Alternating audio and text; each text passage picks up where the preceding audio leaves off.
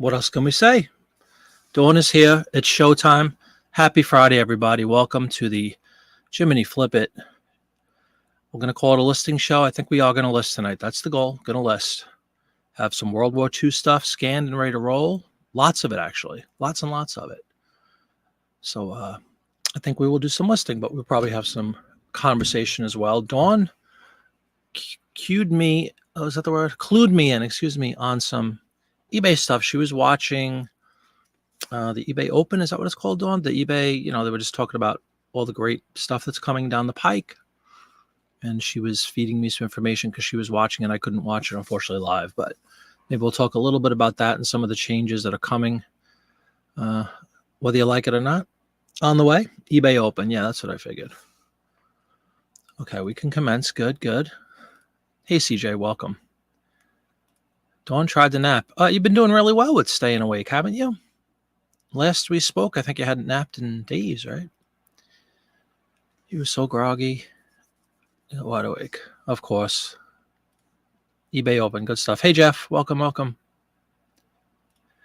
Yeah, guys, we will. Hey, Barbara, welcome to the show. Happy Friday to you. The fall has hit with a vengeance here in the Northeast. We plummeted 25, 30 degrees intraday yesterday. It was my wife's birthday, so happy birthday to Mrs. Lippett. Went out early in the morning, walking the dog, 7 o'clock, 8 o'clock, up until about 10, 80 degrees, sunny, muggy, status quo for the last several months. Came inside. I was actually scanning some postcards, which we'll get to. Heard the pitter-patter of rain on the window, went upstairs. Sure enough, it's raining. Didn't think much of it. Sky's clear after the rain, and we went from 80 to like 61. I was like, what?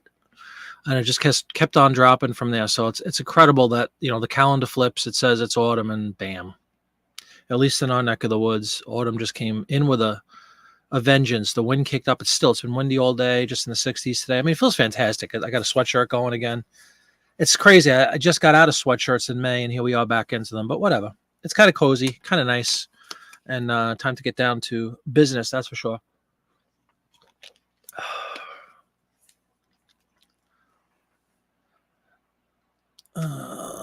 Last week was good. You're saying just in general, Dawn, with sales, I guess? I know you've been doing a lot of listing. Same here, actually, Dawn, exactly. I think tonight's 48, 49. I know Kelly up in Maine was in the 40s like a week ago, so it's just strange, the suddenness of it. You know what I mean? Just incredible. Turn the heat on, really? See, we're not at that point, thank God, but I just turned the air off yesterday. It was blasting, like I said, up until the rain started. I don't know, whatever, 12, 1 o'clock suddenly. Skies turned gray. The wind kicked up. Hey, CJ, first froof. When you combine frost and roof, it's called froof. Had frost on your roof this morning. My goodness. Oh, napping. I'm sorry. I thought you were talking about sales. Oh, you've been back in the nap schedule. Okay. I didn't realize. Yeah, it's nuts. We didn't even need to open the windows today. It was actually, the froof. You could write that down. That's a new word. It's going to set the world on fire, the froof. The froof is on fire. Hey, Annie, how you doing? Annie is listening, but doing arts and crafts down the other end of the desk for a bit. Well, you enjoy your arts and crafting, and thank you very much for popping in. I know it's probably chilly up in Annie Land as well. She's a couple hundred miles north of me, so I'm sure it's chilly. But it's Annie kind of weather. It's Salem kind of weather. It's kind of my weather as well. Truth be told, I'm a big fan, big fan of the fall. Yeah, 62 is low, so I justifies the heat going on, Barbara. Shocking, right? Like, again, yesterday was the first day of fall, and at least here, we experienced it. Like, bam, at a specific hour, rain, temperature dropped 30 to 25, 30 degrees. Just insane. But it's welcomed, I guess. It's nice. The change of seasons is always something I enjoy. When I lived in Florida for some time, you don't really get that change of season necessarily. You get some Florida cold days, they call them. Like in the middle of December and January, it goes down to 58 at night, and they're all flipping out. So it's all relative. It's what you're accustomed to. And your body definitely becomes acclimated to whatever conditions you live in. Good, bad, or indifferent. That's a fact, Jack. Yeah, beautiful for sleeping. Absolutely. Jeff is, oh, awesome, man. 25th anniversary. Congratulations. That's really cool. Hey, Popeye. No problem. The pizza always takes precedence. Welcome aboard. Great to have you.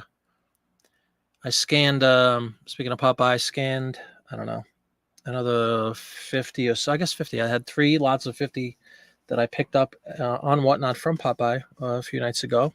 Saturday, I think it was. So it's more than a few now. But Saturday night, and listed some, scanned another 50 moments ago. Big fan of the postcards. Yeah, I'm hardcore. I know I talked a little while ago, a couple of months ago, I was doing the Mediterranean thing. Well, with the gig schedules, it was very difficult to on the road and all that stuff that you hear about. It's really true. It's difficult to find, savory fare that meet that Mediterranean threshold. So basically, effective last Thursday, so it's a week and a day, I started the basically 0 carbs. It's worked well for me before. I mean, I dropped a lot of weight doing new class. I did years ago. I did Atkins when it first came out, and it was incredible. And the energy levels go up. All that stuff you hear about, it really is true. At least for me, everybody finds something that works for them. So I'm about a week into the 0 carb thing. Even on my wife's birthday, we went to a beautiful steakhouse last night. Had a big old sirloin, not a sirloin, a fillet. Had a poached lobster, butter poached lobster tail. Had asparagus. You say asparagus, I say asparagus. And some unsweetened iced tea. And it was terrific, and it was filling, and it was satisfying, and it was a beautiful night. Did you change the font on my StreamYard? Did I? Where, on the bottom? The banner, or on what? Talk to me, Dawn Wright. Yeah, very happy anniversary to you and the wife. Were they Dave cards? I was thinking we might do a little bit of your stuff as well, John, because as everybody's seen in this new video I released a couple of days ago, which is performing very well for my channel. Thank you to all who checked it out. I've also gained some subscribers from it. It's good stuff. I guess people really like these postcards. There's something to it. I scanned, there's a couple of real photos. I really like, again, remember, everything I say, put an asterisk next to it because I don't really know what I'm talking about yet. But I think I have a decent eye, just as a person looking at an image, right? I like this image. I'm going to show you why. I just pulled this out. It was postmarked in 1906. But this would be the legendary street scene, right? And it's in, see, I'm thinking Massachusetts is so overproduced that might not sell very well, but I do dig the horse and buggy, obviously. Multiple horse and buggies. And what does that say on there? Horse. I can't make out the second word if anybody knows. But it's just a very pleasant street scene. I'm sorry about the green screen getting away. You got a church in the background. It looks like a church. Well, there's a church for sure. Sorry about that. I don't know what that middle building is. But, guy walking along the street. Again, excuse the green screen. Well, anyway, I like this card. It's a visually appealing card to me. Then I'm thinking, if it appeals to me, and it's an undivided back, so it's old, again, postmark 1906. It's like I have high hopes for this one. I think this one will do pretty well, So I cherry-picked it, as everybody seems to say. I scanned that one. There's a few others. I dig the street scenes for sure. Here's another one. This is just divided back. I like the town, Cheyenne, Wyoming. And, of course, I've heard John talk about the Lincoln Highway stuff. I don't know if this is Lincoln Highway. Yeah, right there. Plains Hotel in center. So you have a hotel.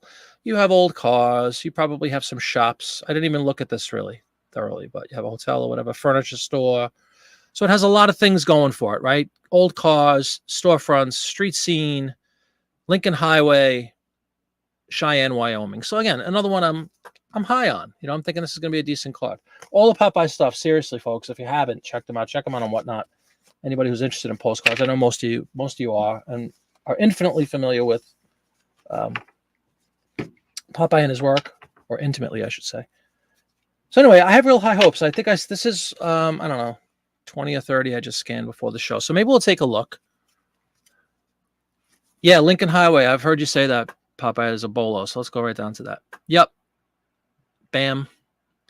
And again, the other things that I mentioned, I think just, again, from a novice's point of view, look appealing to me. So I'm assuming maybe other people, the street scene stuff, the old cars, the horse and buggy, all cool stuff, things you don't see that much anymore, obviously. And I just hope that's, and then I like the added addition of a relatively scarce town. Not scarce, I mean, but Wyoming, not very populated state. So anyway, let me get back to Dawn's crazy question about the font on my StreamYard. I want to know what we are referring to, Dawn. Hey, Jody, how you doing? Happy Friday, happy fall. I'm sure it's chilly in Michigan. She's lucky to have you, he says, cockily. The highlighted comments, you don't care. They just look different. Highlighted comments on the YouTubes or on this, on the thing that I'm pulling up. There's no change in font on my side at all. In fact, I don't know if you can even change the font. Thank you very much, Dawn. Yes, please, if you have a second, please hit the like button. Pretty. Yeah, I love the horses, Barbara, and I like the nice view, common town, though. Okay. But a nice view. You said horse again. And the Lincoln Highway thing. Yep. Oh, yeah, we got to do a bolo. Hold on. This one's for John. We're ready to take a good look at that. Route 30, Lincoln Highway. What would that be, Dawn? That would be a...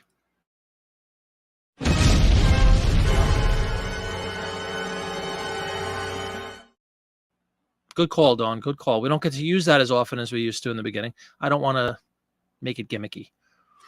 But once in a while, it's kind of cool. I love the postcards too, Jody. Hey, Sal, how you doing? Heavy hello. Well, a stout returned greeting to you. Welcome to the show.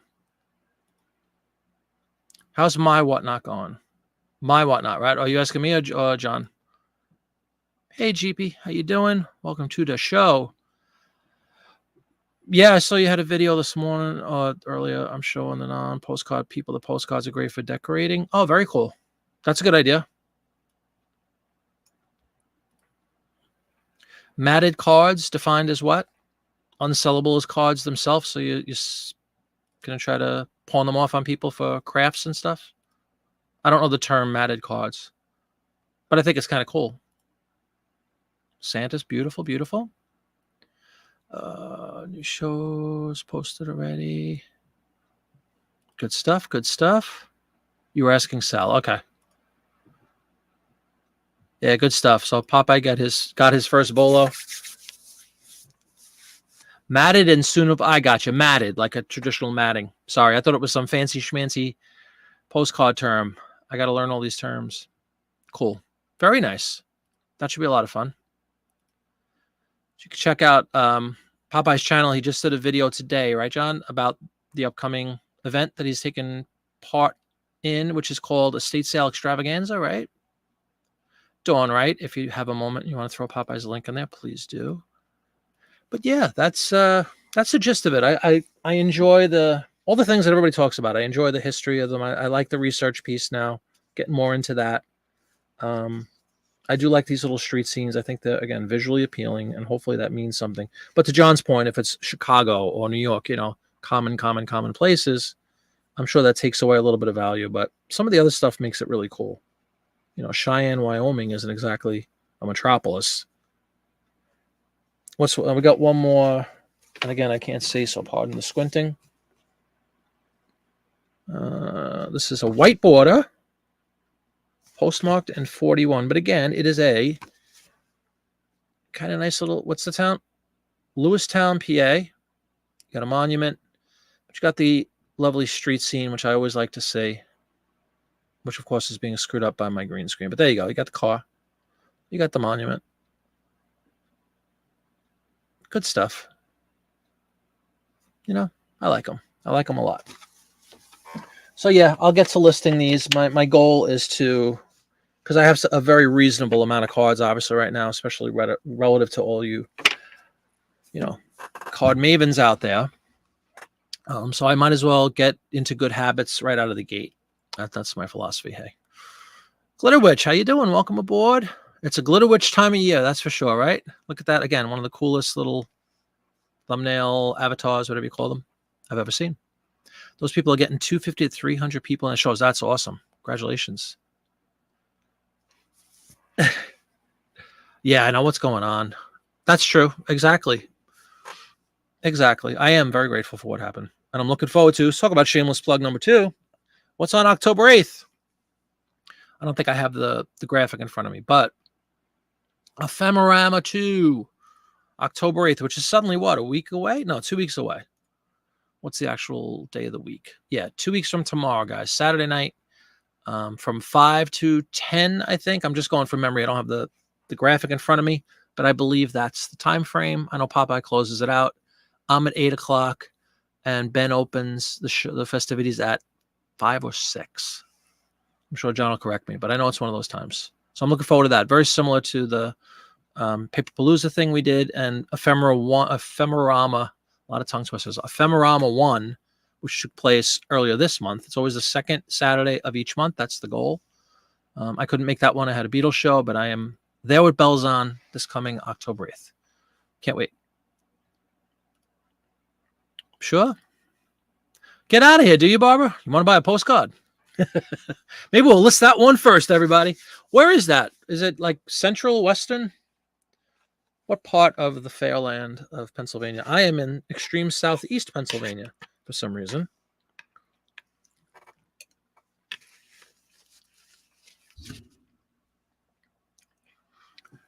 And thank you very much, Don, for also posting a link to Ephemerama. I appreciate it. Yeah, is that my whatnot? Cool. John, is it the same scenario as, or the same condition that existed with Paperpalooza, where if they search Ephemerama, the 5 people will come up, the shows will come up? I hope so. Below okay, cool. Very nice. Well, I'm gonna have a postcard. Let's take a look at that one again. I'm just kidding about the selling thing. I'm just saying maybe there's something. Do you recognize that area? Of course, I won't be able to find the card now. Hold on, I'm going to Old Man Glasses. Please close your eyes. Not only Old Man Glasses, big old black 2.5s. Jeez Louise. Let me try to find that card again. So we could show Barbara, and she could tell us if she recognizes any of those monuments. I mean, this isn't like it's ancient. It's from it's postmarked in 41. There we go. West Market Street, Barbara Engro. Right? Like, is this a building that's still in place? Is that monument still there? It looks like a circle or something. Like Columbus Circle in New York. West Market Street, everybody. Barbara Engro territory.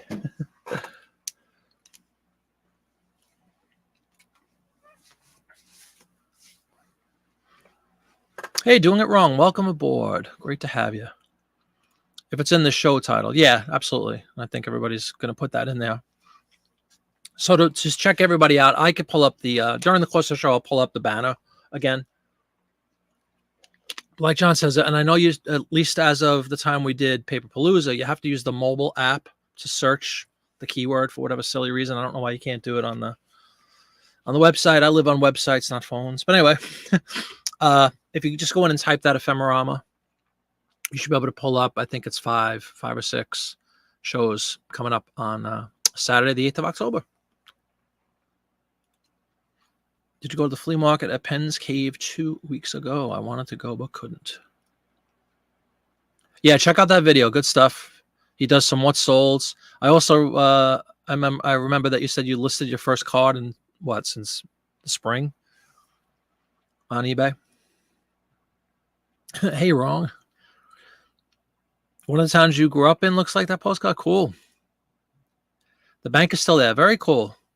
Wow, how crazy is that? That really is cool, Barbara. Have you ever seen that card before? The postcard? I was like, red card. Postcard? Since April. Jeez, yeah. But you were saying, I don't want to give away the whole contents of the video. Check out the video, and you'll know what we're talking about.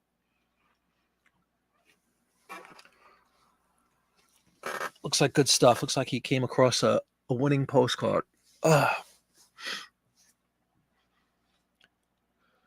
So let's see. Friday. Here we are. Friday, 6/23. p.m. It's going to be dark in about 40 minutes, 45 minutes. And that just keeps changing every day. It gets closer and closer to like 6. It's crazy. I think we do change the clocks this year, but then next year I read is where they're going to stop doing the back and forth nonsense, which I'm all for.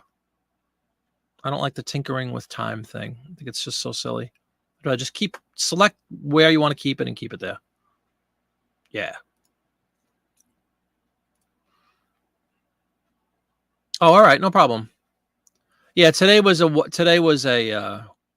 what's sold, but he also had a promo for Ephemerama and his estate thing, which I don't know the name of. Sorry.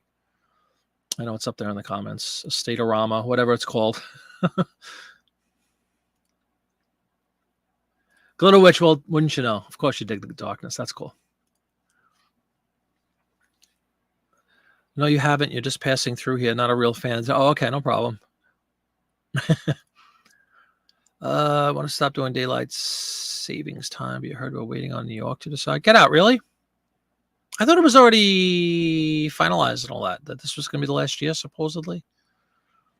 I guess people can't make up their minds. Let me see if there's anything else from this initial scan I just did. This one I like just because I think it's cool. But again, I promise you, I haven't looked up any of these yet.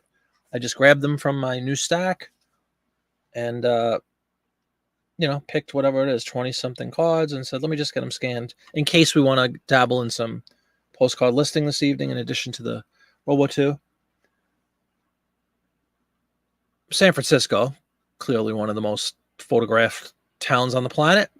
But I like this. The Fireboat Dennis T. Sullivan, San Francisco. And again, I know the green screen, but if you could just envision, that's just water with a fireboat. Kind of cool. Nothing crazy, but interesting to me. It's just a good old divided back, unposted. So I like that one too, just for me. No idea what it's worth. If anything, if there are other comps, if there's one of 5 billion cards, I don't know yet, but we'll get to that. Let's take a look at some comps together maybe later on. What else? I seriously can't see, folks. It's very aggravating.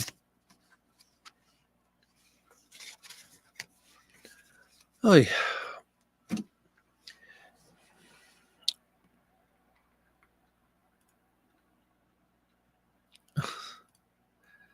Thank you, Glitter Witch. What's that, the fireboat? Annie chimes in from the other side of the desk saying, fire stuff can do well. Cool. Yeah, it's a fireboat, Annie. It almost looks like a tugboat, but it's a fire. I don't know if you're watching or just listening. It's a fireboat out in the bay in San Francisco. Divided back times, so whenever that is. Early teens, something like that. In your job, here we go. Section 7C. Torture viewers on a twice-weekly basis with videos produced. There you go. It's in the bylaws. You're correct on. Just in case anybody, and if anybody hasn't read that, I suggest you do.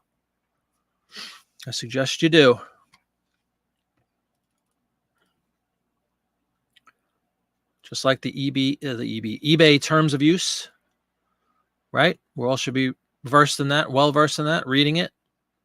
You also need to know the Jiminy Flip It bylaws. You're watching. Okay, cool. Just folding book covers for some notebooks. Nice. We got to ask you, because you're up there, Annie. What are we looking at temperature-wise? Upper 40s right now? Stiff breeze out of the east?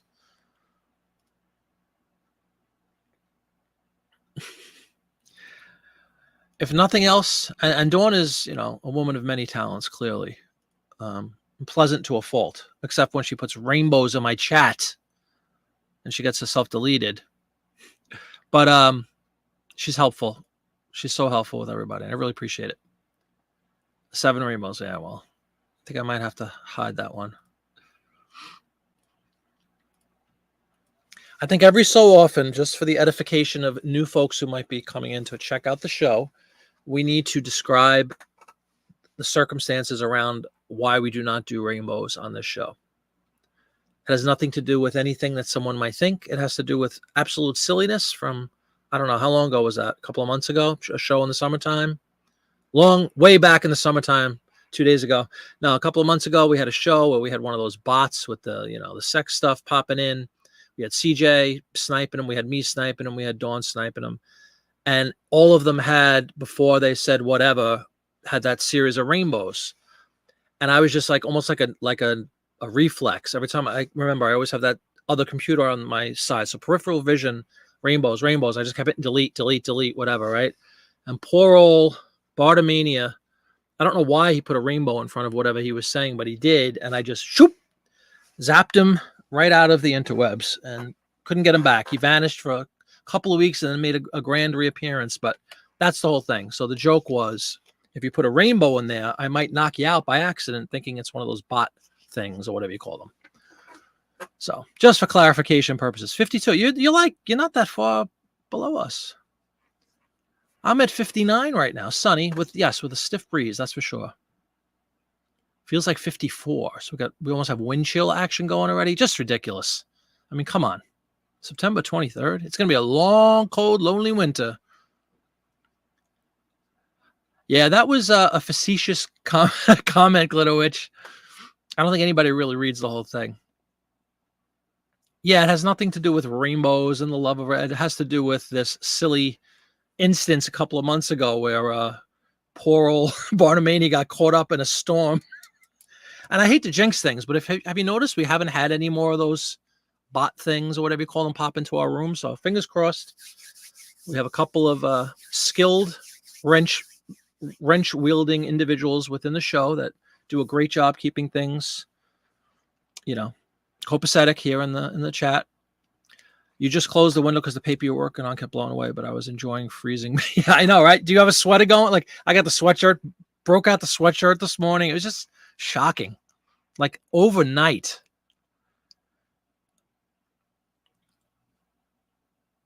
Oh, without question. Yeah, she gets I think the agreement was about a third of that. So she's looking at a solid nickel a day. Solid nickel. And I'll tell you what, she has she has incentives built into her contract, John. So if she exceeds certain, thresholds, that nickel can easily turn to 6-7 cents. Just saying. Hey, Johnny, welcome aboard. Speaking of suddenly living in a cold area, welcome Johnny, Cajun Roots Reseller LLC. I checked him out again this morning. I suggest everybody does it. For me personally, it's a great little pep talk kind of thing to start your day. He comes on 8:30 every morning, Monday to Friday on YouTube. So go give. And again, he has, to me, one of the coolest, whatever you call them, thumbnail things. Look at that. Looks like an originally created one too. Really, really cool with the New Orleans kind of coloring and everything. Very cool. So welcome aboard, Johnny. Great to have you. You were late that night. Oh, were you really? So it was CJ taking it. That's probably why all hell broke loose, to be honest with you. It was CJ, who's always a man possessed and does a great job. But we were just getting inundated, seriously, if you guys remember. It was ridiculous. And I had never had them before. So it was just bam, bam, bam, bam, bam, bam, bam. So the two of us are just, like I said, I'm trying to, do a show and talk to the regular people that are actually conversing with me. And in the corner of my eye, I was just focused in on those silly rainbow things because that's what every one of those things was. And I'm like, delete, delete, delete. So, like I said, I apologize daily to Bartamania. He got caught up in that storm that day, but thankfully we were able to bring him back and all is well. So maybe he'll pop in again tonight. He usually sneaks in and says hi. Yeah, it was hilarious. It was ridiculous. We were just getting slammed. 49 in Mass. Yeah, we're a little warmer, Johnny, but not that much. It's supposed to be in the 40s tonight, like 48, 49. Glitterwitch with her. So I kick Rainbow. Yeah, again, it's a knee-jerk thing to the silly. Hopefully they never come back. I'm sure you guys have seen them on other shows. It's like a generic, I don't even know what they're called. Bots is what everybody calls them, right? Morning shows are forever and a day. Yeah, Papa, it's good stuff. If you've seen them before, I mean, it's kind of must-see TV. And then, Johnny, you were doing, what do you do, like live auctions? You have guests come on and do live auctions too, right? Sometimes in the afternoon. I catch those once in a while. But my thing is the morning. It's like having a cup of coffee. You put Johnny on. It's almost like reading the paper in the morning to get your day started. You have people talking reselling, what's on tap for the day, all that kind of stuff. I love it. It puts me in a good frame of mind to get rolling. Yes, Exactly. Like I said, you get inadvertently swept up in the hoopla. So it's just a little warning out there. Yeah, hoodie, absolutely. Me too. This would be a hoodie, right? This is the level 1 sweatshirt where it's just like it's kind of a thin material, you know? It's not thick, it's not winterized. From one of my favorite places, the Rose and Crown in Epcot. John, Popeye. Big fan of that place. We'll get a pint of Guinness and some fish and chips. Beautiful thing. In the UK Pavilion in Epcot. Yeah, exactly the same here, doing it wrong. It was in the 80s. I opened the show with that up until like noon or 1 o'clock yesterday. Rains came exactly like you just described. Temperature plummeted. And I know I mentioned before, it was my wife's birthday. I took her out to a really nice steakhouse last night. And by the time, what was that, 5 o'clock, 5:30? It was like 61 after it was 83 or whatever, a couple hours early. Very strange. And then it just, the wind was kicking up. It was kind of refreshing. That's the thing about fall. Like in the beginning, it's fun and it's cozy. You put on a sweater and it's a little chill in the air. But then after, to me personally, it loses after like the first month or so. I want spring back.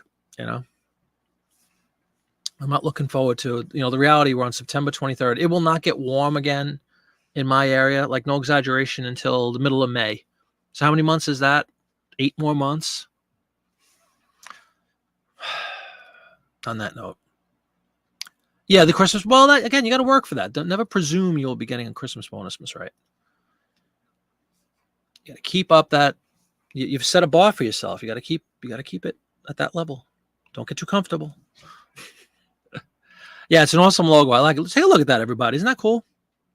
Did you have it made or did you do it yourself, Johnny? Because if you did it yourself, that's some impressive graphics skills there. Oh, without question. Without question. I don't know when it was, a couple of months ago. Here's Mrs. Flippit with a box of goodies. Not a cozy background I have. Well, it's cookie time, everybody. See? Cookies. Freshly baked cookies that she and I both made that are going to be flooded tonight. Maybe, depending on how she feels. Is Dawn on? Dawn is on. Hi, Dawn. Hi, Dawn. Yeah, he is, without question, Popeye. Absolutely. One of the most generous, if not the most, dare I say the most generous. But anyway, he encourages people to go in to promote themselves. All you need to do basically, I don't want to, again, make up lines here for Johnny. He can speak to it. But basically the parameters are if you make a few appearances and you show you're a good sport and everything, he'll give you a wrench. And then when you get the wrench, he tells people, promote your show. He says it like 25 times every morning. Go ahead, come on, give some links out. And we have people in there that provide links for other resellers. So it's an incredibly pleasant community that he's built. And it's a great thing you're doing for everybody. So again, kudos to Johnny. Congratulations for all you, and thank you for all you do. Hey, Johnny. Yeah, Johnny's the best. Not being in your shoes for so long? That's probably why the bots got you, because they were newer. Yeah, I know. Right. It was seriously, it was my first time. And only really, what do we have? Like maybe 2 or 3 shows they infiltrated. But again, I have CJ, who is just, he's the SWAT team of bot snipers. He heads the SWAT team of bot snipers. So they don't stand a chance. Huh? Winter Crow on? No, she is not yet. Hopefully she will be. Yeah, we still await the return. Something tells me Glitter Witch and Winter Crow would get along swimmingly.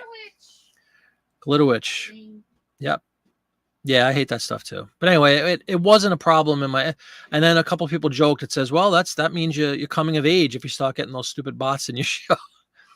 But hey, Kelly, you're here just trying to re-download everything back onto your PC. Oh no way, really? Yeah, you were talking about that the other night on Whatnot. Are you going up to 11 or are you staying with 10, Kelly? And welcome to the show, by the way. And Kelly's got to he's going to beat us all. It's probably in the 30s in Kellyville. Let's see. If it's 50s here, it's got to be freezing in Maine. 63. Hey, Steven, how you doing? Yeah, that's not horrible. Doesn't it feel refreshing to most of us that are experiencing this first little blast of fall? It's refreshing. It's kind of cool. And then you got Puddings, 95. Welcome, Puddings. Welcome from the sun. Puddings postcards. Good to see you, man. Yeah, Dawn writes shoes. Now, you mean big shoes to fill? Is that what we mean?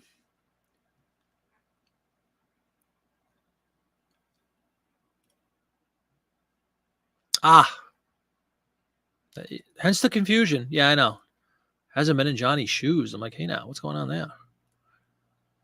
Every Wednesday for hump day. There you go. And every other Friday and Sunday auctions, as well as bingo every Monday. Beautiful. So it's just hours and hours of entertainment there on the Cajun Roots Reseller LLC channel. And he became monetized. I know this is Mach 2 for Johnny. He had a channel for a while and came back with this new one, relatively new one, beginning of the year, I think, right? And he was monetized recently too. I am hoping. I'm crawling towards the finish line. At least I'm at, what am I, 8? I mean, I could tell me 8:30, 8:31, something like that. So it's moving up. We got a few new ones this week, which is always a good thing. What is my favorite type of postcard? Well, I'm brand new to it, Glitterwitch, and we have the king of postcards amongst us, along with other celebrities like Kelly and Puddings just came into the house. So I don't want to sound foolish in front of postcard, postcard elite. However, just if you're asking me, what do I like? I talked about it a little bit earlier on. I like these street scenes a lot, which I got from a Popeye auction last weekend. I like them. I just showed a couple. I don't know if you were seeing a little bit. I love this one. This is actually my favorite one I think that I've seen so far. This is from, we already showed it, but Plymouth. Speaking of Annie and Johnny, Plymouth, Massachusetts, 1905-ish. It's a undivided back. It's postmarked 1905. But look at that. I love the horse and buggy stuff. Now, you guys tell me, is this, it looks way too realistic. That's not a painting, right? Is that like an actual picture that was eventually colored in some fashion? Or is it really a painting or an illustration, however you want to word it? Again, I don't know. I don't know the jargon yet, but I love this one. I just like the image, I really like the street scenes. I guess that's what I would say right now are my favorite street scenes. Of course, I like the real photos a lot. I sold one for $50 the other day, which was just in my video, literally 18 hours after listing it. Listerine. I was looking at Listerine. Listing it. So I was doing backflips on that one because I called it. I just said, well, this one, I know it's unique. And then somebody wrote a comment. It might have been you, Pudding. Somebody wrote a comment, or it might have been Postcard Guy, wrote a comment in that video saying that marbles, and maybe John can confirm or deny this, that marble collecting, images of kids playing marbles, is a bolo in the postcard community. I had no idea about that. To me, the novelty was it was like some obscure town in Texas. It said Mexican marble game. It was like little kids just playing marbles in the street. Real photo, $50. So needless to say, I was fired up. Got a video out really quick. And, again, that pays for like a whole lot. Everything you always hear about, that's the dream, right? You buy a lot of whatever you buy. In this case, postcards. You sell one card, bam, pays the whole thing, and now it's all profit. So very encouraging. And I know you don't get lucky like that all the time, but it was just cool that I'm proud of myself for just finding that one and distinguishing it from the rest of the stuff. I'm like, this one just looks good. There's something about it. I didn't really know what there was about it. And I didn't see any comps at all. Maybe there are, but I didn't see any. And I know that's one of the great things about the real photos is sometimes they are truly one-offs. They're just a photo, literally one photo that somebody took and they printed something on the back and sent it. So I don't know if that's the case in that card that I did sell. Check out my video if you haven't checked it out. It's doing well on my channel as, relative to some of the other videos. So I'm very happy about that. Big fan of that place. Nice black and, oh man, oh, of course. Papa, we'll be talking about the Rose and Crown UK Pavilion, Epcot. Especially during food and wine, which is taking place right now. It was raining a ton here yesterday. Yeah, same with us. All right, go get your pizza. Pizza. It's barely cold here in December. We get colder mid-December to February. Yeah, that's pretty much the coldest time of year, I think, for most of us in the Northern Hemisphere. A friend did that. Very, very good work, Johnny. Commendable. Oh, wow. I'm all the way back at the cookies and Carrie. She's already upstairs. Happy birthday. Thank you, CJ. Thank you, everybody. Is there a link for Johnny? What a great question. He's always putting links for everybody else. I'm sure Dawn took care of that. I just haven't gotten down to that point yet. No problem. Thank you for everything you do, that you do. Yeah, Winnie Crow. actually a legend. She fell in a little bit of hard times personally. Again, she still writes me privately once in a while, which is great. So she's doing fine now. She'll be back on her feet.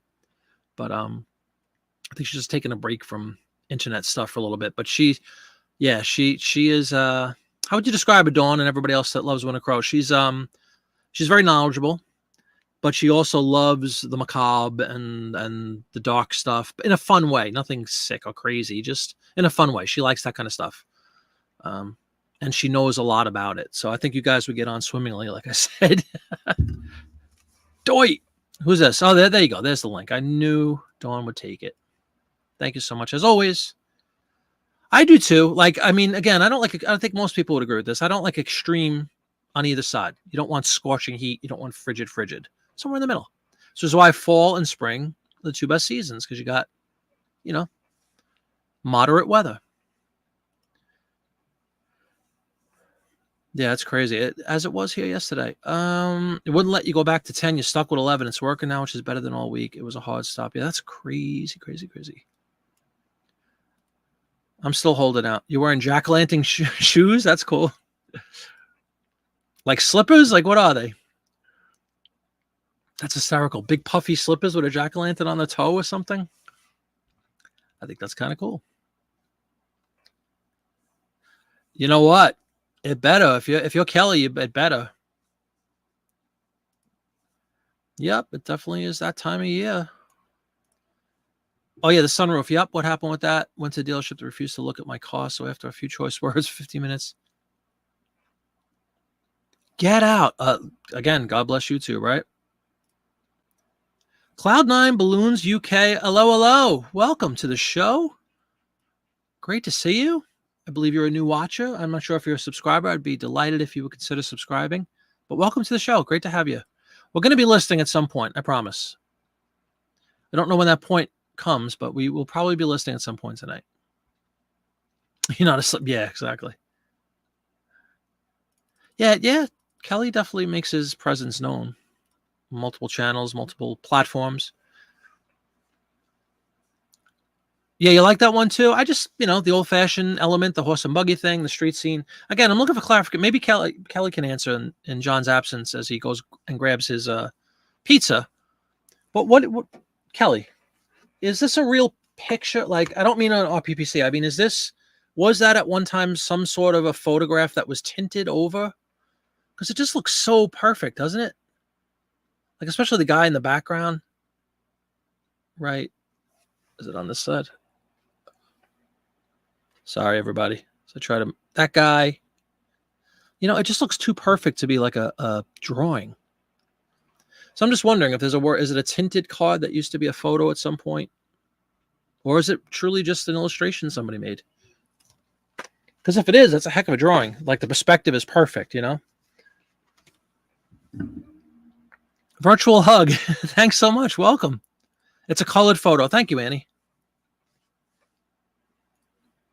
But it's been mass produced, right? The photo was mass produced and they colored it after or something. So it's in no way, like, if I pull out, it's an easy question. I know it's going to be yes, but I'm going to see dots, right? If I pull out the old jeweler's loop. Oh, yeah. Many a dot. Go like this. You see lots of dots. It's not real. It's not a real photo. Mass produced stuff. But I just like the image a lot. I think it's, I don't know, cozy, cool. Hey, Sandy, how you doing? Ready, Steady Sells. Cool name. This show always makes you hungry. Sorry. Yeah, when your wife is a professional baker by trade, house always smells. And, that's another thing about fall. When it finally cools off, the house is usually an inferno because we got the oven going almost every day. So that automatically raises the temperature. And then the air is working like twice as hard to keep the house at a reasonable temperature. And now you get a day like this where you open the windows and you're actually chilly, like Annie said. Last night, actually, we had the windows open at bedtime, and man, it was cold when we woke up. We got to change the sheets around. We got to change comforters, put out the summer one, put on the fall/one, not winter yet, but the fall one. But anyway, welcome to the show. Good to have you too. You cheated with what? Cookies? Subway cookies. What is a Subway cookie? You mean the sandwich thing? Yeah, bolos are always intriguing. Oh, it wasn't you? Okay, yeah, I'm sorry. I think it was. I really apologize because there's so many postcard people, like names with postcard in it. You know, you have SM Postcards as Mark. We have you. I think it's called I think he's Postcard Guy. Might have said that. But anyway, yeah, he said that was a bolo, the marble thing. I had no idea. I thought it was, in the case of this one card that sold well for me, I thought it was just the novelty of this town. Like, I can't even remember the name, but I could pull it up. Whatever, Texas. It wasn't, San Antonio or Dallas. It was a sleepy little town, looked kind of like a desolate area with a couple of, and it said Mexican marble game, and a couple of kids just playing marbles on the ground. I thought it was unique. And I guess I was right because somebody agreed and picked it up for a lot more money than it was purchased for. Dawn fell off the wagon. Hey. It was celebrating the autumn, first day of autumn. It's great when you could buy a large lot of anything, absolutely, for cheap. You get a chance to buy some good education, a category for cheap. Exactly. And that's for sure doing it wrong. My situation right now with these postcards, I think we did the math, a little over 300 so far, which I know is nothing, but from 0 to 300 is significant, right? And you're right. It's a decent enough population, and there's enough of variety, that I can start getting used to just different types of cards. Like I said, I'm still at the stage where I'm like undivided back, divided back, white border, linen, and just distinguishing that at first, and then looking for trends and looking for commonalities, and looking almost as important as looking for bolos, though, is looking for anti-bolos, things I don't want to sell, like the hysterically funny, Niagara Falls cards, things like that. You want to avoid that nonsense. So I think that's just as important as what to look for. But you're right. It's an education for sure. She likes oddities. Yeah, win a crow. Absolutely. It's 50 here today. Oh, wow. Okay. Yeah, super windy here too. Okay. Yeah, that storm is off the coast, but it's swung out to the ocean again. GP, those are Otis Spunkmeyer cookies. Oh, that they sell at Subway. Okay. Used to sell them in high school.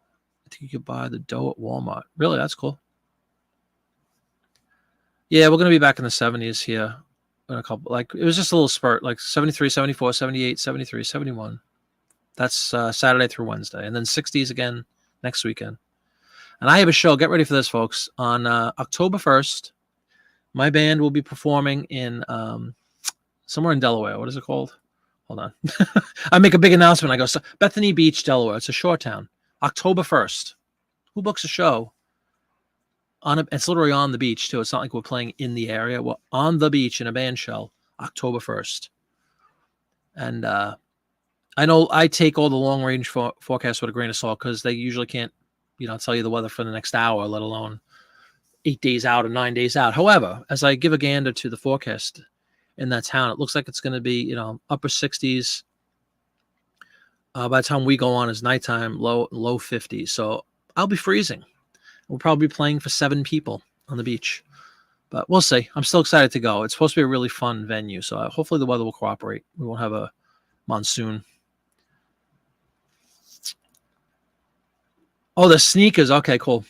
I thought they were like the fluffy slippers you see with like a dog on them or something, and they had a jack-o'-lantern. That's cool. CK Postcards, how you doing? Welcome, welcome. Good to see you. Love all these postcard people coming in. Black and white photo that was colorized before it was printed. Gotcha. Cool. So one and done, and then they just mass produce it. Good stuff. But that's a fairly detailed run. I've seen that, again, on other shows. I've seen quote-unquote tinted cards where it's like nothing more than like a pink hue sort of on some of the parts. You know what I mean? This is pretty well colored, isn't it? Pretty realistic. I love this thing. It's like my new favorite card. I don't know why. I just like it. CK is Connie. That's right. How you doing, Connie? Welcome. Yeah, we've been talking postcards for a bit. Greenskin is doing wonders, like I said. That's my understanding, at least. Yeah, I know. It wreaks havoc with some of the things you try to put up there. If there's green in it, it's going to get cut out. A little what you didn't know. CJ, it looks like a die cut. Yeah, it does, doesn't it? Isn't that crazy? There's a lot of, because the trees are all green, all this part. What if you could see through it? No. Anyway, good stuff. Enough with that card. I like it, though. A lot of early cards are colorized by the photochrome process. Does that say on the back? I think it says the word photochrome. Steven, let me hold the phone. Hold the photochrome. Made in Germany. No, this one does not say photochrome. One of the other ones, I've seen that term on the back of a card, I believe. Photochrome. Let's see. Hold on. Again, it's just a little group of like 20. Maybe it was the real photo. Something said photochrome on the back. Oh, no, excuse me. It does not say photochrome. It says this is a RPPC with no dots. It's another town in Massachusetts. This would be the legendary Haverhill Bridge, of course. It's a real photo. I've also noticed, and again, correct me if I'm wrong, because I have all the superstar, all-star team of postcard people in this room. You ever notice that almost all the real photos have that white writing? I don't know if that's a distinguishable feature and it's something to look for really quickly and say, well, if it's a white writing thing, it's probably a real photo. But it seems to be a trend I've noticed. And this one, it didn't say whatever word I said before. It says the rotograph. Rotograph? Can you see that? Rotograph Company. Jiminy. Deutschland. Undivided back. Good old Haverhill, Massachusetts. So we'll see. We'll list that one as well. A little research. So there you go. Away we go. Loving the postcards. Loving the conversation around postcards. I love the history. Like I said, I like the artwork. Everything about it. That's Cookies That Sell. Cool. I can't tell you if I've ever been to a Subway, Dawn. Good evening. See the Lights. Welcome to the show. Bob, right? See the Lights is Bob. I'm getting... The more people that come in, the harder it is for me to memorize everybody's names, but I think I'm getting better at it. Watch, it probably isn't Bob, but I think it's Bob. Regardless of your name, welcome, See the Lights. It's Bob. All right. I'm getting better. I'm getting better. Steve, welcome, Memphis Blazer. How you doing? Sorry, did you chime in earlier and I didn't acknowledge you? I apologize if I didn't acknowledge you. I think I saw your name pop up before, and I was in the middle of showing my green screen fiascoed tinted card. But welcome to the show, as always. It was postcard guy. Thank you, GP. I'm just getting confused by the name postcard being in so many people's YouTube names. Let me check something really fast. 832 is the current count, so we gained another one in the last few minutes. 832, everybody. Got to get to 1,000. So I can get my 15 cents a day, like John said. I know it's a lofty goal, but got to get there. Hey, Steve. Yeah, great question. Do I have any John Lennon winter wear? Vis-a-vis sweatshirts and the like? I do. Do I have a John Lennon specific? I have many Beatles sweatshirts. I think I do have a John Lennon. I definitely have John Lennon t-shirts. I have the New York City, the famous shirt that I wear for shows sometimes. I think I have a John Lennon sweatshirt. I certainly have multiple Beatles sweatshirts. Do you know of a place to obtain another one, Annie? Are you offering me one, Annie? Because I will gladly accept.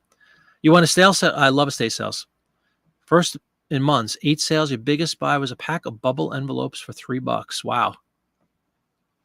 You had 8 sales already? I don't want to misread this, because if you did, that's unbelievable. Long Johns, yeah. Die cut. Yeah, I got it. There are also hand tinted cards. Maybe that's the one I described where it's just like a fleck of pink or greenish blue. I've seen those that are colored. Okay, so they're real photos that are colored. Now, do they carry more value? Like, let's say it's a one-off. Like you're saying, it's a real photo and somebody tinted it once, but it wasn't mass-produced. Those are, I would imagine, you know, of course, it depends on what the image is and all that. But generally, are they more valuable than these generic, you know, mass-produced ones with the dots? Much more simple cover. That's probably what I've seen before. Those, like I said, the little hint of pink somewhere or something, and they make it look like it's colored.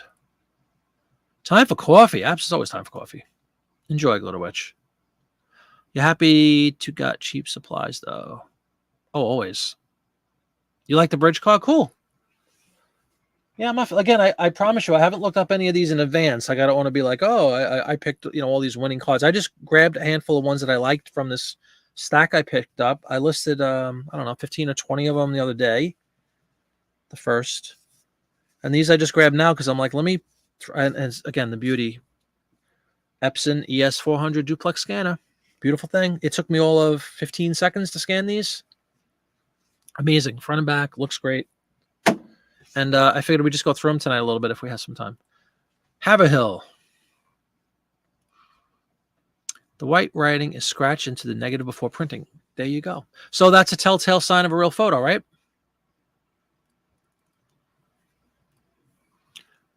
See the lights confirming what Annie just said. Yeah, it's like a negative image. Cool. Okay. And Dawn and Puddings, you've seen prints with white lettering. I wonder if it's for the same reason. Puddings. Everybody knows about this except me, but I'm learning. Okay. They take a negative and use stone lithography to add colors to it. They call that photochrome. There you go. Good stuff, Stephen. Thank you. Etch, scratch, sure. Our rotograph and the title, people collect them. Yeah, I have this one that has rotograph Puddings. That's on that bridge. Was it the bridge? God. I hate having to put these things on and off. You have no idea. Yeah, the bridge image. People collect this one, Puddings? Is that the name that's collectible? The Rotograph Company in New York City? / Germany. It's kind of funny. That's this image here of this Haverhill Bridge, Massachusetts. Not the most exciting car in the world, but it's real. It's a real photo. It's a real image. Kind of cool. And it's old because it's a undivided back. Because Puddings, if you're telling me that's a Bolo, you're going to get a Bolo graphic in your name.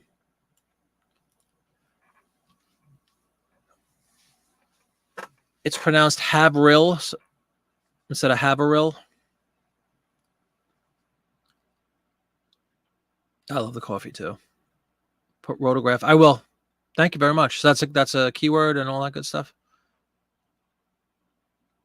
Oh yeah, I was watching that Whatnot. Kelly was just destroying Popeye in a nice way, but about all these New England towns that he was butchering names of. But in Popeye's defense, and I'm from New York, so it's not like I'm that far from New England, but the pronunciation of some of those words is actually stupid, quite frankly. Doesn't make any sense. Completely omitting letters or adding letters that don't exist. It's just silly. And where I'm from was Staten Island, New York, is actually, it was Dutch. It was founded by the Dutch. So there's a lot of words of streets and towns and things in Staten Island and all of New York, which is originally called New Amsterdam, with some crazy names too that I know are not pronounced the right way. So it's happens all over the country. It's not just New England. Hey, Lori, how you doing? Good to see you, Lori. Oh, you went to 8 estate sales. Sorry. I thought you said you had 8 sales. A lot of, and all you got was the bubble wrap. Is that what you're saying? Sorry about that. For you new folks, full time since 18, so 4 years. Prior to that, on and off for a long time. On and off since eBay started, so 96, 97. When my first son was born in 96. My second child, my first son, was born in 96, and I remember, was it that summer or that fall? It's probably the first time I heard of eBay. But it was obviously a very different thing back then. I was they used to have Yahoo auctions, things like that. I got into eBay a little bit, but again, I'm sure anybody who remembers, it was almost like a joke at that point. Like the whole concept of online sales was kind of silly and nobody thought it would last. Nobody thought it would take off and all that stuff. But realistically, it's only been like the last 4.5 full throttle.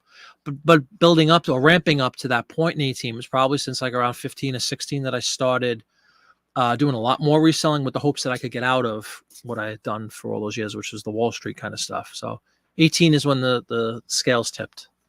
So it's only 4.5 years, maybe. The ones that are hand tinted one at a time are generally more valuable. Yeah, that makes sense. Of course, right. Yeah, that's what I was saying. Depends on what the image is, right?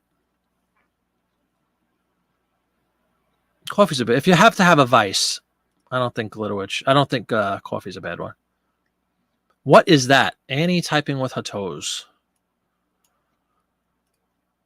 With her eyes closed. Oh, Annie's cat. That's hysterical. Yeah, hopefully we all are. I mean, that's the idea. Hopefully we all are learning. I genuinely mean this. I appreciate all you guys for all your input on all these shows. It's incredible. The things in this 6 or so, pushing 7 months of activity on the YouTubes, unbelievable. The stuff I've learned, and I want to thank all of you for that and participating. Hopefully it's been a pleasant community to be a part of. Ivo says hi. A lot of semicolons. You had somebody buy 14 with the rotochrome thing?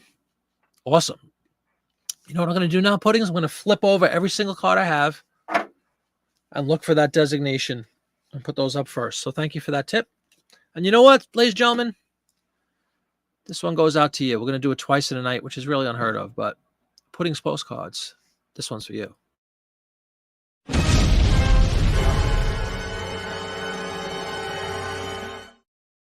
Thank you for that valuable insider tip. I do appreciate it very, very much. Anybody who's willing to share things like that, I really respect. Because it's easy for people that are big in a certain genre or a certain niche to kind of want to hoard it and keep it private and not share things. And I think there's enough postcards out there for all of us to do really well. So I appreciate that very much, Puddings. CJ handing off the baton, no problem. Get yourself some grape nuts. Had to be Annie's cat, exactly. We're all learning all the time. Thank you, Dawn. Yeah, I do too. I really do. You guys are all awesome. You had one buy a 14 and came back for 6 more. Holy cow. All right, that's definitely something to yeah, that's what Puddings is saying, Steven. So that's pretty cool. I know I have at least one. But as Annie very correctly stated, I think the image, or the what's being highlighted in the card probably trumps all those other parameters. But it's good to know if you have a decent image and it happens to have that up there, you got a winner. Winner. No rhymes with cave rill. Cave rill. Instead of cab, it's just cave rill. Interesting. Oh, yeah, that's for sure. Right, of course. New England, after all.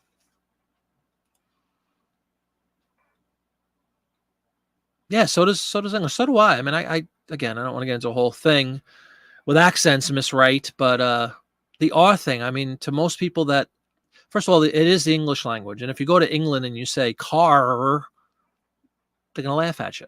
So I think people that grew up in New England, New York area, we speak more like the British because that's where we derived from. That's where most of our ancestors came from. British Isles, that area, or English speaking. And of course, huge Germanic population too.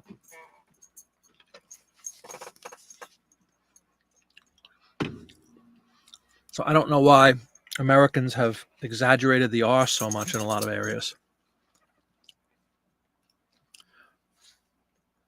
Worcestershire? That was your cat. Okay, no problem. Yeah, exactly. And then Dawn, right. French thing. Hey, Lance, how you doing? Trago, Wisconsin, back from walking your 4 dogs. That was probably quite a workout. Welcome, Lance. Welcome to the show. Good to have you. Charlie McCarthy and your little icon thing. Very cool. Welcome to the program. Great to have you. Yeah. Worcestershire. Small, but still going big. Welcome. Am I catching up? 7:04. Yeah, I'm only 3 minutes behind. That's not bad. Little Witch has been selling since she was in school. You'd sell 5-cent candy for 15 cents. So you just have it like in the blood, right? One of my boys, who's going to be 25 next month, has kind of been that way his whole life. Very crafty on the playground, scamming. I mean, what's the word? Shaking kids down for like baseball cards and then the Yu-Gi-Oh stuff, whatever. He loves that stuff. He was always very crafty with that stuff. Like he would go and he would get gum from kids. What did he do? He used to buy a pack of gum, and right. Since they didn't sell it at school, he would charge 35 to 50 cents. He would mark up. He'd go to like Target and get gum, several packs of gum, hit the playground where kids maybe that didn't have access to going to Target on their own. We're talking like grammar school level folks, 4th, 5th graders. So he would be like the gum dealer in the school. Hey guys, I got a pack. And let's say it cost him $75. He'd mark it up, make $1.50, double his money. So he has that innate ability to flip. And it's carried on. And now, ironically, he's a school teacher. So he's probably doing the same thing to his kids. No, I'm only kidding. Imagine his students. He'll probably teach them the ways. Yeah. So I kind of like what Glitterwitch is saying. I think some people just have that in their blood. Pudding says Rotograph look nicer than most view cards. After a while, you will spot them without checking the back. Oh, very cool. Okay. Is it sort of defined as like that panoramic view, like in that specific card? Is that what you mean by it's nicer than most view cards? Like it's a big panorama style? You baby boy. A Bears football fan in northern Wisconsin. Cool. Hey, Cameron. Welcome. I know Cameron is back stateside. Good to see you, man. Welcome. Any football fans? Probably.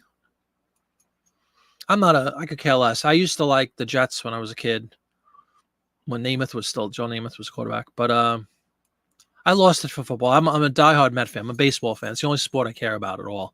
I used to play baseball at a pretty good high level. I used to play basketball until college anyway. So I used to like basketball a lot. I've kind of lost it with I couldn't tell you anybody who plays in the league anymore in basketball.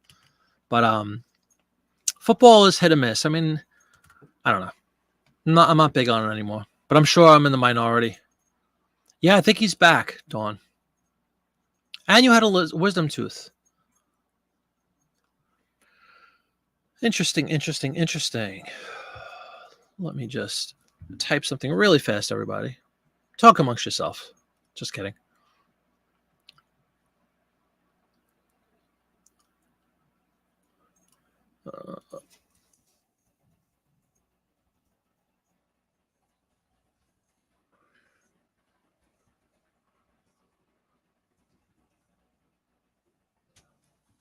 Okay, sorry about that.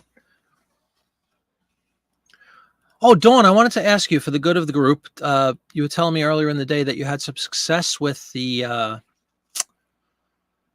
ending and sell similar or relist, whatever you want to do.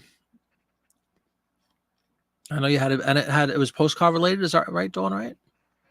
You're home. Good for you, Cameron. Or maybe I'm sorry for you. I'm not sure. It depends on your point of view. From Chicago. Oh, of course. Chicago has a huge accent. The whole Midwest has that. The A, Biek instead of back, they say Biek. Everybody has accents.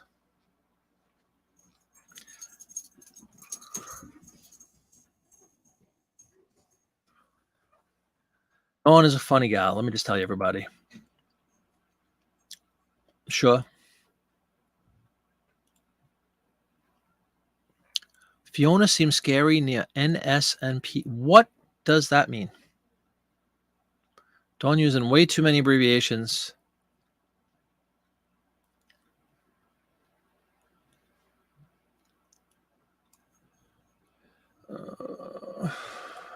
What does he teach? My son, 4th grade, 5th grade.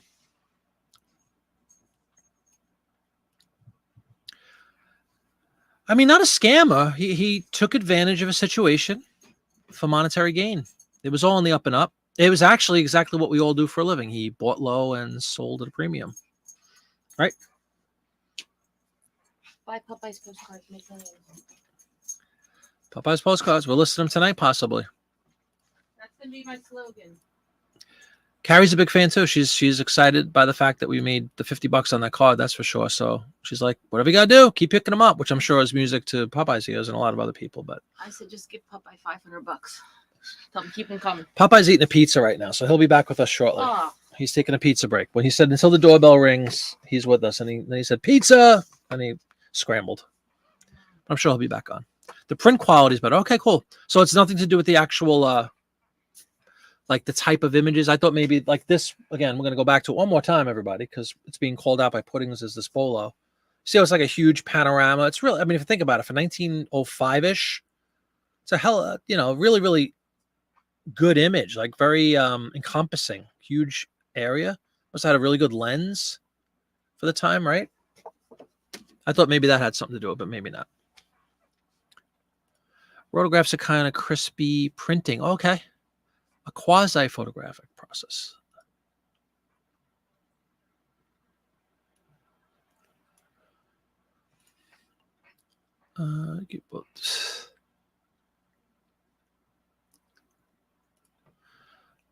Dinner in Jeopardy with the family. Go enjoy, Annie. And if we're still around, hopefully you come back in and say hi. We probably still will be around. It's Friday night after all.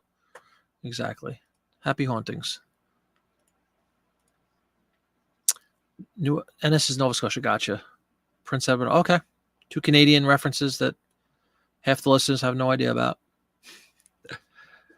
It does sound fun. Yeah, puppy. He's up and down, Dawn. He keeps coming down because he wants to eat something, and then he runs back upstairs to mommy, and then he comes back down. Have they ever seen Sherlock? Nope, the image looks sharper. Okay.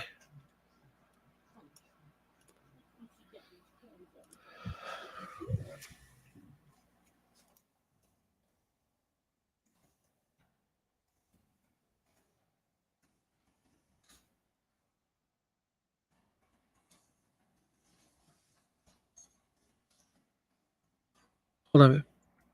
We're going to introduce the Sherlock.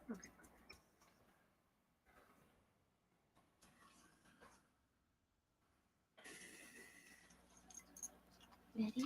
I'm going to say how to do it.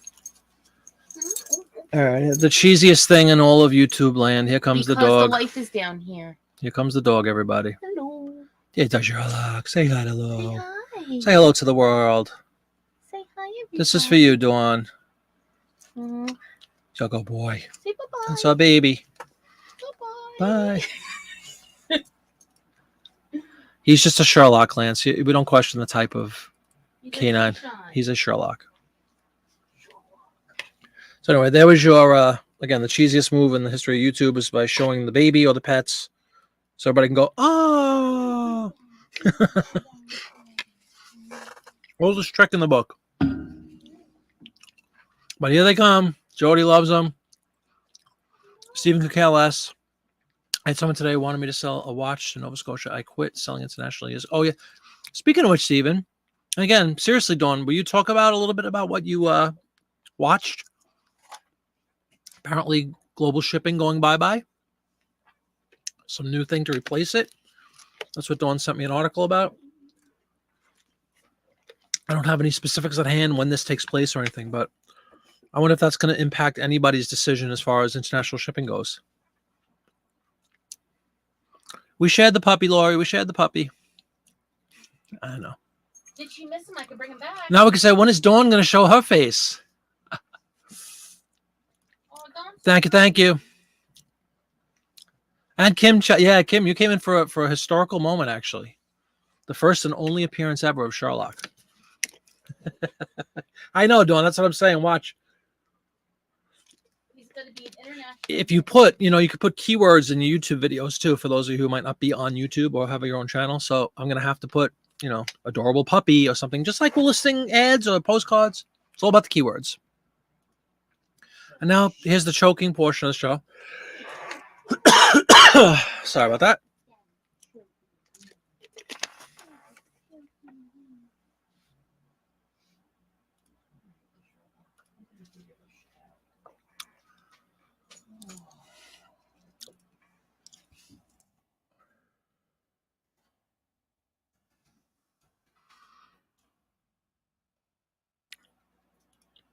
Yeah, it's going to go up now.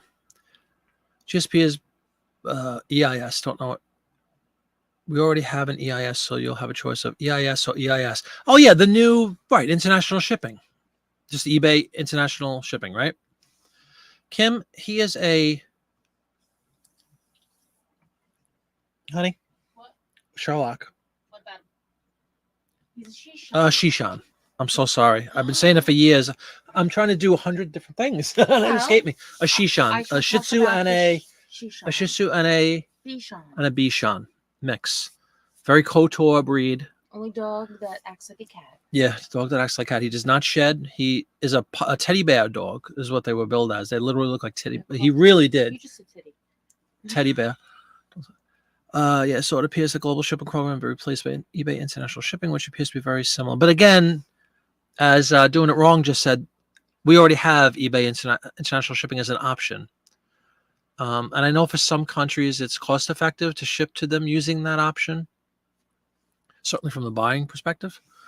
But anyway, I'm sure we'll learn all about this, because if they're rolling it out and replacing global shipping, that's going to be a very impactful move. You have 2 Shipoos. Oh, cute. Very cute. Shih Tzu and Cockapoo. Mm-hmm. They're very cute. I think we should all show our puppies. Ready? Yeah. Sure.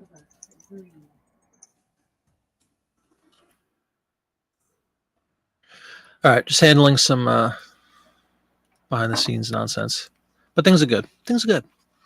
So what should we do, everybody? You want to list something? You want to list some postcards? You want to list ads? I did pull a bunch of World War II ads out for everybody, so we could do either or both. Let me know what you'd like to go through first. Again, I'm just deleting something on another computer. Hang on one second. I'm sorry.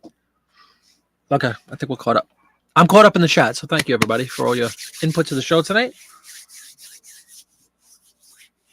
And Cameron, of course, you know, when the poodle was brought up, that's somebody. Do some ads. Yeah, we're going to do some ads, Cam. Absolutely. Got some WW2 stuff. Did anybody notice, if you watched my postcard video from the other day, I foolishly said I had a photo of some American soldiers in France in 1934, but it was like the 20th anniversary of World War I. You know, they were doing some kind of presentation in the image in the postcard, and it sold, and I was happy. But because I'm so used to talking about World War II ads, in the video I said, you know, 1934, which is the 20th anniversary of World War II. No, World War I. So I put a little graphic. I said, World War I, you idiot. I don't know if anybody caught that, but these things happen. And I didn't want to have to re-record something I'd spent all that time recording. So always, when in doubt, go the lazy route. Work smart, as I say. So anyway, yeah, I figured, hey, I have the ability to add text to my videos. Let me just correct myself. It's a good thing I checked it, because I'm sure somebody would have, you know, absolutely destroyed me and said, World War I, you idiot. So I figured I'd get ahead of that and call myself an idiot. Yeah, Cam, I think we're going to do some ads. That's a good call. Let's bring up. Yes, that was another big one. Exactly, Dawn. Again, for better or worse, because they might now want you to add more, but they're going from 12. They're doubling the amount of photos from 12 to 24. My fear is that they're going to say something like, well, now it's mandatory that you have at least 5 photos, and that was something ridiculous in every listing.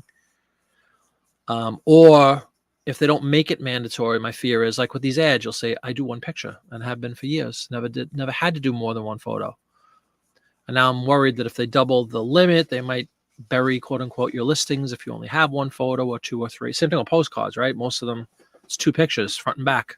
So we'll see. I'm sure it has benefits with certain items that you want to really, you know, show off and use that full lot of 24 photos. But in other instances, for people like us that do ephemera and you really only need a picture or 2 at the most, I just hope it doesn't become a hindrance to us and they change that threshold or something, or like I said, bury our listings because we have relatively so few photos. But time will tell. You've been pulling ads. Very good. Very good. From multiple sources, Kim? Or yeah, I mean, like I said, it depends we should just end and begin every show with, it depends on what you sell.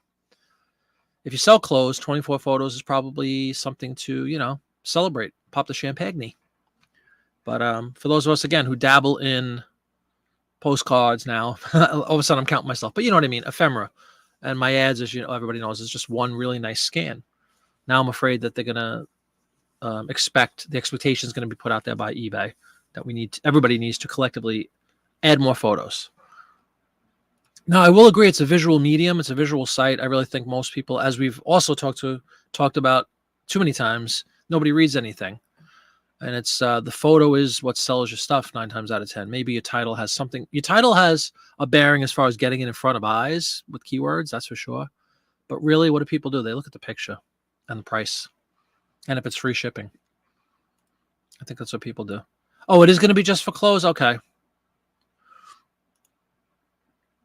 Well, I guess they'll roll it out and see how it does and all that. They demonstrated eBay Live. Yeah, they're knockoff of whatnot, which who knows. Welcome back. Not a thing, Papa. You just missed the debut of my dog. Yeah, that was the big event in the last half hour. Yeah, exactly. Great point, Kelly. They're going to double the Island Specifics again. Yeah. Yeah, my dog.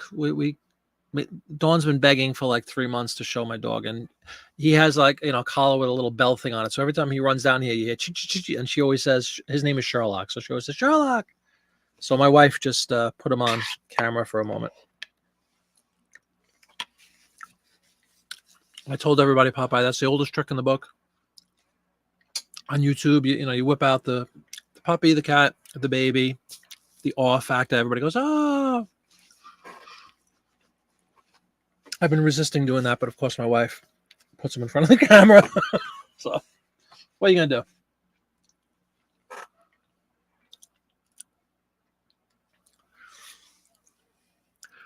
Jay Smith says, and welcome, Jay Smith, by the way. Thank you for your recent subscription to the channel. That's too bad you have trouble keeping it under 12 photos and antique books and other stuff with a lot of wear to show. Yeah. Exactly. That's exactly what I just said, Stephen. Exactly. The title, I think the title, the keywords is what gives you the best shot for it to be presented to a customer, right? If you're missing certain keywords, it might not ever get seen by the people you want it to be seen by. And then from that point, they just blah, blah, really quick and they look at the picture. I totally agree. So maybe adding that amount of photos and people could just mindlessly scroll through pictures, which again, a lot of people do, unfortunately. Maybe it's a good thing.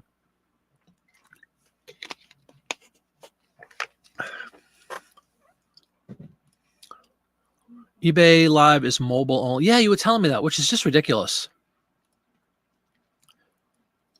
Oh, yeah, they're changing him already? Unbelievable.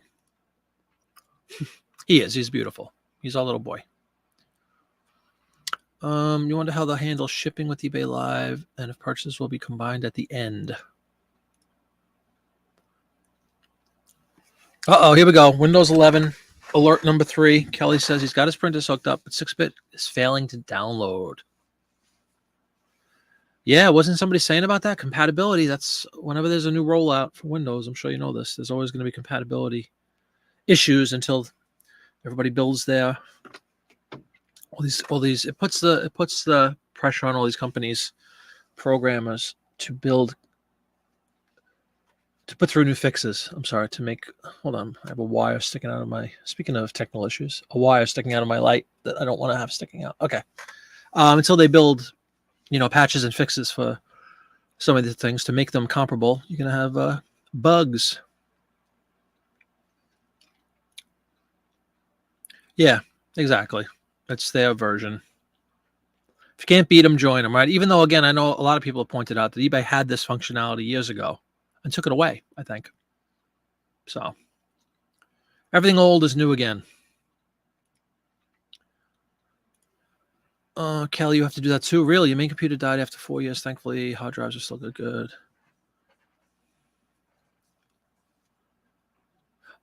But is it a compatible? Oh, it won't sync your data? Oh, man. Yeah, that'll take...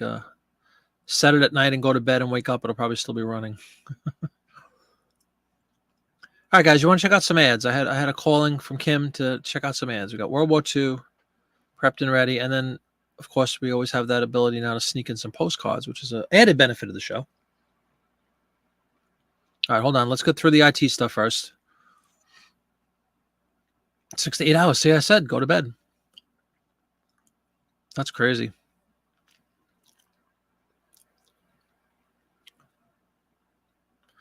What is going on with all these issues tonight? We got 6-bit not loading. You got phones dying on people.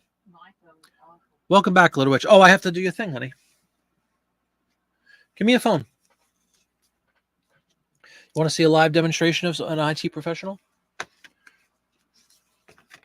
No, everybody says. Gonna lose her mind. It's going to take a couple minutes. I'm just saying I could do it while I'm talking. Do you need this right this second? No, I will deal without my phone for a few minutes. Oh, I know. It's tough. Life is tough, honey. No. Birthday girl. I'm going to replace a SIM card here live on the air. Sprint was recently bought out by, what is this pink one called? T-Mobile. I used to work at Sprint briefly in Florida. And so now we have to swap out SIM cards or your network is going to go kaput. So you guys talk Windows 11 while I do a quick swap, and then we'll get to listing. Anybody have any SIM swap music we could play? I can sing for you.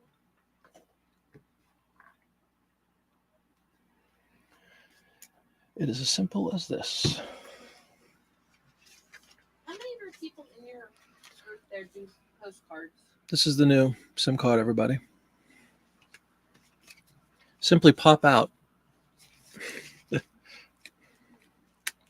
There are a lot of postcard people in the chat as we speak, and it seems like more every day. It's a great community. That's what got me pumped up about postcards. Is just everybody's into postcards. I'm like, Do they like postcards better than apps?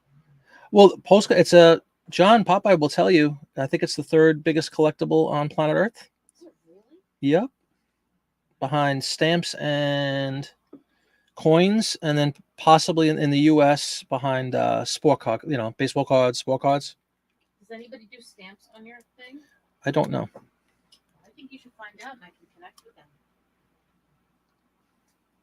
With all the stamps we have.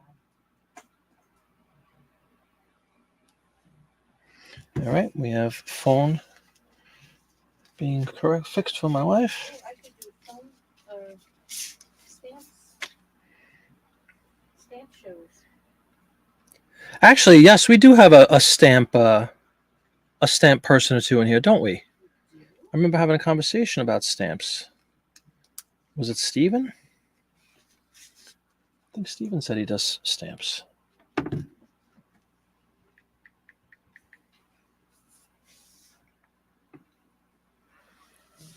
And just like that, everybody, for the miracle of modern science, all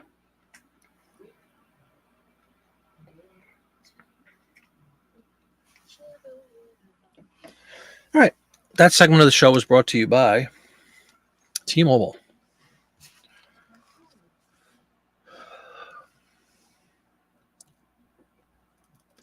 Okay, let me catch up. You guys are working on a computer. We already fixed the phone. Zero computer repair abilities. Popeye, if you ever need help, I am an IT guy. So you love the Tangle birthday pic. Oh, thank you very much. I appreciate that. Yeah, that was down in the Disney World. Appreciate it. Happy birthday, Miss Flippet, says Lori, singing Mermaid Treasure Trove. I'm 36 years young. Yeah.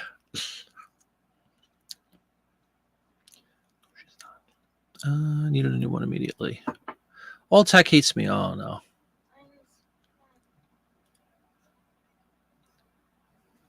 Instant payment thing. You nailed down your Disney days yet? I know. No, I didn't, and that's one of the reasons. Plus, I don't know if you've noticed. You have DVC. Rooms are hard to come by right now. Very hard to come by. So I'm still plotting and scheming to try to get discounts at rooms, but I will definitely let you know for sure, because now we're only less than a month away, right? Well, that unto itself is being quasi-savvy, Kelly. Having the wherewithal to use your resources to accomplish what you need accomplished. Stephen, yeah, I think that was right. Stephen, yes. Usually the culprit builds systems since 1990. He was a Chrysler Co-op employee working on computer systems and CNC machining. Well, there you go.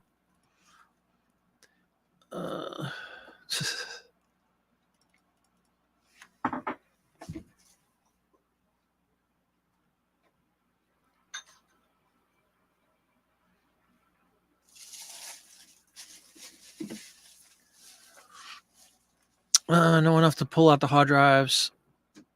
Oh, yeah, sure. Yeah, they're tiny. The SSDs, that's the way to go, by the way, now. It's all about SSDs. No more platters. Leaving 3 weeks. That's awesome. Hey, Angie, how you doing? Welcome aboard. Good to have you. Angie Resells on YouTube. Check her out. Dawn Wright, if you could put a link in there for Miss Angie, I would appreciate it. Angie has just announced, well, I'll let Angie talk about it, but she made an announcement on YouTube today I saw, which was exciting, very exciting. Moving up in the world. And she also has a new podcast on Fridays. Is it a podcast? I guess it is, a video podcast on Fridays. But before we talk about that, we have a bigger fish to fry right now because the cell phone is not behaving. So let's take care of that first. When in doubt, turn it off and turn it back on. That's IT 101. It's a joke, actually, in the industry, right? Did you try powering it? You call a cable company because your box doesn't work. Did you try turning it off and turning it back on? Any place you call. It resolves 95% of all issues. Turn it off, turn it back on. There's your IT tip portion of the show. So with that said, let's power it off and power it back on.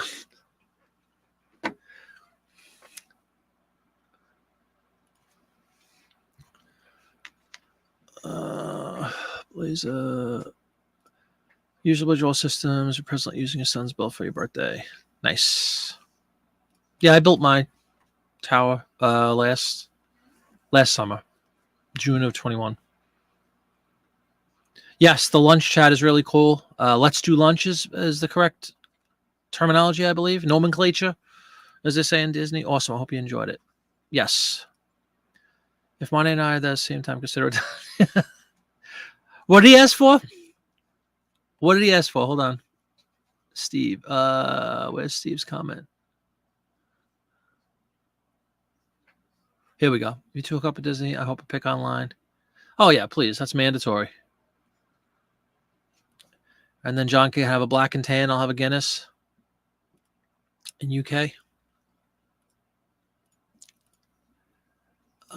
There's Angie. Very good. Thank you, Dawn. Check out Angie Resells on the YouTubes. Yes, we will be there. A little bit, you don't get time to see it live because you're out west, right? So it's a bad time for you, maybe. All right, Dawn, mange, go eat your dinner. Mange is, of course, Italian for go eat. Mange. Don't plug your router or modem in a power bank. It has to go directly in the wall. Yes, if you had done that, you would have saved me 4 service calls. Yeah. It's not that you have to, but it's easier. It works better when you plug it directly. There you go. Yep. Jody chiming in. Everybody saying hi to Angie as I have successfully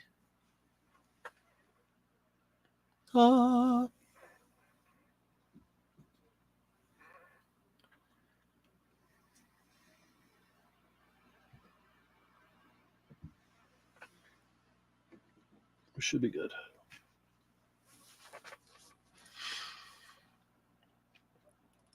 All right, guys, you know what I'm going to do? I'll tell you what we're going to do. We're going to pull up my screen share thing. That's what we're going to do. And we're going to pull up some World War II era ads. We're going to get rid of this banner. I'm sure everybody's already enjoying the show as I commanded at the onset. All righty, let us make this larger. 1942 is our first subject this evening. June of 42, Life magazine. Did you hear about this new listing experience, everybody? Click. Won't use it. Windows 11 and new listing experiences, both not options in my world until you're forced to do them. All right, everybody see that pretty well? That looks good to me. What we have here, and I already pulled the first ad up, so a little preview, but it is right here. June of 42, Life magazine. There's your dimensions on full page ads, which is what we do. We'll fix all these specifics that everybody hates doing, but in the print stuff, I don't mind it. I'm so used to doing them, I can't imagine not doing them, for better or worse. And since all of my listings have them, if I didn't, I would have, like a lot of you guys have, 3,000 specifics being requested.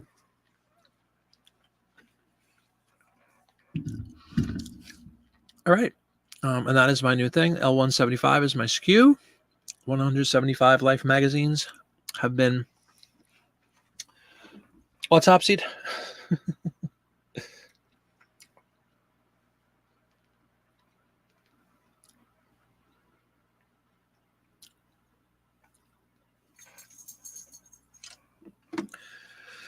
Alrighty, without further ado, and whose YouTube is this on, right? There you go. That's the Let's Do Lunch podcast. Wonderful. Check out the ladies on Fridays. They just had a show today. It's pre-recorded, and then they play it at 1 o'clock, I think, 1:30.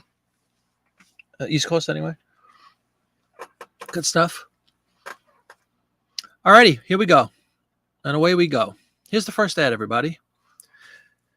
Again, I understand that when you're watching on YouTube, it might look a little smaller than how I see it. But basically, you get the gist. At the bottom right, you'll see. You've heard of the FTD Florist, everybody.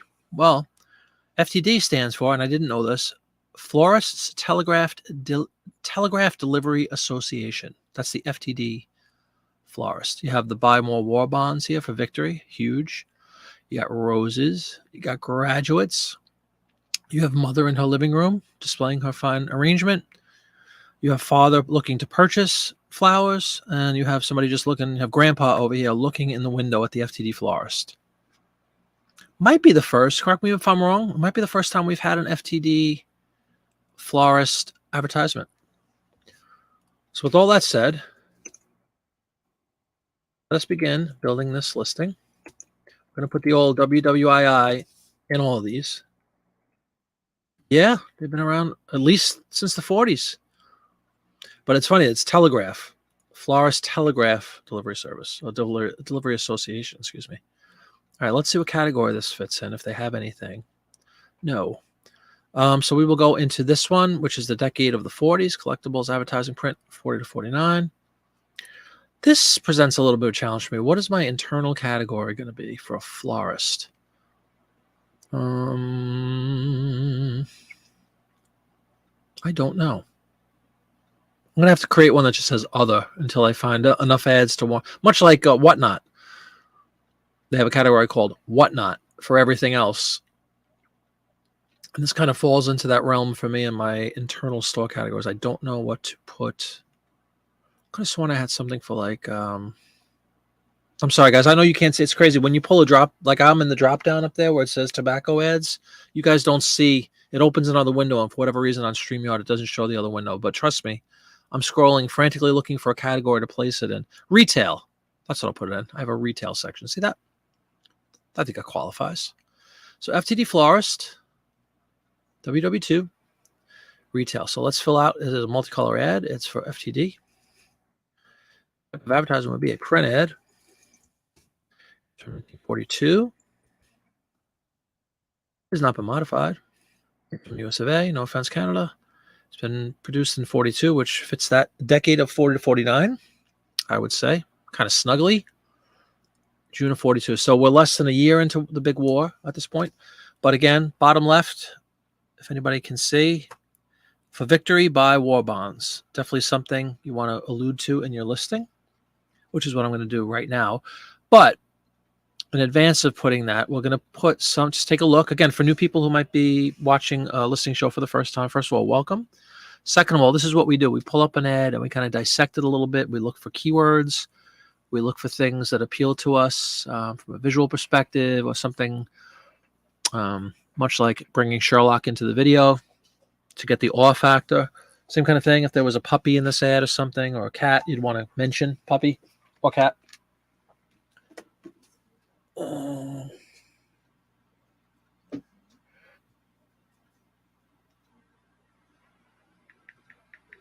Wife's phone continuing to be a hassle.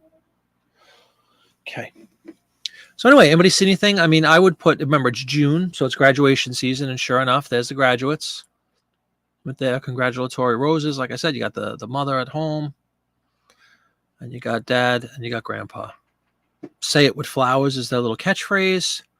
When your heart says remember, say it with flowers. By wire through authorized FTD member shop. So you could actually telegraph or wire your order, which is very sophisticated for the 40s. Ooh, is he looking at a clock? No, that dark circular thing would be the FTD florist. Is it Mercury? Who's the god of speed or something? I think it's Mercury. It's still the same thing. If you look up FTD florist right now, you'll see that's their little icon or whatever. Mascot. Pretty cool. All right, so I'm going to put graduates,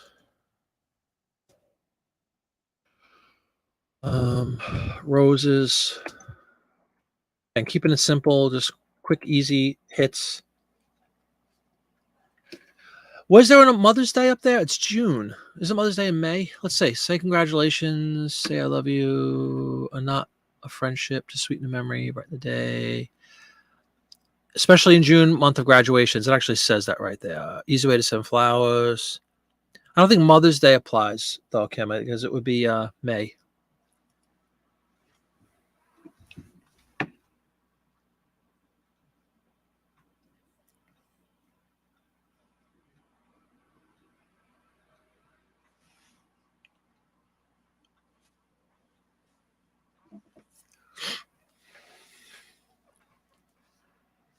All right. Anything else anybody sees that? And we're definitely going to put the buy more war bonds wording.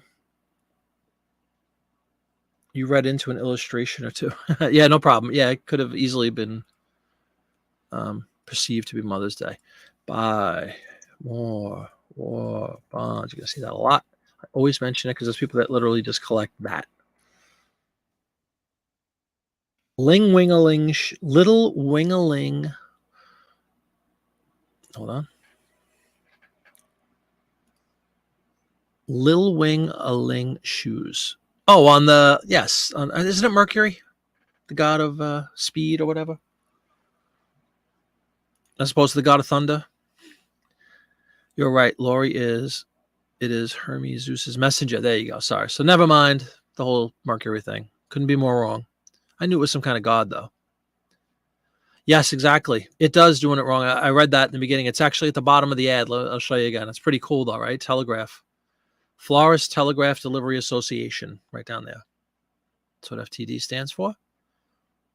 And you had a way to wire. It says, when your heart says remember, say it with flowers. Buy wire through authorized FTD member shops. There you go.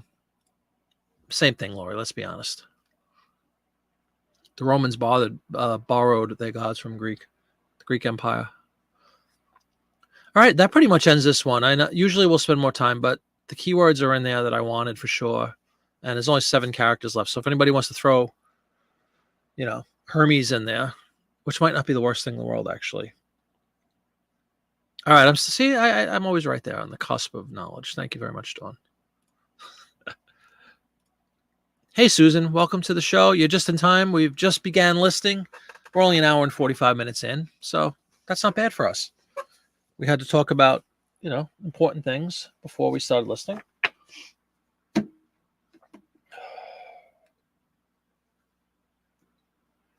When in doubt, reset it again.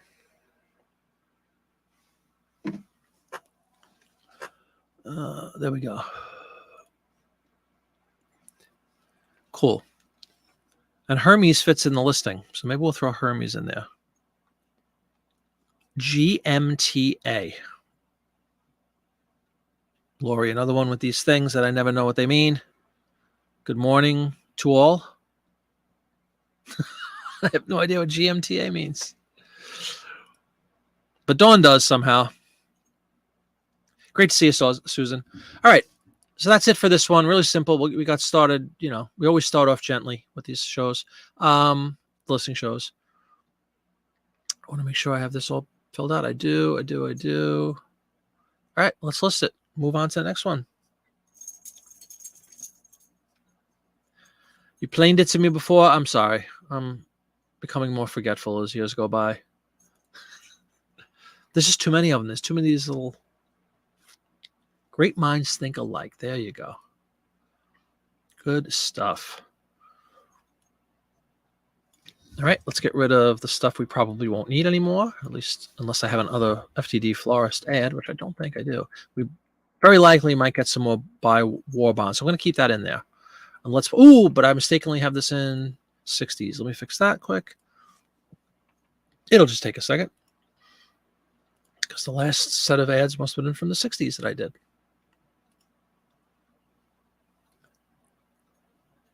Okay, we'll fix that at a later point. So let's get rid of this photo or the scan and go on to number 2.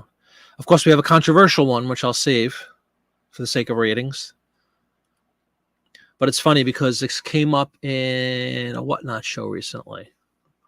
A lot of people were questioning if Hitler is in a picture, if Mussolini's in a picture, or in an ad, I should say, not a picture.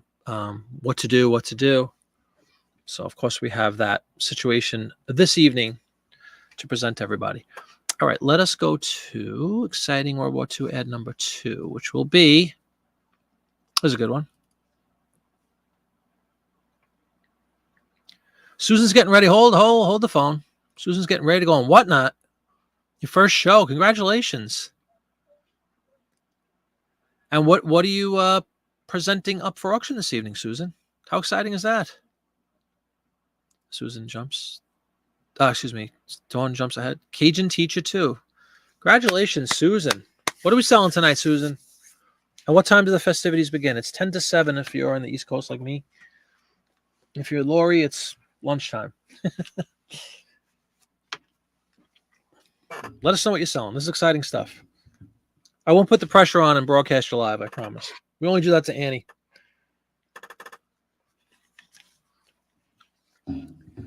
Yes, all the luck in the world. There you go.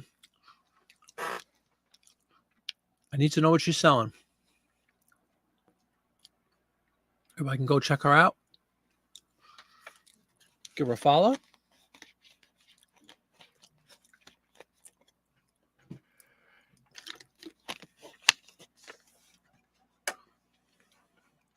$10 to $8, not 7. Did I say 10 to 7? Yeah, it's $7.50.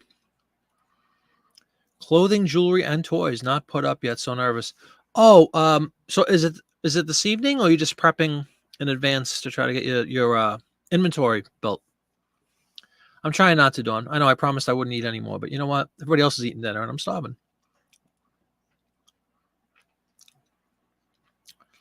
Using a Broyhill Saga Highboy dresser. Wow.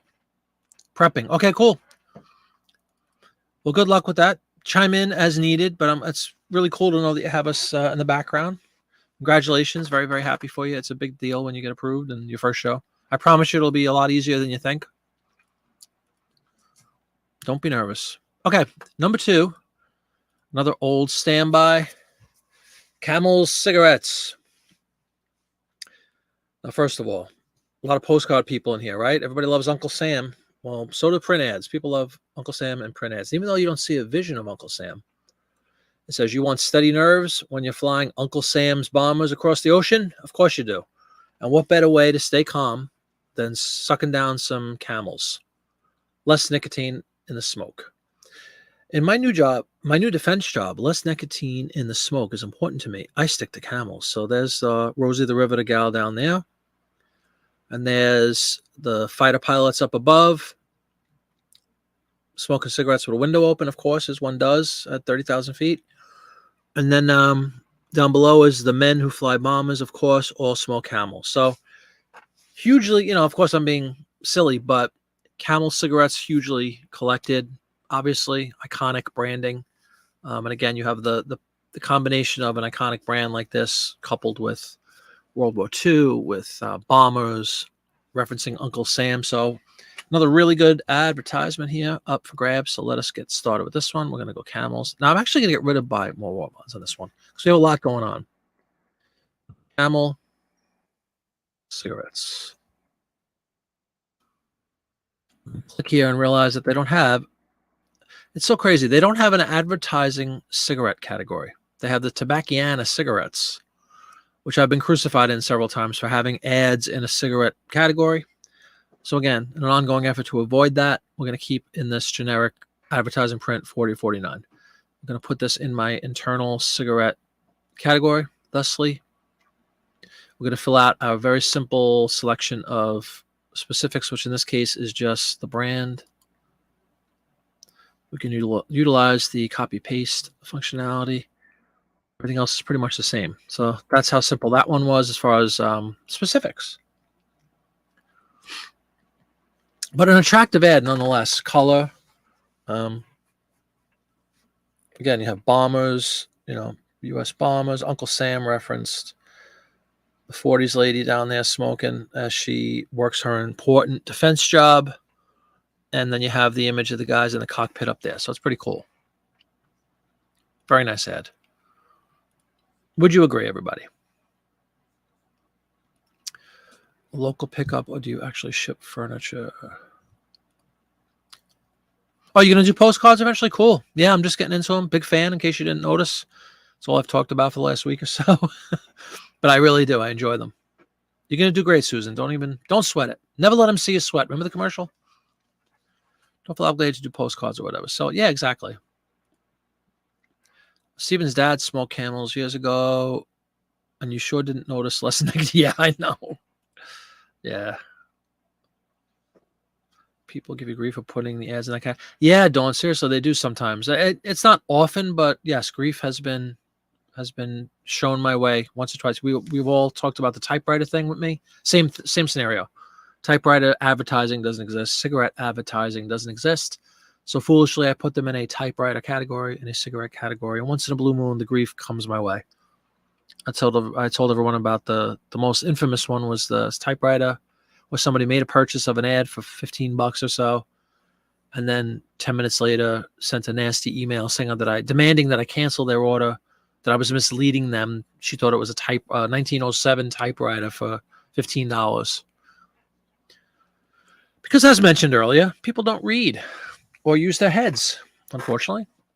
So yeah, like I said, I try to avoid that.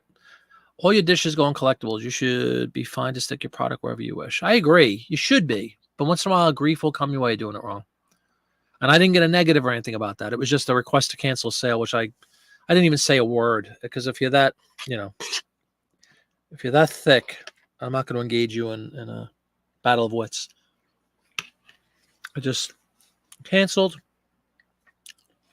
blocked her, and moved on, relisted it.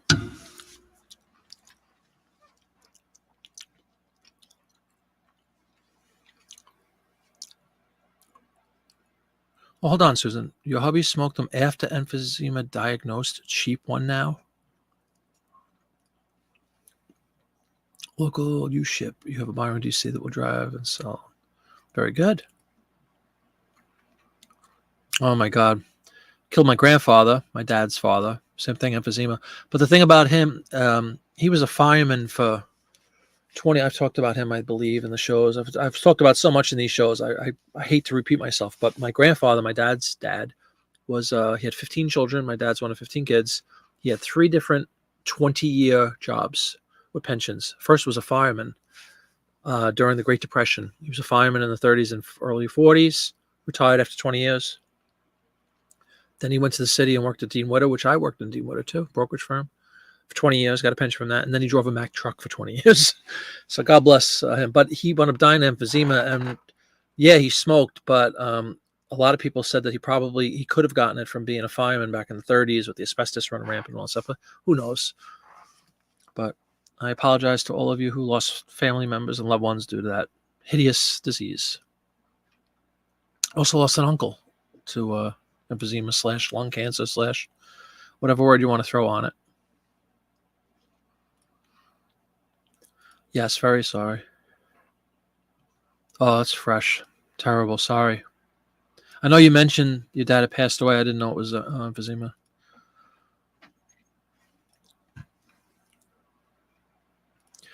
Well, now I just want to rip this ad to shreds. But anyway, let's get it done and we'll move on. We definitely have Camel cigarettes. Anything that anybody would want that sees in this image, like I said, be it wording or visual or pictures that they believe we should emphasize in this listing? Let me know what you think. As we repower my wife's phone again.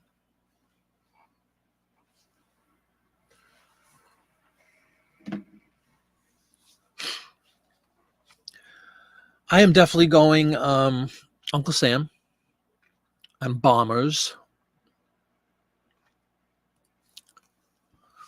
Thusly, Uncle Sam.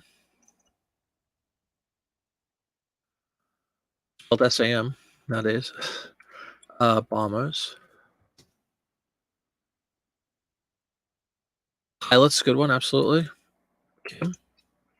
See, I mean, it does get really easy if you think about it. Again, always remember we're not trying to build a sentence in the title. We're just looking for, as Stephen talked to earlier, it's true. It's a visual medium. People just look at the picture and say if they want to buy it. But in order to get the picture in front of the people, you have to have it in the right category, I think, anyway, unless you're on Google when it doesn't matter. And, put in some keywords that'll grab them, and then the picture hopefully sells it, and your pricing and all the other strategies that everybody employs. Yeah, I didn't see a famous name doing it wrong. That's what I usually look for, because you'll often see celebrities, especially with cigarette ads. My God, everybody did a cigarette ad. But it doesn't say like anybody specifically. It just says, in my new defense job, less nicotine in the smoke is important to me. I stick to Camels. But yeah, it's not like a movie star or anything like that. But absolutely a point well taken doing it wrong, because again, tons of ads, cigarette ads, have celebrities. And you know what's sad? Half of them wind up dying of lung cancer, which is pretty messed up. But then again, everybody smoked. Up until the 70s, I mean, everybody smoked. It was so rare to find somebody that didn't smoke. And obviously, until fairly recent times, you could smoke anywhere, I vividly remember when I started working in Manhattan, in our office, everybody smoked. Everybody. And we wore suits to work, full suits. Back in my day. So we have Uncle Sam, we have Bombers and Pilots. We probably have space for one more. Wish there was a good word to describe this lady. Be it her hairdo. It's a very 40s looking hairdo, but I don't know if there's a word that kind of sums that up. Does anybody know?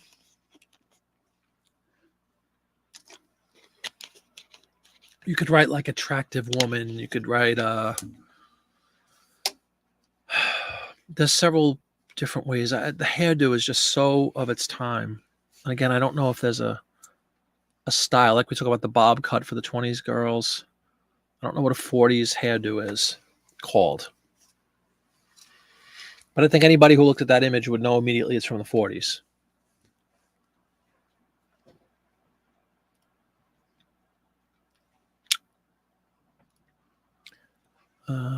Ad model? Yeah, maybe model. How many Marlboro Cowboys were there? Oh my God. Do you know how many Marlboro ads I have up? Marlboro men, they call them. Tons of them doing it wrong. People often tout having titles that read nicely on Etsy, but I really don't think readability matters. Exactly. I think it's just a string of words. Totally right.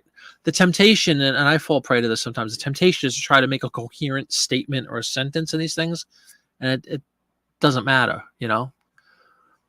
I think at the end of the day, try to type in, like if you were to go on eBay right now, any one of you, go on eBay and look for anything. Beatles Rubber Soul. I would type the Beatles Rubber Soul record or the Beatles Rubber Soul vinyl. That's what I would write. So I think you try to get in the mindset of your end user or your customer. What are they going to, if somebody's looking for a Camel, World War II Camel cigarette ad, that might be exactly what I type. World War II Camel. So, keep it simple in your head and don't try to reinvent the wheel and come up with all these fancy schmancy words. Half the time, it's just common sense stuff that just picture yourself in their shoes and, you'll go on a search for something. What would you type? And I think we all, I certainly do. I get caught up sometimes in the different words and trying to be really snazzy with some of these descriptions. And you don't really need to, keep it relatively simple, high level, basic wording that the common, individual searching for your item might look for. And like everything else, it takes time to come to grips with that and know what people. I'll tell you what, there's never anything wrong with a lot of companies do this. You do like a survey or something. Like I often thank my buyers. Thanks so much for picking up whatever you bought. And there's no harm in saying, how'd you find me? Where'd you find this ad from? I'm just curious, something like that. And you'd be surprised, you get a variety of answers, but most is just like I did a search, for whatever, Camel cigarette ads, World War II. And it could be as simple as that. And then if you have added things like the bomber thing, like Uncle Sam, you're going to capture more eyes because there might be a whole bunch of people that are searching for anything that has Uncle Sam on it or any mention of Uncle Sam. Could be a collectible thing. Camel cigarettes unto themselves are very collectible. World War II unto itself is very collectible. So that's what I'm trying to do in these titles, is just hit those bullet points. That's really it. Not write a sentence. You smoked in the break room at the first hospital. Oh, of course. The doctors smoked all the time. Doctors did cigarette commercials all the time and cigarette ads all the time. if your doctor smokes Camels, so should you. And there he is. It's crazy. They say they didn't know. That's the excuse. Every World War II soldier, basic ration. Oh, absolutely. Yep. Yeah, I know. It's supposed to be a stress thing, I guess. I never got the smoking thing, and I'm not preaching. I never smoked a cigarette in my life. I never had any. I've always hated them because my parents smoked. I had pneumonia when I was a kid, and I was in the hospital for a month when I was 6 years old. So I've always just absolutely been repulsed by smoke and smoking. I never had any desire whatsoever to smoke a cigarette. But supposedly it's supposed to be the stress relief thing. But in essence, it actually elevates your blood pressure and elevates everything. It makes you much more stressed. And it kills you. Rockabilly hair? That's a little early for rockabilly. It's like 10 years before, but glad you got it worked out. Oh, Kelly's back in business? Barbara, it's not perfect, but it's working. 42 orders to go out tomorrow. Good stuff. Roll curls. Ooh, maybe, Dawn. I just thought that was like a term, like we talk about the bob cut and thing. Like, is there a one-word or two-word description for a 40s gal's haircut, or hairstyle?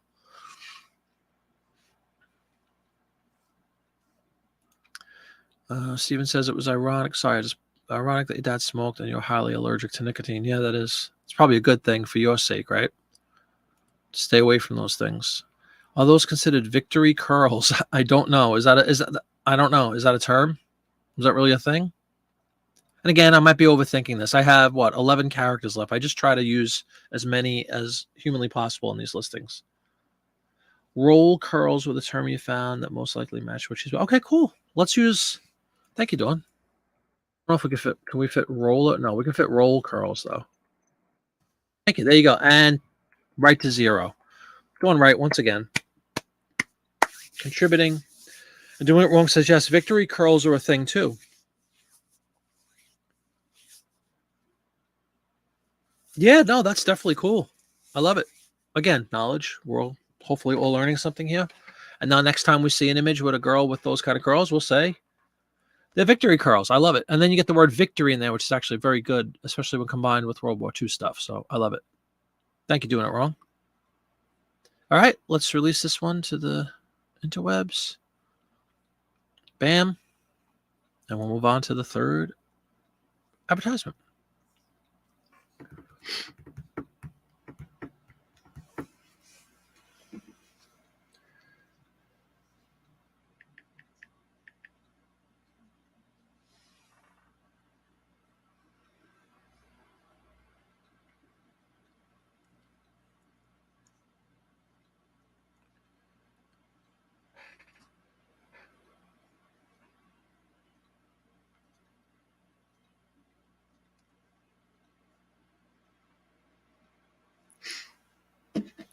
All right, create similar, everybody. I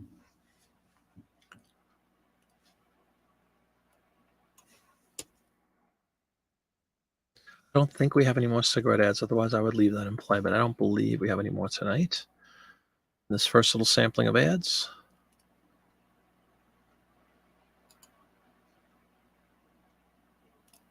All right, let's see. This one is just wacky to me.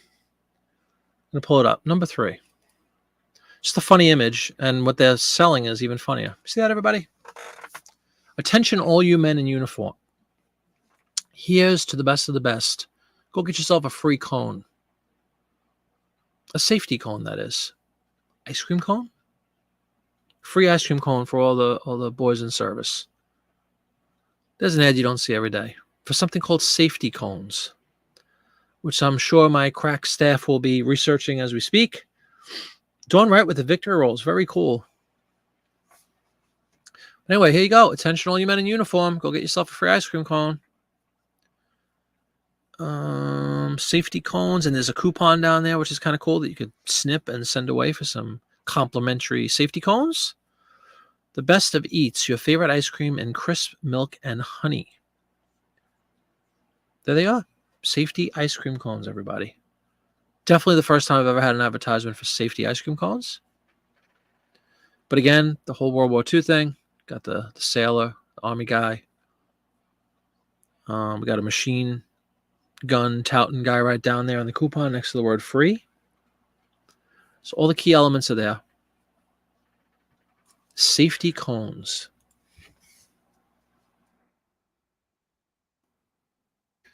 Ice cream cones.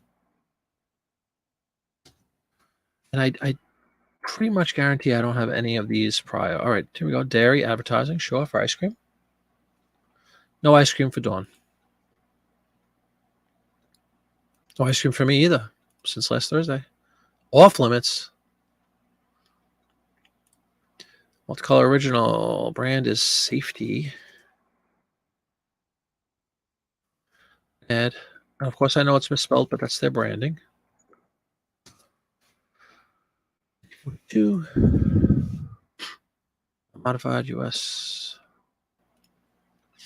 theme would be dairy. Sure, why not? Alrighty. So let's give a gander again at this ad. Kind of unique, kind of cool. What do you guys think? Any ideas for keywords?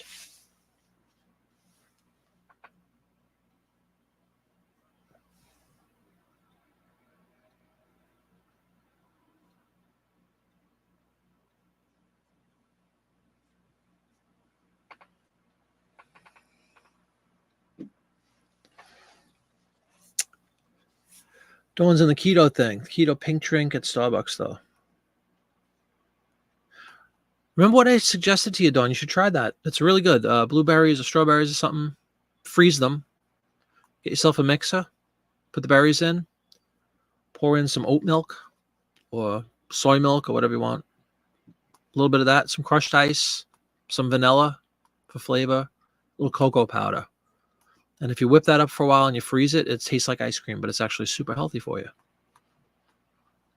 Anybody else who wants to copy that recipe, just send a self-addressed stamped envelope to me, and I'll be happy to send you the recipe. Now, that's a cool thing that I came up with when I was doing the whole, well, like I'm doing again, the no-carb thing or low-carb thing. And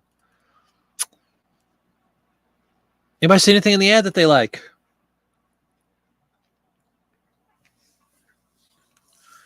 I'm probably just going to put, oh, they're both sailors. You don't say doing it wrong. Cool. All right, so we will put U.S. Navy then. Good call. I'll put sailors to U.S. Navy sailors. How about men in uniform?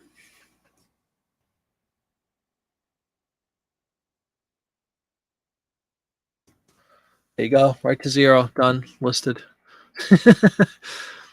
Again, some are easier than others. That's how I really do it, folks. It takes me like 30 seconds usually. But again, I like to, on the shows anyway, we can take some time and take a look at the different facets of an ad. It's kind of fun to do.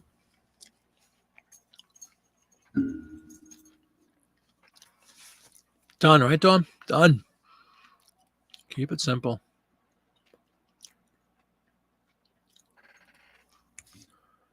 Bam. That's number 3 down already. That's pretty fast.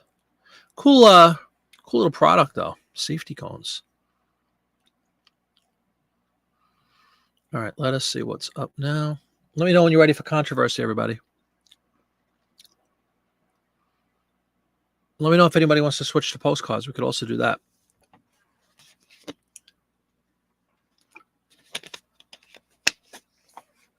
Your options are plentiful here tonight on the show. Safety cones is done. Let's delete that. Let's see.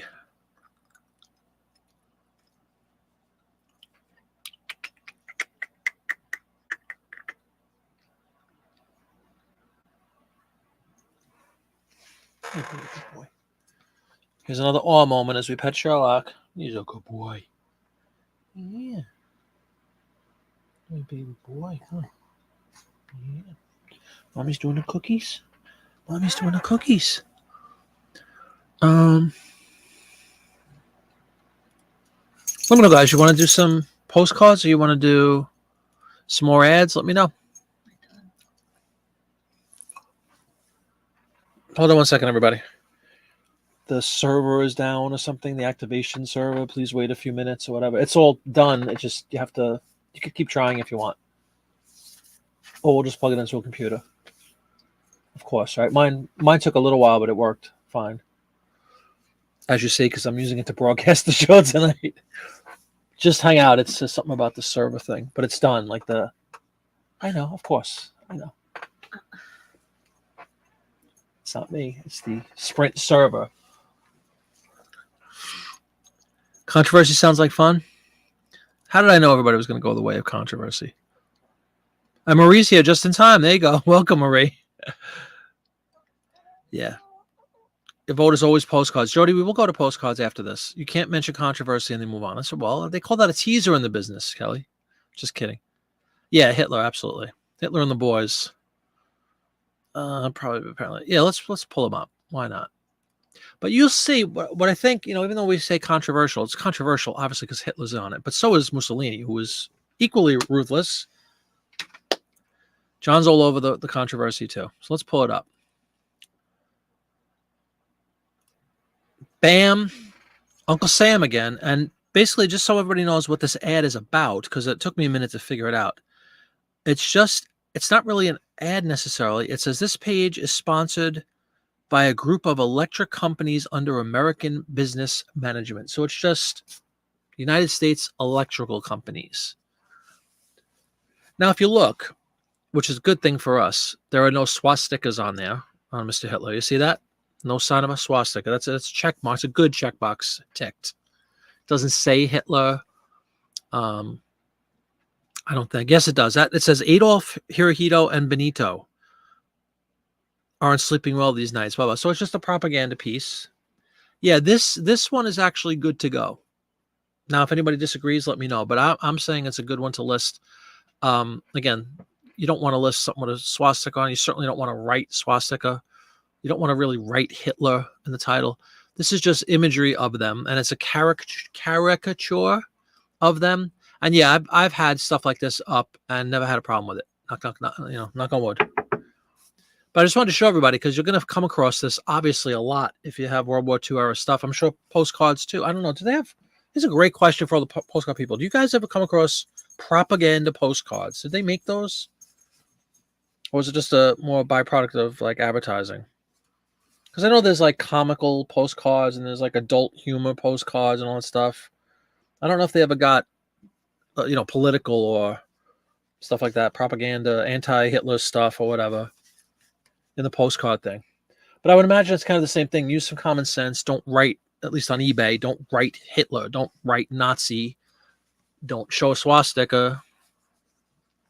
You'll see this sometimes with some of the Japanese, if they say Japs, which is now obviously derogatory, but of course at the time it was a big thing. We were attacked by Japanese, so they're like, Uncle Sam's going to go after the Japs. If you see that in the wording, I would probably not list that. I would certainly give pause, because it's going to be a very offensive sounding term now. But outside, like I said, all things considered, when you consider you have the three big World War II culprits right there in one image, I think this is actually a really winning ad. It does not say Hitler. It does not say Nazi. It does not have a swastika on it. And even in the verbiage at the bottom, if you look, I know, again, it's really small for you guys, but it says, Uncle Sam has far more power for war production than all three together. Then it says Adolf, Hirohito, and Benito. So it actually doesn't even say Hitler. They don't use the word Hitler in the body of the ad either. And again, very importantly, no swastika on Hitler's chest or whatever, the badge things that they used to wear. So controversial, sure, because of who's on here, but let me know what your thoughts, everybody. What do you think? I guarantee you, we're going to have to be very careful the way we word it, because you'll see the pop-ups that come up a lot. Something about Nazi, there's like a pop-up immediately comes up. Yeah, propaganda. Oh, they do have postcards like that? Yeah, I was just asking, because I'm new to postcards, but I assumed if the ads and stuff were popular, that they probably fell into postcards somehow. There's a lot of comments. Let me catch up. Everybody want a controversy, of course. John said it's his middle name. You ran past a cartoon of those going, yeah, you're going to see it. The character, I struggle with this word, caricatures, making fun of bad guys. You see them all the time in newspapers and magazines, and I guess in postcards and probably all in movies and cartoons. Axis leader is a great word, John. Absolutely. Axis and allies. This was the Axis, the Axis. You see a lot of ads like that. Yeah, absolutely. Yeah, but don't, if you really think about it, for all the reasons we just mentioned, all the time. You're saying postcards. Okay, cool. Maoist propaganda. Yeah. What magazine did you find this one? These are all the same, Kim. This is from Life, June of 42, Life magazine. You'll see these all the time. Again, we're 9 months into World War II, and these are the bad guys. So you can see, and again, all through history, you see this. You see it in World War I too. They have images of the German chancellor like being spoofed, and it just goes on and on. So again, I think the fact that there's no mention of Nazi, there's the big three things: a Nazi, swastika, Hitler. Nowhere in this ad does it say, or is it written anywhere, any of those three. There's no symbol of a swastika on there, thank God, nothing like that. So I think, like what John said, Axis leaders, something to that effect is excellent. We'll come up with some creative ways to get around it, but just don't use those words. Don't put, even though, it's funny. I wonder if I put Mussolini, if anybody would care. It's not really fair. Mussolini was brutal, but he doesn't get the reputation that Hitler has.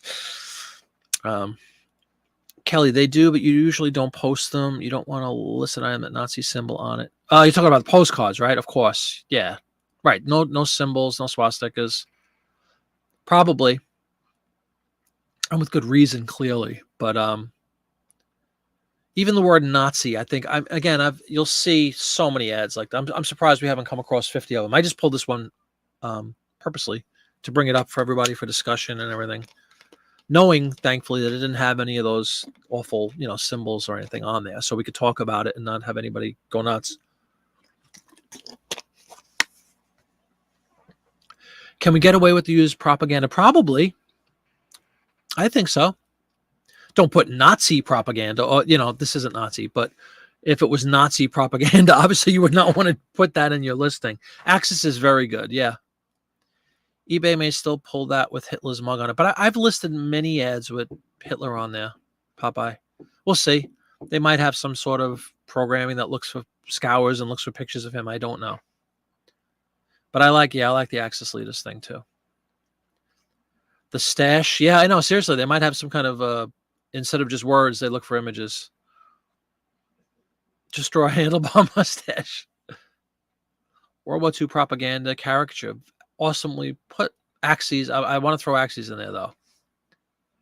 Not in America, Dawn. We were attacked on December 7th, 1941, a day which will live in infamy. But yes, it started in 1939 in Europe, Poland. Nazis invaded Poland. Crystallite, I think it's called, the famous event. But for us Yanks, it's December 7th, 41. So we were in the war for like 9 months at this point. As Steven just comes back in. Sure.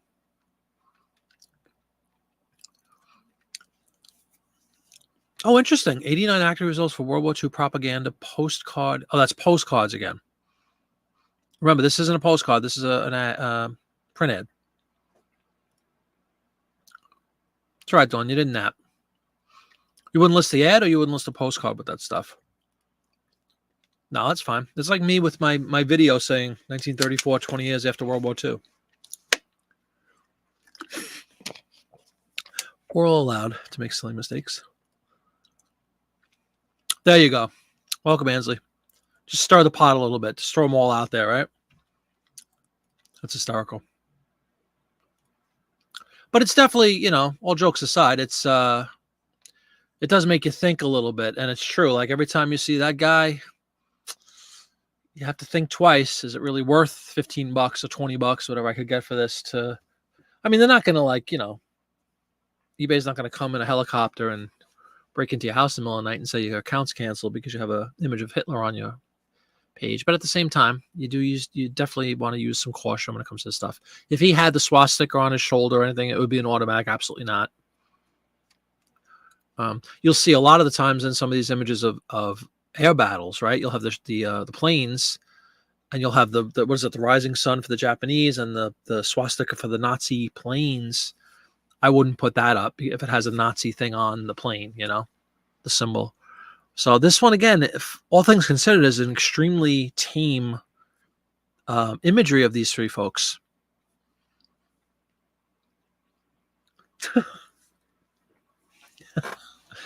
It's very funny.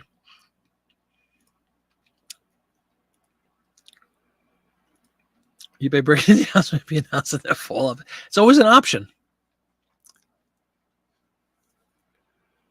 Oh, without question.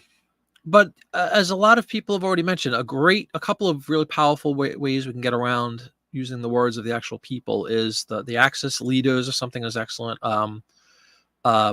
Wartime propaganda is excellent. Things like that. So you skate around. But again, what do we say? The words are important to get the images in front, or the whatever you're trying to sell in front of the right buyer's eyes. But that image is going to jump off the page no matter what you're using to look at that image. They're going to say, oh my God, look who it is. So I don't know. I really wanted to throw it out there. There you go, Lori. Welcome back from dinner. Yeah. Again, we're not doing anything. We're not making any statements politically or otherwise, or we're just saying we're discussing the pros and cons of having one of these very popular, and again, there's millions of examples of this, literally, propaganda stuff. We were attacked. We're in the middle of, we just started a big world war, and it's the reality of life, right?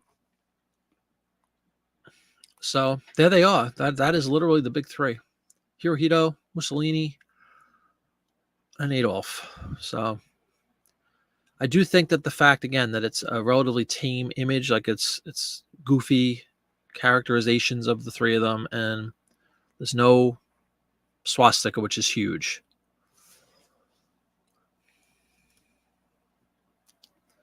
Susan says you can never list this. Family lost according to Granny.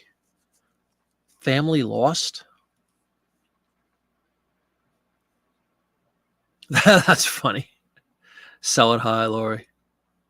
Imagine if eBay came in and offered you help to list that. Now that would be beneficial. Sure, exactly. And that's the aim here, is to, non-controversial, obviously. Again, I'm not passing judgment on anything, obviously, or being pro any of these guys in any way, shape, or form. I'm just presenting this as an advertisement that comes up. You see them all the time during World War II. Again, you see it in World War I as well. You even see it in, for all time, let's be honest, in the Civil War and newspaper ads, they would have, you always have like comics and caricatures of presidents and everything, making fun of people forever. So it's fine. It's history. Not saying, nobody's saying it's okay. Of course not. Actually had Hot Wheels with Dukes of Hazzard, Confederate flag on them removed from eBay. Yeah, I bet. Because like Kelly said, I mean, they might have, it's hard to believe that they would have this level of sophistication, but they probably do have some ability to scan the millions and millions of photos that are uploaded and have some kind of program that literally looks out for Hitler's mustache or whatever, And it's just a matter of, if you get swept up in that, then, you might get your stuff pulled down. Cameron says, in the Holocaust, family lost. Oh, of course. Again, we're not talking about, obviously, it's horrific and beyond words. Oh, it's horrifying. So am I. One of the saddest places, a few years ago, my wife and I took 3 of my kids to the Holocaust Museum in D.C., which I had never been to. And that was one of the most moving few minutes I've ever experienced in my life. Like, just absolutely devastating. You know what else was devastating? Has anybody ever been out to Pearl Harbor? I went to Pearl Harbor in 92, actually. Some people at work, we all went out on a vacation to Hawaii. But anyway, as part of the vacation, we went to Pearl Harbor to the monument. And I know this is 30 years ago, which is shocking. But at the time, like, you go out to, if anybody's been there, you get a ship. You watch a movie. It was like a preview movie. You're sitting in Pearl Harbor and you watch a movie that has real footage of the attack, right? And this astonishing thing about it is the way that the theater was poised was basically like when you're looking at the movie screen, it's exactly what really exists right outside of this little theater. So after this unbelievable movie, everybody's silent, and you get escorted out, and you go into this little boat that shuttles you out to the actual memorial. And when the astonishing thing is you open the door and you look out this beautiful place, Hawaii, but there's the exact mountain that you just saw the video of the planes going over, and it really it hits home in ways that are just unimaginable if you haven't been there. That they were sitting ducks in this majestic location and on a Sunday morning or whatever. And it's just horrifying.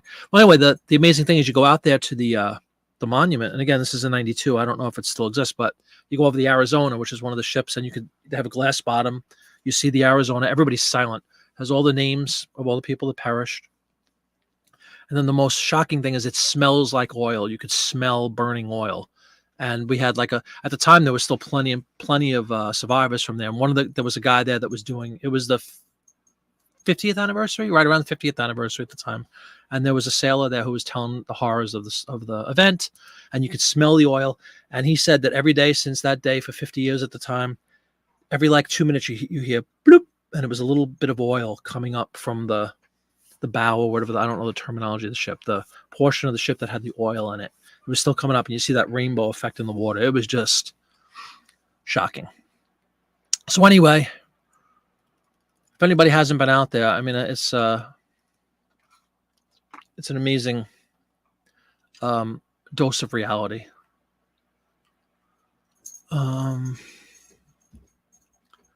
Where am I? Absolutely, we're all very sorry, Susan. There's no giant swastika. No, there's no swastika, as a matter of fact. Oh, yeah, that museum is unbelievable. Oh, did you go to, John, in April? Yeah, we went a couple years ago. Unbelievable. Hey, picnic postcard, excuse me. Yeah, it's just, we joked about the controversy, people like controversy. I just wanted to present this as a piece. It's one of the ads from World War II. You're going to see these all the time or something like this. And believe it or not, of the ones you see, they're all propaganda, obviously World War II stuff. This is one of the more tame ones because it's just busts, if you will, of these three guys. And thank God there's no swastika. There's no reference, wording with Hitler or swastikas or Nazis or Mussolini. It doesn't even say Mussolini. It says Benito. So your first college degree is in history. History happened. It is what it is. No sweeping dirt. Yeah, it's not even about that. That's not about that to me. I wouldn't want to. eBay in their bylaws or whatever says you can't put Nazi or whatever, whatever those bad words are or bad images. And again, there's a good reason for that. You would never want to promote or profit off of Nazism. Clearly. So with that said, there is a lot of stuff. Excuse me. I shouldn't be eating and talking. That's how you choke. But it's a tough subject. Yeah, exactly, Lori. Exactly. It's not promoting them in any way, shape, or form. It's a U.S. magazine. It would be an anti-Axis advertisement. There you go. Yeah.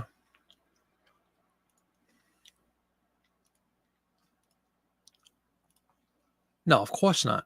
On the contrary, I mean, think about it, everybody. This is a U.S. It's a Life magazine. It's a rah-rah Uncle Sam USA ad. Of course, they're not going to be promoting or giving a thumbs up to Hitler. It's the complete opposite. Any idea who illustrated it? I don't know. We might be able to blow it up. Sometimes they have a name. eBay has a very strict policy on pre-war German propaganda. By the way, says Dawn, with her Canadian influence, here we go. Canada entered.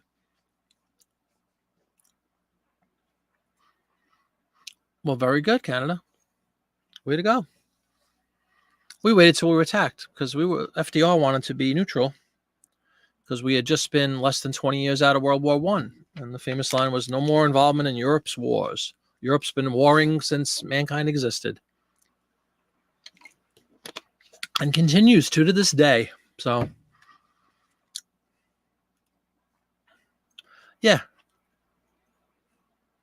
What's up, Tommy? Naked Twister? Oh, very good.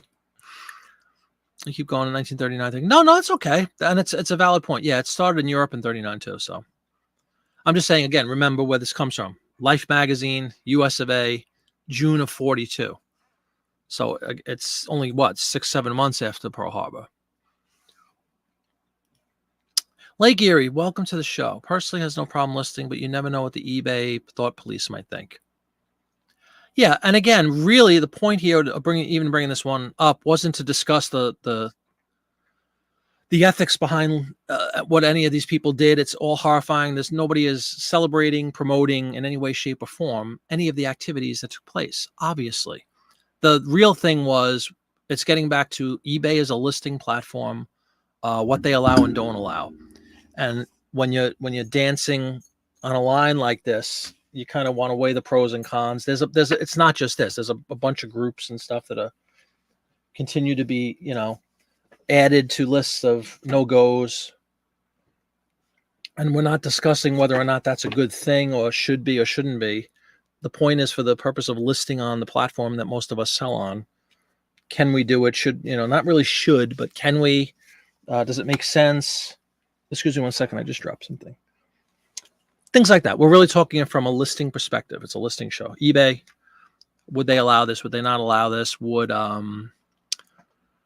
you get into some hot water by listing something like this? Is that worth it? To me, of course not. Again, it's $15, $20 ad. I'm not going to go down because of a $20 ad. I'd gladly rip it up and move on to the next toothpaste ad. I don't care.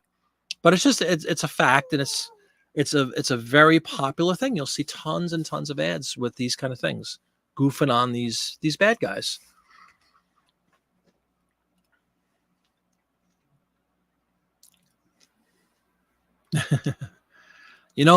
Dawn's always going to defend her Canadian brethren.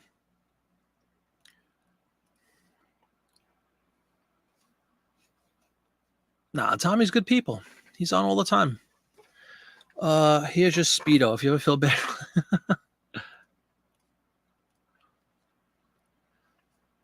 Yeah, where did this come from?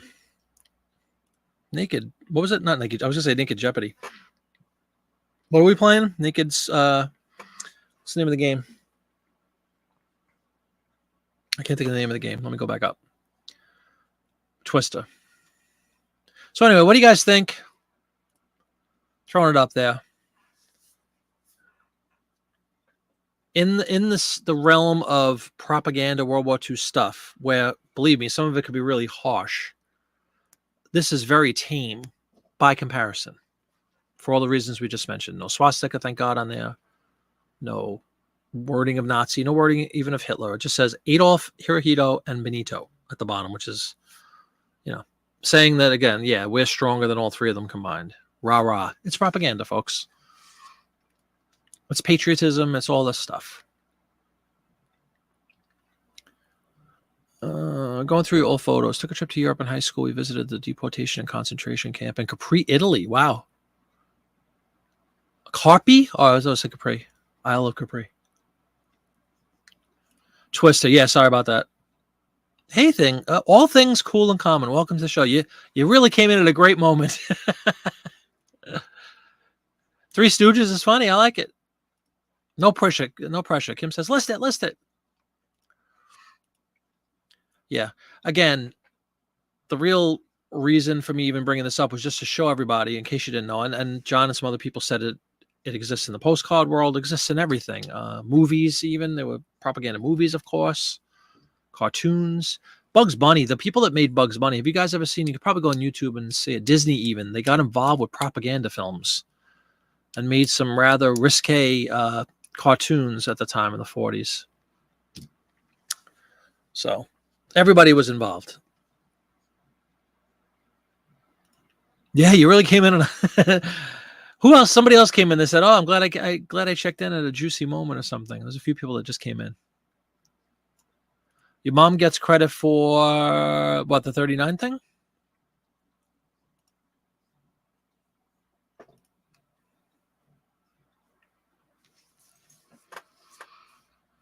So that's that one.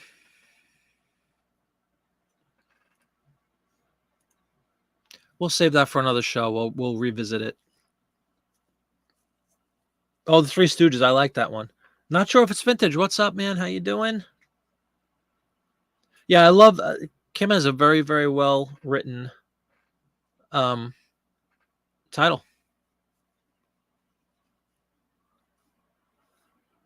trying to see if I have any other like that or some. I don't. Not in this batch. I don't.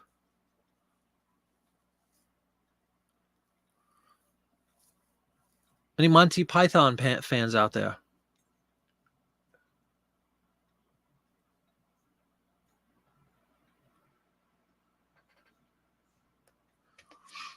Yeah. Again, this isn't supposed to be a social commentary or anything on people's thoughts and feelings. You can't. Who knows? There you go, Kim. Hey, Kyle. Kyle is not sure if it's vintage. Using coconuts. Heck yeah. Controversy. And Naked Jeopardy. Yep. Not Naked Jeopardy. That was just my foolish misreputation. It's actually Naked. I forgot again. Twister.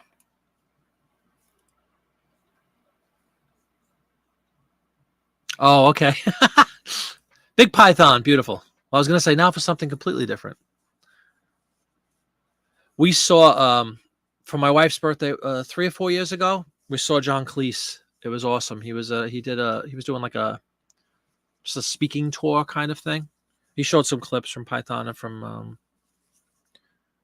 all his career, like basically his whole career, and then like just spoke about it. It was one of the greatest things I've ever seen in my life. John Cleese is a huge idol of both my wife and myself. So yeah, we're big Python people. There's a huge Python Beatle connection.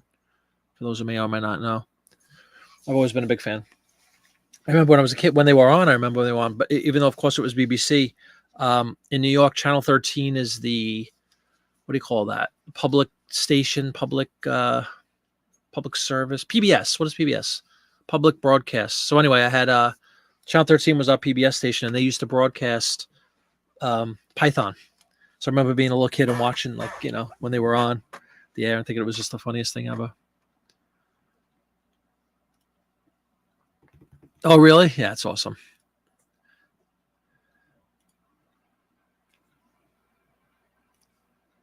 Supper's ready. Enjoy, Susan. Faulty Towers could be the greatest thing ever made. You know what's crazy, though? Steve, he didn't, we watched John Cleese. He was on for like 2 hours. We paid good money, too. Watch the show. It was amazing. He just comes out and talks, and his voice alone is fantastic. He didn't even mention Faulty Towers in this show, which was just unacceptable, because honestly, that's my wife and I's favorite show ever. Well, The Honeymooners is my favorite show. My favorite British show by far is Faulty Towers. And he didn't even make mention of it. It was all about pre-Python and Python and some of the movies. Even Life of Brian, of course, and even like A Fish Called Wanda he was talking about.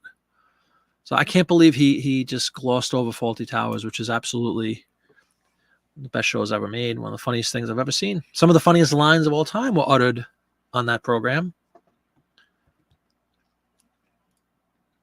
Hold on, I'm going to save this draft just a second. I don't want to lose it. Alrighty. Oh, goody. We got another positive. Very fast shipping. Great product and quality customer service. Great seller. Exactly as expected. Thank you. My pleasure. Hey, everybody. I want to publicly thank you and many here. Popeye Cameron, for your inspiration. This week you were approved for Whatnot Seller. Congratulations. All things cool and common. Welcome aboard. Pleasure to have you. And on behalf of Popeye Cameron and many others, glad to be of service. Glad to be of motivation. I'm motivated by all the people you just mentioned too. That's why I'm doing postcards now. Channel 13 here is a French channel. That's funny. Yeah, it's they call it PBS. Every city, like now I'm in Philadelphia. Honey, what channel is PBS here? She must have her headphones in, folks. But anyway, every city has a different channel number for the networks and stuff. But again, for me, it was Channel 13. And they used to show like Masterpiece Theater on Channel 13 and Python and some other stuff. So a lot of BBC stuff would come. It was the only way you could see it. There was no cable or anything then. Blackadder. Yeah, that's awesome, man. There you go. That's right. Honeymooners. Sure. Look at Dawn getting the honeymooners up in the north. Oh, do you? I don't know if it was an American thing. I never know. You know, you're technically a foreign country, okay? Channel 10 by Marie. There you go. Yeah, it depends on where you live. And Ansley is a huge fan. Yeah, PBS is awesome. Absolutely. Doctor Who was on PBS. Yep. Absolutely. Channel 13. The only thing about Channel 13 was every couple of months you'd have the drives. You'd have to. It was like a telethon. Call in and offer you $10 a year or something to keep them going. If you want to keep watching great programs like this. And then they had, like, when the Ken Burns films came out, they would show them on Channel 13, the Civil War stuff, baseball. Jazz was a newer one. Exactly. That's what I was just saying. Yeah, the fundraising, which seemed to be all too often.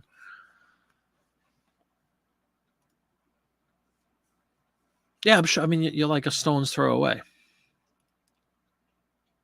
Yeah, exactly. Yeah, you're right. They'll send you a mug. Exactly. As a thank you for your continued support. And they would have, like, tiers. Like, if you give just $10 a month, you'll get this PBS pen. For just, it's always for just $50 a month, you'll get a PBS calendar. They would have a tier system. And then at the top of the tier, obviously, would be the Channel 13 mug. Anybody want to see some postcards? I'd love to have all your help with these postcards. Let me pull one up. But first, I need to pull up an eBay screen, don't I? Yes, I do. Drafts. Hey, I have a postcard draft. What do you know? Postcard. And you know what the title is? Postcard. Let's pull that up just for fun. It's 8:45. At least till 9 o'clock. Let's see. We'll try to go through one postcard. Chrome.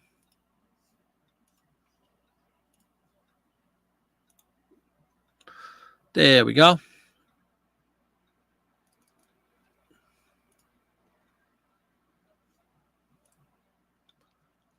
Let me get my postcard folder because I'm in the print ad folder section.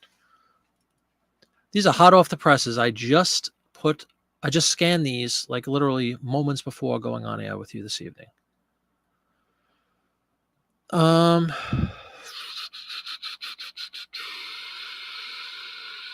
don't remember. I think Kelly he came in a little bit later, right? Let me pull this is the one I'm in love with. This card, I really like this card a lot. So let's pull this up. And you can see it without the green screen. Love this guy.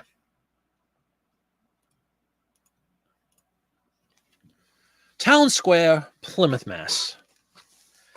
If anybody could tell me what the second word at the bottom right is. Somebody wrote horse, and I don't know what the second word is. AG something. I can't make that out. But I think that was just handwritten. And you could see it was posted on the front. You see that? I don't know if that detracts from value. I think it was common at some points. You guys can let me know. There's your back. So it was posted in 06. That's an undivided back. It's made in Germany. That's some kind of Maker Mark thing, which I look up on a couple of sites that I saved. Because I'm at that stage where I'm trying to look up everything I can. It looks like it could be carriage, but without the C, right? It's like AG. I don't know. But I just like the image a lot. And Annie and I think John even said at one point, this was a real photograph that was colorized and then mass produced. I don't know if there's an all-encompassing term for such a card. Home again. Good work, CK. I thought it said horse for some reason. You see the first word? It looks like horse because there was a horse right there. Home again. Thank you, sir. Connie, that's not sir. That's Connie. Phone. You guys watch on phones? Man. It does. Much better than horse again. Thank you, Connie. Home again. Naturally. But I just like the image. Does anybody agree with me, or am I really exaggerating my passion for this card. I like it. I just like the horse-drawn carriages, the guy. It's a street scene, quote unquote. It's like a, what is it? Town square, the booming metropolis of Plymouth, Mass, with 2 horses, 3 guys, a church of unknown origin. I just like the card. I think it's attractive, personally. Lori agrees. Guys watch on phones. That's cool. Whatever you got to do to watch, as long as you're watching. Speaking of watching, if you have a moment and you haven't done so already, would you please leave a big thumbs up for the show? I'd appreciate that very much as we move through the 800 subscribers on our way to this quest to get my 15 cents a day, as John puts it, for the 1,000. But we are getting there, everybody. You know what I was thinking? Instead of saying 800, I say I'm at 83%. 830, right? 83%. So anyway, I really do like that card. I haven't looked up. I'll look up comps and stuff. I saved a site, everybody. And again, to Connie, to John, to all the postcard people that are watching this evening, I found a site, and maybe this is, again, common knowledge that everybody looks at this, but let me, actually, let's save this. I want to show everybody this site. And again, it might be like me saying, hey, I found this new thing called Google. I don't know. But I did find, when I was searching on the Google for postcards, like just typing names in, I found this site, which I hope I saved. Yes, I did. So otherwise, that would have been a real big letdown.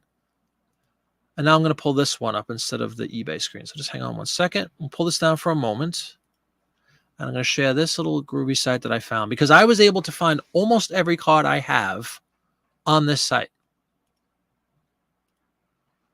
So without further ado, let me try to share that site with everybody. Doing it wrong already has the whole thing built out for me. Thank you. Bell Tower. Good word. Connie's a weirdo. Yeah, I could never list from my phone. I don't get that at all. There's just so much. You know why? Again, I'm not condemning anybody I know they're very popular devices, but it's such a limited, watered down version of what eBay is. Like, the functionality is so small on the phones. I can't see it. I take pictures on the phone, and I can upload that. That's the extent of my listing. I'll upload a photo if I'm not scanning it. Obviously, if I have a physical, if I was listing this phone and I put it in a photo box and I took pictures, I would upload the pictures to my listing on the phone. But then I go right back to the computer to actually do the listing. But anyway, enough of that. Let me pull this site up. Otherwise, the phone police will be knocking at the door right after I get attacked by the. Who was attacking me first? eBay's going to attack me first. Yeah, me too, Steven.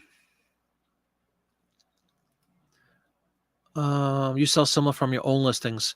Yeah, well, I always do. That's what I do. And then I just keep saving it with the print ads and now with the cards too. And then I have one that says, because I know John hates the term, but what is it? Topographical, non-topographical? I know it's very generic. So I have like a topographical draft saved and a non-topographical.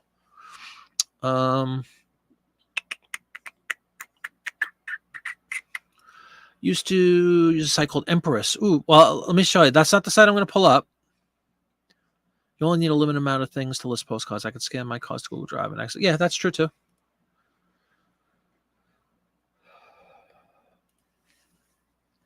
Everybody has their own methods and whatever works for you. Did I mention I have a site to pull up? Let me pull this site up. I like it. And the reason I like it is that I just happened upon it because I was searching a card that I couldn't find a comp for on eBay, and it came up on this one. So I'm like, ooh, and I saved it. And it is called, again, this might be the most basic thing in the world. I don't know. But it is called cardcow.com. Cardcow.com. You see all the different selections up there, and then they have just a generic search. And apparently it's a site where you could sell postcards as well. So basically, it's almost like the equivalent of like a worth point for postcards, sort of. Like when I pull it up, bam. Like I said, almost every card I couldn't find on eBay, I was able to find on this, and you would just see it sold on whatever date. But more importantly than that, I'll pull one up just for fun. Let's pull this one up. I'll put in the specifics of that card, right? In CardCow. What is the image called? Hold on. Let me go back to my eBay. Sorry. And I'll just type like whatever it said on that card. What was the town? Plymouth, right? Massachusetts. What is the name of the? Hold on, pull the picture up again. And this card might not be the best example, but if a card has a title on it or something like that, if I put that in verbatim, exactly what it says, this one just says Town Square, Plymouth, Mass. There we go. So we're going to put Town Square. I think it had an E on it. Let me make sure. Oh, it didn't. Never mind that. Town Square, Plymouth, Mass. Now, granted, there might be 50,000 results on this one. Bam. And here's, you see that, it's a fairly common card. Right, just giving a quick gander, right? $5.95, $15.95, $10.95. It's all kind of the same thing. And then you can drill down on the left side and refine it. I'm just trying to see, does anybody see our card up there? Like I could put undivided back, I think, as a thing, right? Which whittles it down to, there's only 9 cards that are undivided backs. And actually, does anybody see mine on there? I don't think so. But they all sold for, these are real photos, right? I don't see my card on here. Does anybody see my card on here? I think it's the first time, of course, because I'm doing it live, that I haven't found the card I was looking for. But, I mean, this is similar. Undivided back again. Kind of, sort of similar. Maybe that's the same building from a different vantage point. But this is the part I love, being the novice. And again, I take everything with a grain of salt, but it's a great start. It will tell me like the type of card. Sometimes it gives you the year if you don't know it. It's just a really nice resource. So if anybody is not familiar with this and likes postcards, it's my new little, extra site that I can check out. I've had luck with it so far, but again, I have such a small sampling compared to you guys who have thousands and tens of thousands, and in some people's hundreds of thousands of cards to list. So anyway, I thought that was kind of cool. I use it. It's a good resource for me to pull up cards that I can't find on eBay or even on a HIP. HIP is okay to use to try to look up information. So I thought that was kind of cool. So let me go back to my listing. I don't know if any of you guys use it, care about it. If it's child's play, I don't know. My God, there's a lot of comments since I left the chat. You're still talking about the pros and cons of the mobile versus website, I guess. Empress, that's the last one I looked at, right? Limited amount of listings, list of postcard. Yes. Google Drive, absolutely. Yes, I read that one. Wayback Machine, that's funny. You were on the eBay app beta for like a year before it went full public. Sure. Haven't tried it. You have 2 draft based on shipping international. Cool. Exactly, Grant. Okay. He's a seller. Cow, whatever, is a seller. Cool.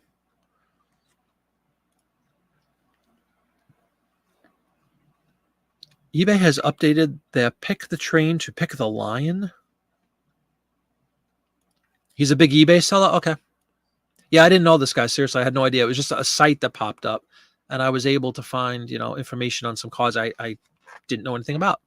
It was just another resource. Like, I think that's a good thing to have, is multiple resources. My first go-to is going to be on eBay, obviously, but especially the real photo stuff that might be one-offs or scarcer cards. If there's no comps on there, and I'm new at this, I'm lost, sort of. So I think I just put in whatever the card was. I don't remember what card it was that drew me to that site, but I was just on Google and I typed same thing I did there, Town Square, whatever, and it prompted me to this cow card thing. And like I said, I found almost every card I was looking for on there. It's like, oh, pretty cool. Just to give me a rough idea what I'm dealing with. And like I said, it was nice when it said what year it was or gave me some other information that I could just populate in my listing. No sold prices. Those are, so what are the prices are just what they were listed for, Connie?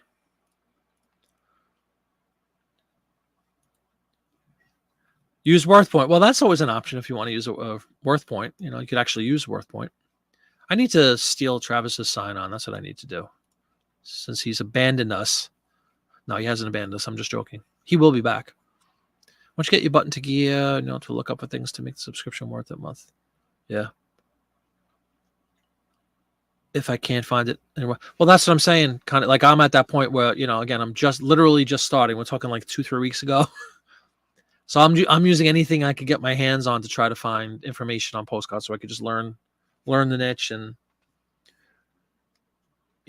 there's another great site. I think John has this on his video. I'm sure. Again, I know you guys know all this, but for the benefit of everybody who might not, there's a site that has all the how to identify the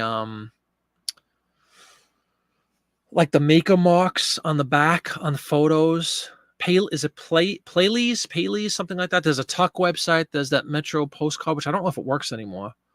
Those are the ones I have saved. Of course, there's Hip, which is just a sales site like eBay. There's eBay. I don't know if does anybody sell postcards on Etsy? I don't think I've ever seen any. I'm sure it exists, but I don't know if there's a good marketplace on Etsy. Tommy runs all of eBay from your phone. The only thing, a laptop for shipping. Cool. Again, everybody does what they do. Whatever's most efficient and works for you. You too, Tommy. You don't, but you don't. But do you use WorthPoint? I don't have a subscription. I would borrow my buddy Travis's. If I wanted to, he would definitely let me use it. Is there a big, can you look up postcards? I've never thought to look up a postcard on WorthPoint, to be honest with you. Not your go-to. No problem. I didn't say it was a go-to. It's an option. It's a resource for me. I don't know. I didn't know it was just some guy selling postcards. I thought it was like a database or something. But again, new. Bookmark. Cool. Yeah, no problem. If you see some use of it, it might be a piece of junk. I don't know. It's helped me identify a few cards that I couldn't find on eBay just by typing whatever was on the title of the card or the location or anything. There's a million examples. Anyone that has writing on it. Again, I've got to go glasses, unfortunately. Sorry. 16th Street, Lincoln Way, and Business District, Cheyenne, Wyoming. So if I was to type something that specific into that card cow, at least in my experience from the other night, they usually come up, which is kind of cool for me.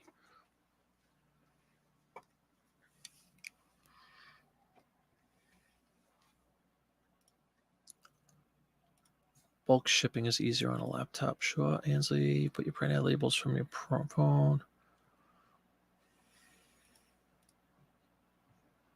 Cool. Thank you, Lori. Yeah, I wasn't like this was not a paid promotion.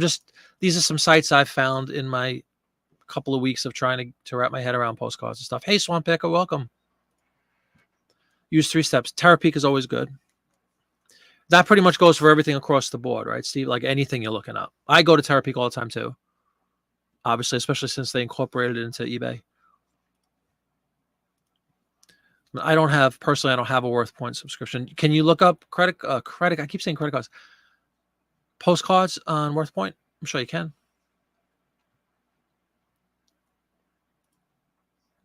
And you know what, Tommy? What was Kelly saying earlier? When in doubt, Dawn, just go to Google. How to print from my blah, blah, blah phone wirelessly or whatever. And you'll find instructions. Let's talked about that site on his channel. Okay, cool. Yeah, I just happened upon it. So it must be fairly popular, for better or worse. Again, John's saying he's a seller, so it's just a big seller who made a site. It's not wireless USB. Yep. Thingy, of course, being the technical term for a thing. Hello, hello, hello.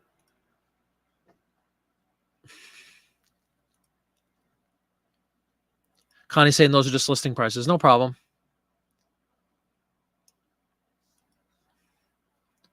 Yes, you must find this adapter thingy. You have a WorthPoint. You recommend getting one if you do a lot of vintage non-paper. Oh, certainly. Doing it wrong. We had a segment, which was actually the kibosh was put on us by WorthPoint. We had a feature.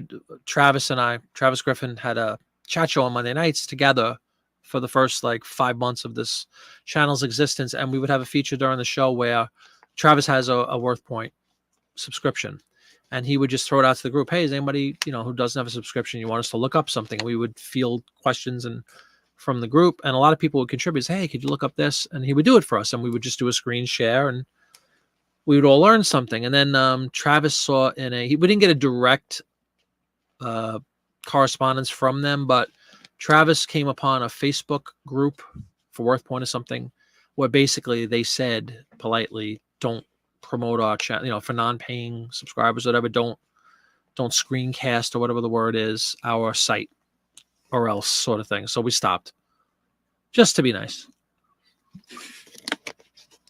Because then that'll be a third SWAT team coming. Now I'm gonna have the Worth Point people crashing in the middle of the night. Hey, Purple Socko, how you doing? Yeah, Playly. Yeah, that was the looking up the stamps on the back, right? The marks or whatever. And it has age info. Yeah, very good. Yep, I have that site saved. Yeah, you have to have the thingies if you don't have the blue. First of all, why don't you have the Bluetooth? Oh, so that's a non-existent site. It's funny. I thought it was just down or something because I had that saved for a while. I think it was another Popeye video. You mentioned that. I think. I don't want to. It might not have been, but yeah, exactly. A lot of people say that it pays for itself.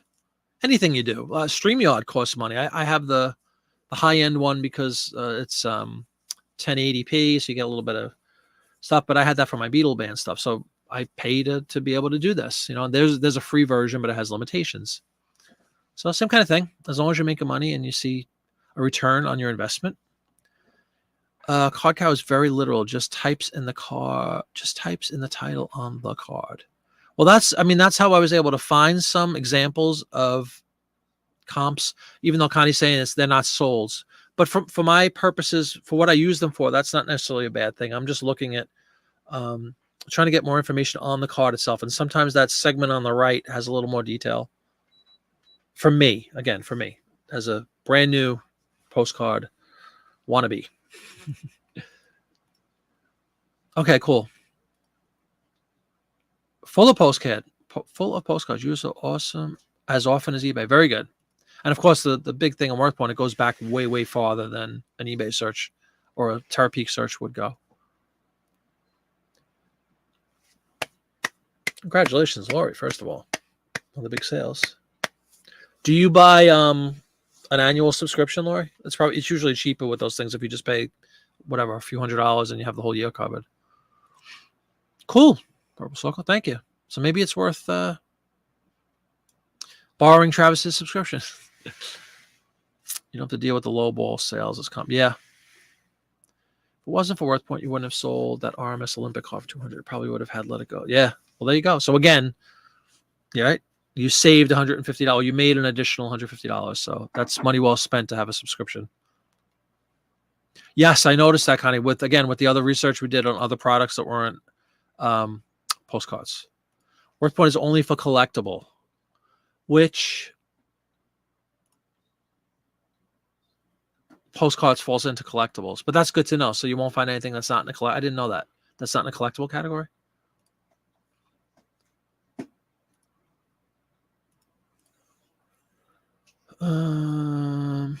What are we posting pictures of? It was you. You used to use Metro Post. Yeah, I had it saved. I have a bookmark, so I guess I used it at some point. Or at least I knew to save it. But then I noticed it wasn't working, and I thought the site was just down. I didn't know it was gone.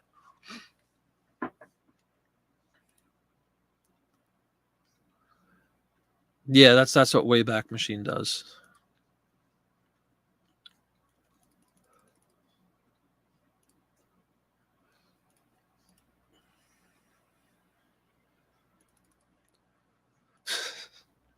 All right. Well, anyway, let's pull up our card again.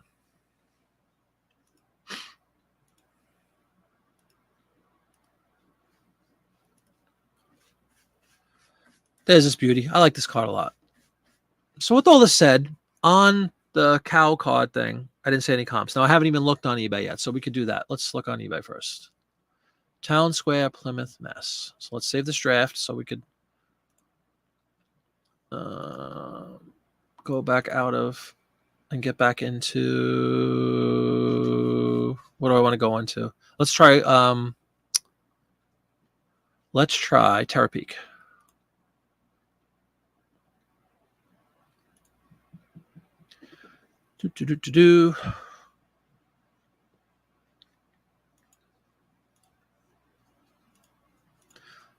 Bam, Terapeak. Keywords. And you can see the options if anybody hasn't looked at Terapeak in a while. You can go out a year. Used to be longer, I thought, but and the wording on that guy was for the 57,000th time. Let's get the actual card. There it is. There's the beauty.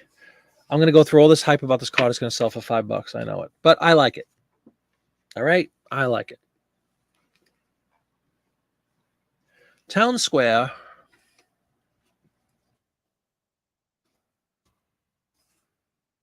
Plymouth. Mass. I'm going to literally type exactly. And I guess we should throw fun postcards. Topographical postcards, right? Oh, yeah. 6 have been sold. But are any of them mine? And you can't pull up the picture. That's a pain in the neck that we can't blow up the picture. But you know what we can do? We can cheat a little bit and blow up our screen, which really doesn't help much. I don't think mine is in there. Does anybody see mine? This is a common one. It's off to the left a little bit. Does anybody see my card? I don't think so. So my card has not been sold, at least the way I typed it in, which is exactly what's on the card in the past year. We went to the card cow thing, right? No luck. Would anybody, Kelly, do you want to look this up for me just to see if there's anything? It's such an easy title. It's not like it's detailed. Does anybody want to look this up on WorthPoint and let me know if you could see an example of it? Because there's definitely different views of this, a similar card with different views. But nobody seems to have this exact one. Yet. I'm sure there's a million of them, but not yet. I like the card. Kelly's doing orders. He says, no dice. Not on my time.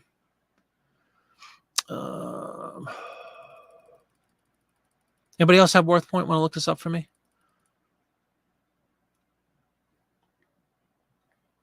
I'm just trying to get caught up in the chat, guys. Hold on. Kim says it's a business expense. Exactly. Something to consider as a stereo full of vintage postcards and a tub of two. And Kelly is looking to pick up one of my fancy schmancy big scanners to begin his print ad endeavor. I know he's got to save money for that. So I'm joking around with him, of course. He's great people. But you're right. It is a business expense. And you kind of have to justify it, right? To me, you have to have some success in something. Like if I didn't already have this duplex scanner, I probably wouldn't have run out. Oh, I like postcards. Let me go spend $300 on a scanner. I would have just taken a picture like everybody else, or used like a regular scanner that comes with most people's printers at first, and then maybe, oh wow, I've made $1,000 selling postcards. Now I'm going to spend $300 of that and buy a piece of equipment to make my listing more efficient or whatever. So I don't recommend anybody jump out and get expensive pieces of equipment thinking they're going to do okay. Like wait until you actually are doing well. Then it's a business expense. And again, it's a productivity increase. It pays for itself. Like everybody said about WorthPoint. And any other paid tool that you use for whatever you list. Even a phone. Everybody's talking about their phones. Maybe some people have older phones that don't have the same capabilities, and it might be worth an upgrade if you live on your phone for listing and research and everything. Maybe you go get a better iPhone or a better Android or whatever. But to me, personally, it needs to kind of be justified first. Don't just dive in and buy this stuff. Selling offer on a $20 listing. I'm posting on people. Oh, you just got one? Can I show the card again, Lori? I'd be delighted to. Hold on, I'm so far behind. Let me catch up really quick. Yeah, I know you see me. That's because I'm on. I was holding it. Hold on, I'll no, but I see the light says, did you just try go? I'm gonna do that. Like I'm just kind of going through my drill again. I'm brand new at this, but yeah, exactly. That's how I found that card cow thing. I just typed in whatever the card name was or whatever the wording was on some. It wasn't this card. It was another card a few days ago, and it popped up. So I was like, oh, there's another site to save. Just as another tool. What does it say on the postcard? Your green screen wasn't helping. Yeah, no problem. Hold on. It just says Town Square, Plymouth, Mass. That's it. And it just says Mass, M-A-S-S. And it's got this the couple of horses and carriages things. Look at Popeye. He found it. 23. Oh, yeah. So it's okay. Well, that's good. Was that on Worth Point, Popeye? Yeah, I know. Well, I have one sort of, but it doesn't pay you anything. So how does that help? 10. Hey, Dreamy Buys, welcome. 1161. All right, so it's a real winner. I just like the card. Never mind. 1595 in 2013. Okay.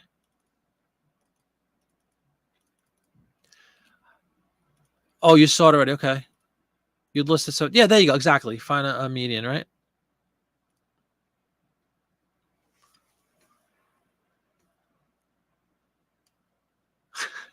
Of your 15 on YouTube. Yeah, good call. Thanks, guys. On Worth Point. Thank you, Popeye. But that's, in the grand scheme of things, that's not bad, right? When you get a stack on one of Popeye's auctions for a great price and you can make 17, 18 bucks on a card, that's a good day to me. Thanks, guys, for checking that out for me. So you know what? Just for fun, should we list that or should we just keep chatting? Or do you want to see some more? Do I want a link? That's okay. Yeah, I mean, sure, if you want to put it in, but I think Popeye already looked it up and a few others concurred that somewhere like 17, 18, between 15 and 20, I guess, is reasonable. Could also just put it for 20 and take a best offer or whatever. List it, says CK. Okay, let's list it. I agree. It's a listing show anyway, right? What are we doing? Shooting the breeze. All right, let's pull up the listing screen again. Should be pretty simple. But again, I definitely defer to anybody who wants to give me suggestions about keywords and all that stuff. Oh, I have a question for everybody. And I know Popeye listed yesterday, but he hadn't listed in months on eBay. And you guys use the third-party listing thing. Did you know, I know it works for print ads, but I wait for your advice before I present this about postcards. Okay, this field right here, display large photo, gallery plus, fees may apply. For collectibles, there's no fee. All of my ads are under collectibles, advertising, blah, blah, and I have that ticked on every single one of them, and there's no issue. Just a little bit fearful because I haven't done many postcards yet. I'm assuming it's in collectibles just like my ads are, right? You might be able, if anybody didn't know that, I think we can tick that. I could do it on one or two, and if I see a fee at the end, we know, right? I can see it says fee 0. But if anybody didn't know that, it's a really nice, I think Annie pointed that out to me months ago, that's a free option. It's normally like $1 a listing or something, which obviously could be catastrophic if you have tens of thousands of listings like a lot of you guys have, or even me with 3,000. That's a lot of money. But my understanding is it's free. I know for sure it works on the, and it's in the same category, collectibles, the same header, collectibles. So anyway, if anybody didn't know that, feel free to use that. It just gives you that little blow up image like that, which I think is a good thing, especially when you don't have a lot of images like most people with postcards, or in my print ads, I only have 1. Postcards is 2. Maybe you do a third image if something is really, really, something. Oh, it's funny you said that. I had a card yesterday I listed that had a Coca-Cola sign in the corner, but it was very nondescript. It was like very small. So I did a blow up third image on that one card just to show that I had a Coca-Cola sign, and I actually put that in my one of my keywords, Coca-Cola signage or something I put. It was very easy to miss. It was a street scene thing, and there was just a Coca-Cola banner way in the corner, almost impossible to see. The only reason I saw it was because I was looking with my glasses on, and I noticed it. All right, so we have Town Square, Plymouth, Mass. PLYMOUTHMASS postcard. I know none of you guys do any of these specifics, but again, because I'm new, I do. I'll put Plymouth. Subject could be search. Oh, what's a good subject? Main street scene, is that a subject? That's something I really have to get familiar with in postcards. I don't know. With the print ads, I know what to pick. With this, I don't. Like Lufthansa, Luna Park, Marineland. Look at all these unbelievable amount of subjects. Is there like just a street scene? street car. Well, we have horse and buggy. Is horse and buggy one? Horse? What do you guys think about that? Cities and towns is fine for me with theme. It's not linen. It is undivided. Oh, no, it's printed, right? But it's undivided. It is unposted. It's not linen. It is undivided back. We have no idea when it was. We have no idea when it was printed. So I'm not going to put, again, most of the stuff, an additional is really nonsensical, right? For most of you guys. But I have some of these basic stuff, you know, yes, it's one item. It's cardboard, I think. It's not signed or anything. Period is wrong, but who knows? 1900, 1919. And then I have this really, now this is not linen, so I'm going to change that. But undivided postcard. That's really the only thing I change personally in my descriptions. I'm going to put, I'll put $18.99. Offer. I do the standard envelope. Again, I don't know. Everybody's pricing and shipping is subjective, and it's your business and do what you want. But my little, again, brand new postcards, my first thought is like $20 and under, I'll use this standard envelope thing. If it's over $20, I'll probably do first class. If it's over like 50, maybe I go to priority. Over 100, well, whatever the minimum insurance, maybe over 100 or 75, I don't know. I might use priority just to make sure it gets there really safely. But I've only had my biggest sale so far is the $50 card, which was cool. But I haven't anything, you know, I haven't had anything break the bank yet that's hundreds or 200 or whatever. I don't think I would send that first class. I'd probably put it in priority. Money well spent, I think, anyway. All right, so that's a little specific stuff. Again, I just love this image. And now hopefully you guys can see it a little better because we don't have the green screen to contend with. And I'm sorry, I'm not reading the chat yet because I'm on my eBay screen, but I'll go back if you guys are writing up a storm. And thank you for the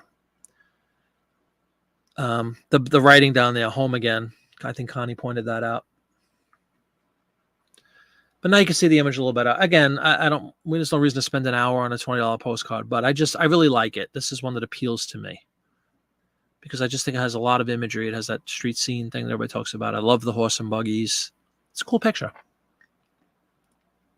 All right, let me try to catch up in chat just in case, because I see things out of my peripheral vision once again. I see comments flooding in. Postcards is free. Yes, thank you. Nice. Yeah, exactly. And that's the name of the game, right?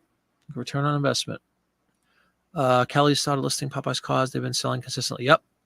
So am mine. I mean, relative to the amount I have up, you know, they're doing really well, I think. Or well. The option isn't there for the new listing tool. What option is that, Dawn? That's why we don't use the new listing tool. You can always buy more tomorrow, Dave. There you go. Get rid of about 1,100 Dave topic holiday cards. Yeah, I loved, Kelly and I were talking about this. I love when you do the weight, you know, a pound of cards, 2 pounds of cards, whatever you were doing, the gradual buildup of weight cards. That's awesome. What didn't you know, CK, about the large image thing? I'm sorry. I know I'm behind. Kelly, I make up about half. Yeah, but if you say it with conviction, people believe you. Say it with conviction. I'm doing fine. Thank you. Well, with the listing, yeah, I'm just, you know, you make up your own all the time. They still sell. There you go. I've been selling on eBay for a year now. What is the listing max on collectibles? The listing max? Ooh.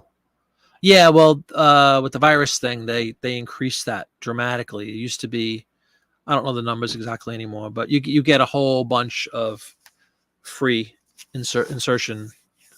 No more insertion fees for the vast majority of people, unless you have. Anybody else know what that threshold is? I'm sorry, I don't know it offhand, but it's thousands. I think you could probably find it right on eBay's main page. Undivided back, absolutely. Depends on your store size. On premium, you get 10,000 fixed. There you go. Yep, 10,000 fixed. Yeah, money well spent. Once again, we keep getting back to that, right? Jason, the subject and theme categories are poorly done for postcards, without question. But that's because they did a massacre of the whole category. I remember that was what, a year and a half ago, maybe 2 years ago. They just broke everything into these two ridiculous they put everything and lumped all those categories into the two that we're left with now: topographical, non or un, whatever the word is, topographical. Usually put paper for material unless it's super thick. Oh yeah, which means without a store. Oh, okay. Did they really? I don't know if it's unlimited, but it's a hardy amount. Use paper. What do I have? Cardboard. They're really cardboard, aren't they? These are definitely cardboard. Whatever. It's the additional field, so I don't even know if anybody reads to that level. Basic store gets 10,000 extra in select categories. Collectibles is one of the ones that have a lot of extras. I know that. And that's what a lot of my listings are in. Yeah, they call it insertion fees, Kim, but it's a listing fee. Yeah, they would charge you like 10 cents a listing or whatever, which again adds up over the course of time. There's people that have 100,000 listings. You know, it's a lot of money every month. They get you on the way in and they get you on the way out. Sometimes they get you a little bit while you're still up. 10,000 in a basic store. Okay. Yeah, insertion fees. Kelly used, of course, the king of the abbreviation. He put ZIF as zero insertion fee. Yep. The Gallery Plus option. Oh, the Gallery Plus option isn't available. That's not good. Even more reason to stay with the standard one. They got rid of it? Hey, Mark, what's going on? We'll list them postcards. What do you know? Good to see you, man. Good channel. I enjoy Mark's material very much. Check him out on YouTube, too. Connie, yes, I didn't know about the gallery, and I have premium stuff. Okay, cool. Beautiful. Yeah, I mean, I don't know if you can bulk edit. That would be nice. I'd never tried to do that. I don't know if that's a feature you could bulk edit, but when you have that many listings, obviously it behooves one to use a bulk option when available. But play around and see if there's a way to add that little tab. It can make a difference. Again, full credit to Annie, who was on earlier in the show. Annie of Salem, Massachusetts. She was the one that brought that up probably over a year ago, that was an option. We were doing a listing. No, it couldn't have been a year ago. Maybe like 8 months ago, 9 months ago in the wintertime. That was a free option. And I was like, get out of here. And it said that. But I've heard people get burnt by stuff like that. You click something and then you forget to take it off and you get this ridiculous bill. But the ultimate thing is at the end of every listing, when you're ready to submit, they give you this nice little thing, fees. So if there was $1 fee for using Gallery Plus or whatever, I think that's what it is. If you don't do it in collectibles, it would come up right here. So that's a nice double check for you. All right. So again, we're at the incredibly basic title of Town Square, Plymouth, Mass postcard. Undivided back. I'm gonna put in whether anybody cares about that. Can't spell undivided back. Unposted. That's a waste of space. I forgot. I have horse and buggy.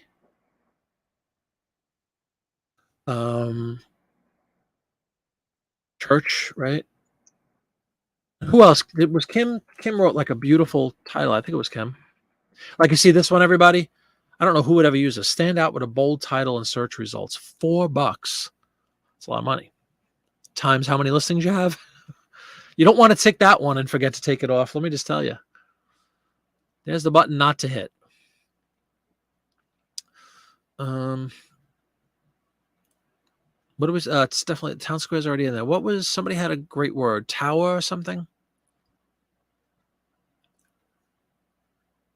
Dawn's getting ready for bed. There's preparation involved. No problem, Dawn. Somebody come back to me. Somebody wrote out, was it Kim? Somebody wrote a beautiful that's true. Undivided back's already in the specific. Exactly. It's like repetitive, right? Waste of space.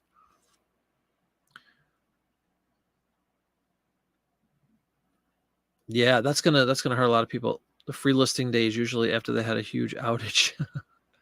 Yeah, right. It was like supposed to be a form of compensation. I know, Mark. What am I doing? You can bulk edit 2,000 at a time. The editor is better than it used to be. Yeah, but can you edit that field specifically, Kelly, where you add the this tick box? Can you add display large photo? on the bulkheader. That's what I was saying. If she has 60,000 listings, or anybody who wants to utilize this feature now that they know that you get the free. I don't know if you could do this option in bulk edit. If anybody does know, that's why you're dumping all yours. That's very true. The bubble done burst, or it's going to burst, that's for sure. But while it's riding high, you bulk edit all the time. You have over 21,000. Yeah, I bulk edit all the time. I've just never tried to bulk edit that field specifically, is what I mean. When you get down to a small number, you can filter by those that have it versus those that are beautiful. Okay. Yes, exactly. It's repetitive. Dawn's going to bed. Oh, the bold charge. My God. Yeah, that's it. $4. Bell Tower says, see the lights. Love it. I believe the paper designation applies to a thickness under a certain point. Okay.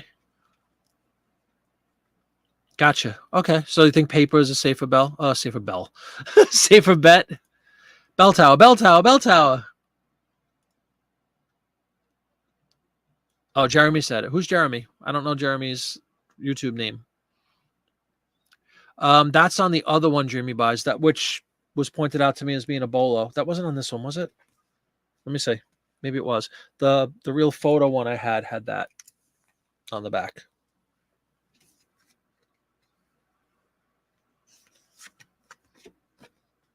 No, this one doesn't have that. But the real photo, the bridge that we'll probably do next, does have rotograph, which is another undivided back. Real photo from, and I know it, Haverhill.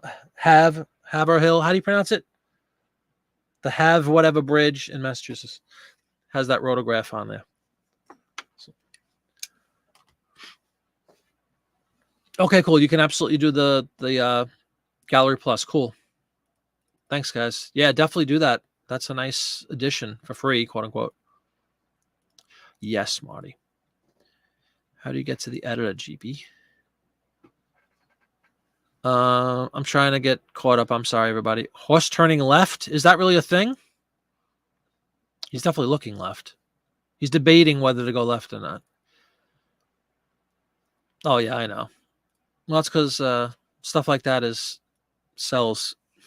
In case you didn't notice. Just to, here you go. Underactive, 2000, 2001, depending on how many you have. Doing it wrong is Jeremy. Gotcha. Thank you, Marie. Awesome, Laurie. Oh, Jeremy was the one put perfect. Horse-drawn carriage bell tower. I love it.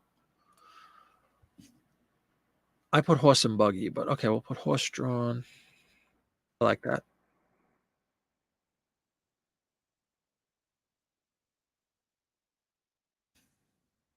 Definitely putting church. Did he have church in that? I'm putting church in there as well. I think this is a church, right?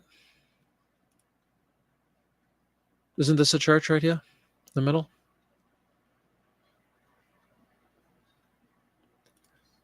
I'm going to put church. It's a keyword anyway, even if it's not a church. Get people in. Oh, man. That's what I was saying, John. I don't know if you were on the show. Apparently, I butchered names too. And I said, I got a little defensive, quite frankly. I said, look, just because you people live there and change the way it's actually supposed to be said doesn't mean it's right.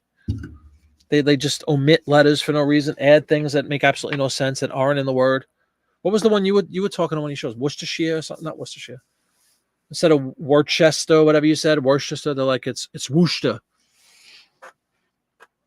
You know, what are you going to do? These regional people, I'll tell you. If we would all just speak the King's English, we'd be fine. It's always those dang New England states, right? Kelly again. Cave Rill.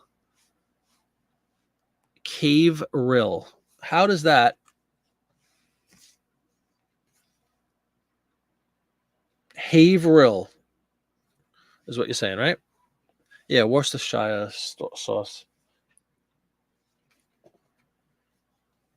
I have card in hand, and I'm looking at Kelly's instruction. Haverhill.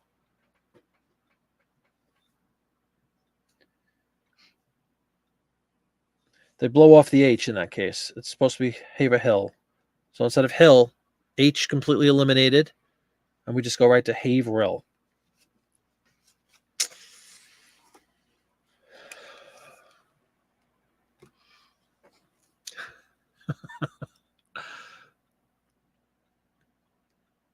Awesome, Connie. Hopefully, maybe that'll help things. You never know.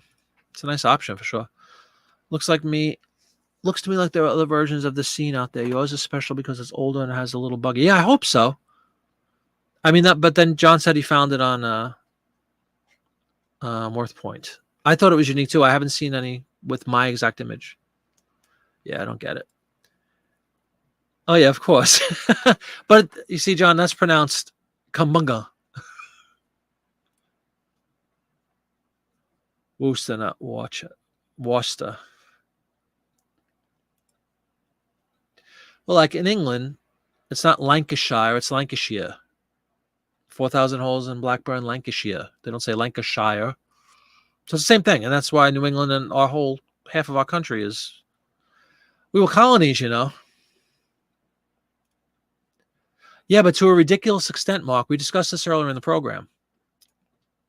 You don't use ours, you ridiculously overemphasize one letter. And you also drag out A's. The whole Midwest does that. Come back instead of back. Come back. They changed it to come back. That's the Midwest.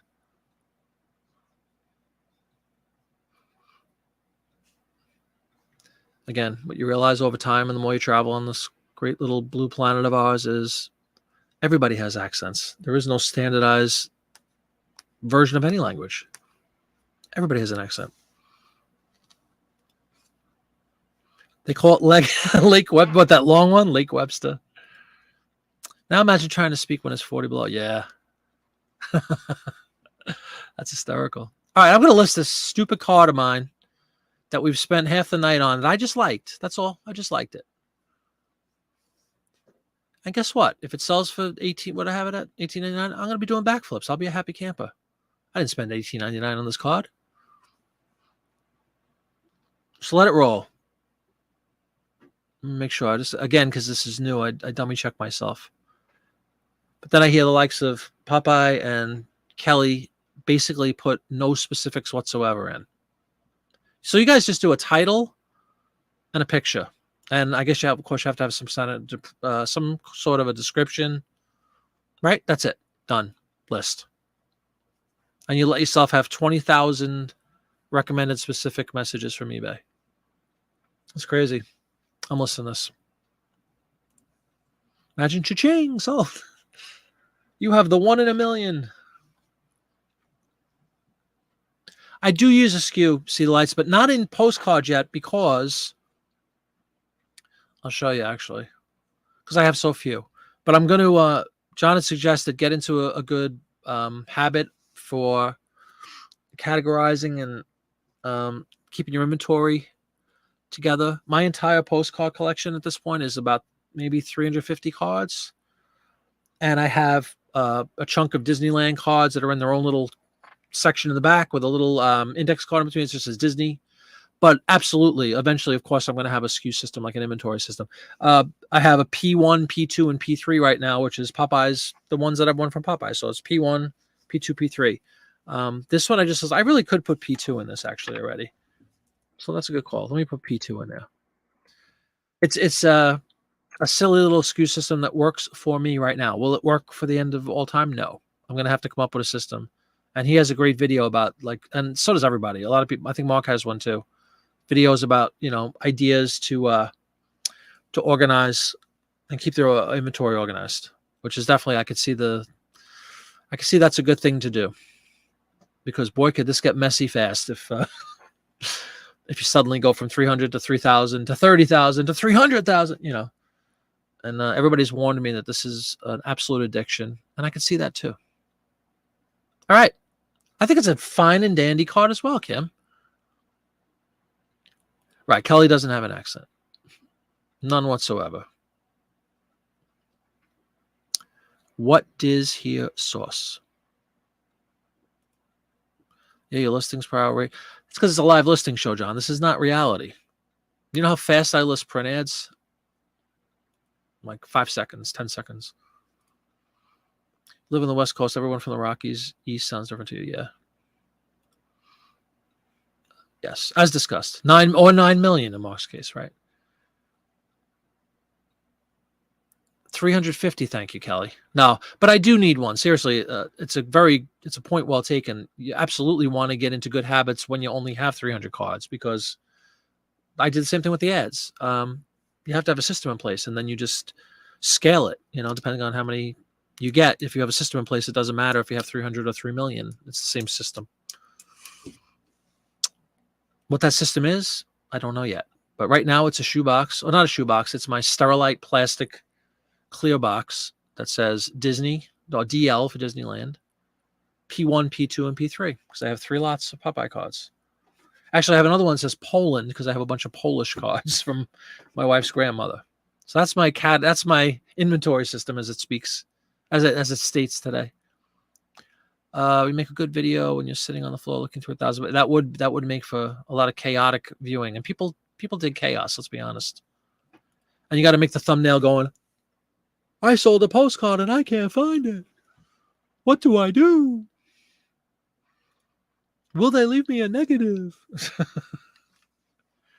think everybody needs to stop with those stupid thumbnails. Just coordinated effort. Everybody say stop. Everybody looks like a moron. Stop following the herd. Be yourself. They look stupid. I don't know why they catch on. I don't know why people click on them. I don't click on them just out of spite. You ever see Popeye go? Maron. Say it faster. I think it's a damn fine card as well, Kim. Thank you very much.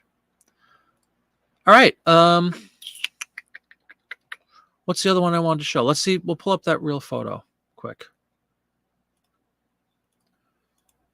With this river that isn't said like it should be said in New England, of course. And that would be where the heck is it? If I can find it. Here it is. The Wachachugi River. Hey, Bonamania, there he is. We were talking about you at the beginning of the show.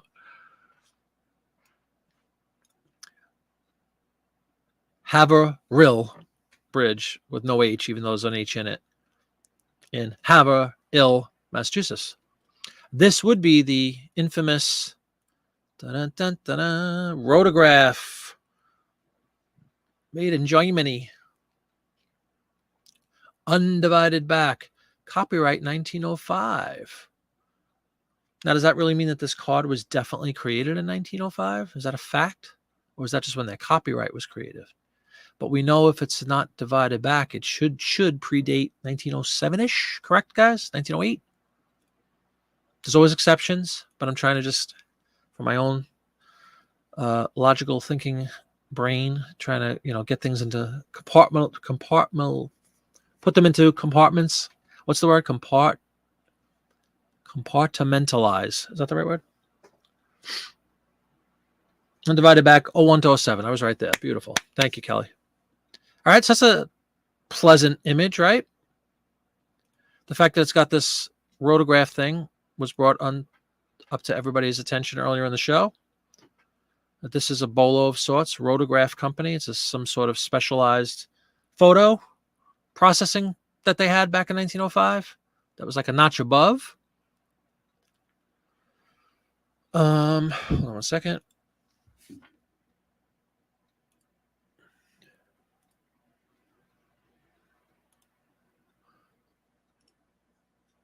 Hold on 1 second, everybody. Just a moment. I have to look something up really fast. Oh, we got another one. Another very fast shipping. Thank you. In blue tint, is that right, Kelly? Okay.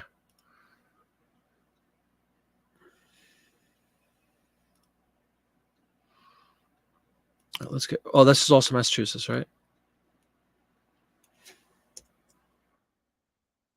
Oh, anybody notice I put house-drawn carriage? You might want to fix that. Hold on, folks. It's funny what the difference between a horse and a house. See? You got to dummy check yourself. And all you people never noticed, huh? Nobody said, hey, Marty, you got a house in there. I'd be impressed to see a house-drawn carriage. This would be a horse drawn. Then again, if I was in Massachusetts, you would spell horse house. So maybe that's what I was thinking. Bam. Okay. That done been updated. Good catch, Jiminy. Thank you. Thank you. Thank you.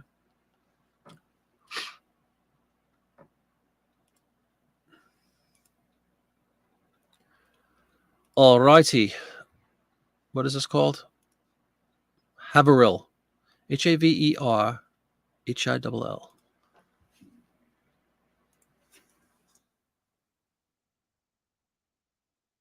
First of all, I'm going to put RPPC in the front. Do you guys put that in the front of your title?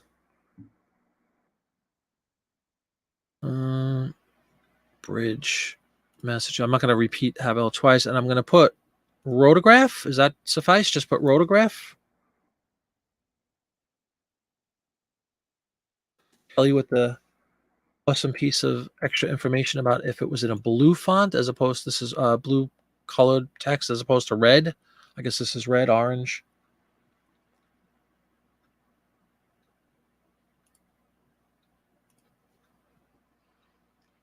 What do you guys think? Again, let me go back to chat as we go back and forth. The surprise face. Nah, you would never. I mean, I would do it as a gimmick for sure to make fun of those who choose to do that. Going to Photoshop, 25,000 envelopes. There you go. Until Laurel returns. You ever come across the rotographs in blue tint? That's awesome to know. Oh, Mark, you found that. Thank you. I didn't see that you wrote that. Sorry, I'm behind in the chat. Yeah, I saw the house. I fixed it. Yeah, I put a U instead of a house drawn. Thank you, thank you. Yeah, I fixed it though. Thank you, guys. Here I am thinking everybody abandoned me and nobody they were going to let me put house drawn. We spell correctly. We just don't pronounce things the right way. That's true. This one is this next one, John. Yeah, I use the old loop thing, and there's no dots. Well, hold on. When I looked at my thing, wow, could you imagine? You think you could see this through the phone? We're going to try this, everybody. We're going to do an experiment. I doubt it'll work, but you could tell me. You ready? We're going to lower this. We're going to try an experiment. There's no way. If this works, I'll be very impressed.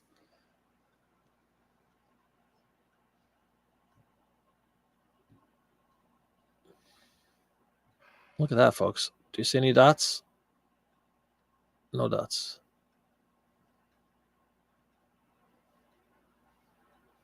I don't know how well that's coming across, but what do we think? That wasn't bad.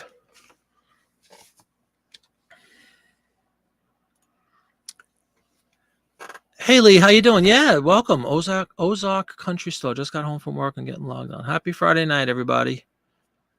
Welcome, Lee. We were talking on Instagram earlier in the day. Welcome. Great to have you on the show.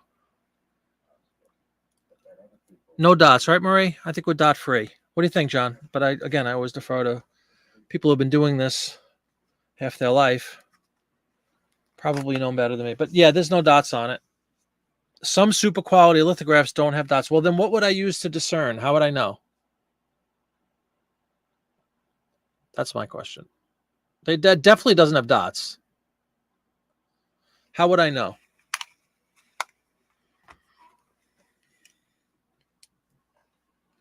How does one know, John?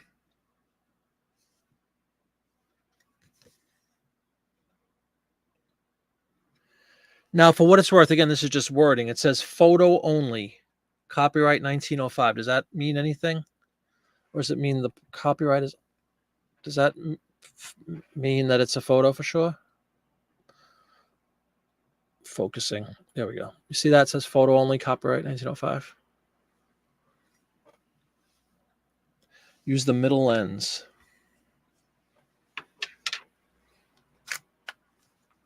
Okay. And possibly there'll be some dots. The middle lens would be this guy, right? 60x, you said?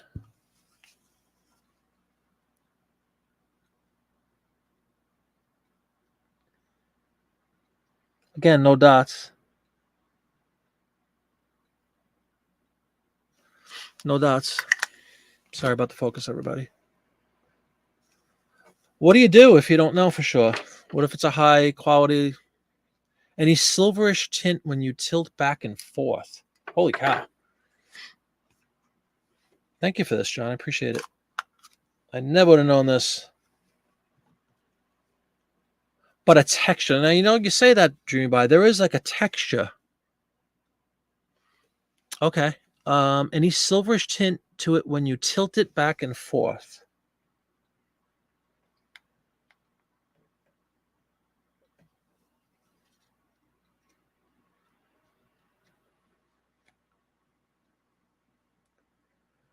Man, I wish I could show you guys this. I mean, silverish tint.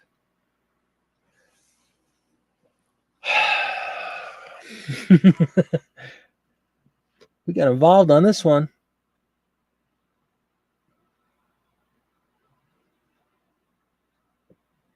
Silverish tint. Not really. Man,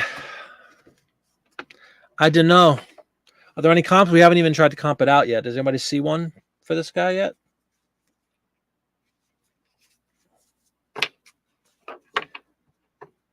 It would make it shiny. It's not shiny, Kelly. I know it's difficult, obviously, over a computer to try to explain all this to people when you unfortunately, guys can't see it like I see it. Yeah, big time, Lori. Got to record. Download this show, everybody. If you download one show on my channel, shame on you. You should download all of them. But if you do download one, make this the one. And John's saying he would not go RPPC on this one. See, that scares me. Confused about the rotograph cards. They are listed in the real photo postcard guide, but I don't list mine under RPPC. So what are we saying, that rotographs, should we always there's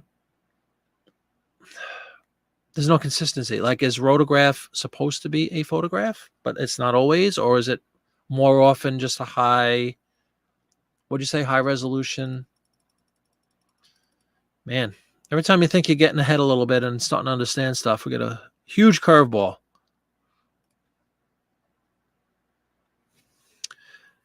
If you're not 1,000% sure, keep it out of the listing. But would rotograph potentially sell it anyway just because it's a rotograph? Here we go. A photograph printed by a process in which a strip of roll is automatically fed over the negative so that a series of prints are made and then rapidly. Is that what causes that silvery, shiny tint? Oh, I totally hear you. A photo on paper. That's crazy. Which is really what a photo is. I mean, but I know what you mean. That's more like a print. Okay. We need a panel. I don't think there's a lot of the look at the people that are saying no, and then look at us going, oh. Okay, it could be either or, Connie. Thank you. Matt sold a little no WC when it clearly wasn't caused a $75. Yeah, see that's exactly. But my question to Connie, to John, to everybody is, to Mark even, is the fact that it's a rotograph, be it a really high quality lithograph or whatever, like you said, or not, like, is it still fairly sought after because it's a rotograph? Like, does that give it a little bit of a leg up on a linen, like a regular card, or no? I really wish there was a way to show everybody this close up. Take a ride over, guys. Come on. I'll put the pot of coffee on. Yeah, that's not cool at all. Your phone has only half a terabyte. Maybe just list as a rotograph, which I definitely will do, especially since everybody's saying Don't be discouraged. 25 years into this and there's still some. Yeah, I'm sure, right? So I just picked a really tricky one. That's a good thing, though. Seriously, for everybody to, like Lori said, it is like a masterclass. I would never in a million years have known that it wasn't. I would never have thought it wasn't. And you remember we talked about earlier in the show, I don't know if you guys were on, but everybody mentioned to me that the fact that that's white writing is because it's actually a negative image, right? It's really black, but it's printed in reverse or something. Because I was, again, in my naivete with postcards, I'm like, wow, it seems like every real photo always has that white text on it. And somebody pointed out it's actually a reverse image or something, or a negative. They're a rotograph club, right? So it might just be cool enough that it's a rotograph, right? You list them as litho, okay. Oh, without question, Kim. That goes without saying. Yeah, especially with people like this. Well, I guess when you get one like this, that's debatable or whatever. That's cool. A baby length's worth. You got to look it up now. Yeah, we're definitely gonna look them up, Kelly. Seriously, the first times when I wasn't, I always look them up, like to a fault. I probably take way too long. All right, we'll put rotograph in the title. But more importantly, Dawn has ordered her USB adapter, so all is well in the world again. Personally, don't see a difference rotograph opposed to the other card, but that's just me. I have a rotograph and title, and so no difference, really. Okay.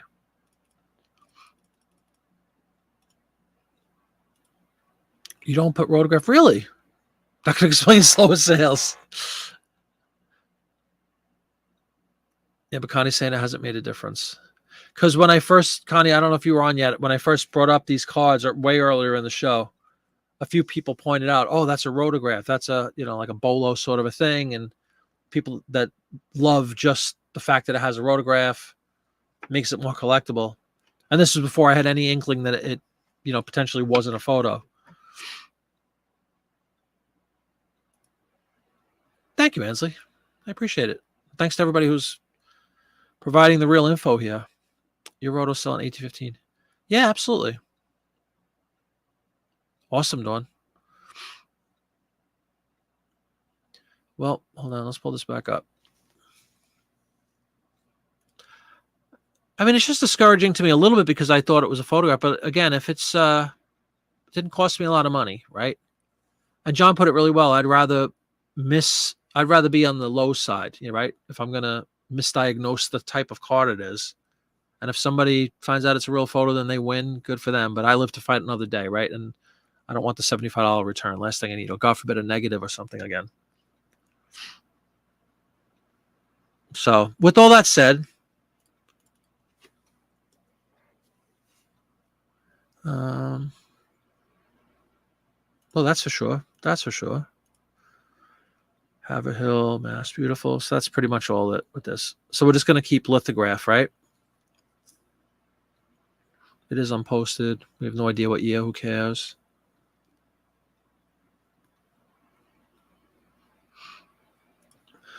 Connie says there are collectors for everything with the postcard. Sure. Topic, publisher, etc. Photograph is an item special. Use it there, not the title. Keep the title for keywords. An item specific, you mean, right? CK, yeah. Oh, so is that in place of lithograph? I've never seen one until tonight.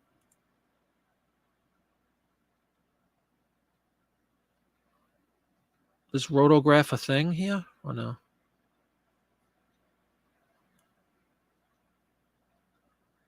Help me, people. Is there a rotograph or you just type it in?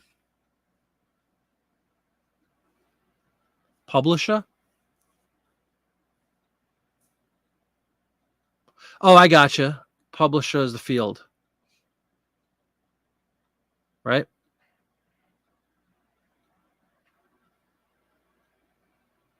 There you go. Rotograph company. Cool. Thank you, Connie. Appreciate it.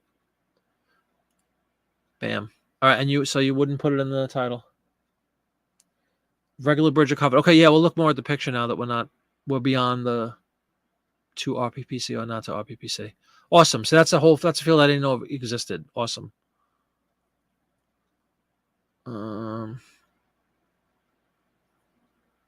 It's still unposted. Is it undivided? Yeah. All right, let's take a look at the picture. John wants to know if it's covered or not. What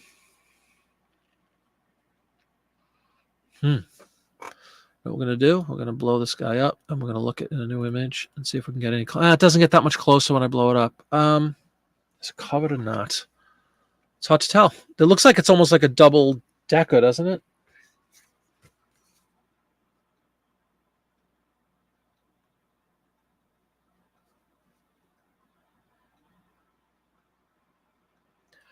It's really hard to tell. You see, I don't know if you guys can see my arrow. I think you can. Looks like a person right there. And the rest of these images are just like behind the bridge. I think there's a guy right there.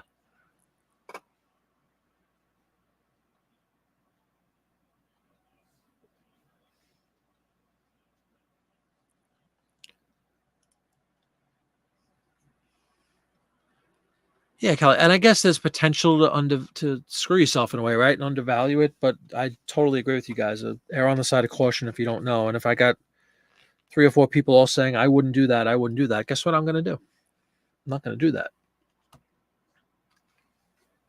I'd rather make $20, right, and have somebody else say, "Ha ha, ha I win, and I can get 75 for it. I made 20 on something I spent $2 or a dollar for," then get 75, and some expert say, "You fool," and open a return. So and then get nothing.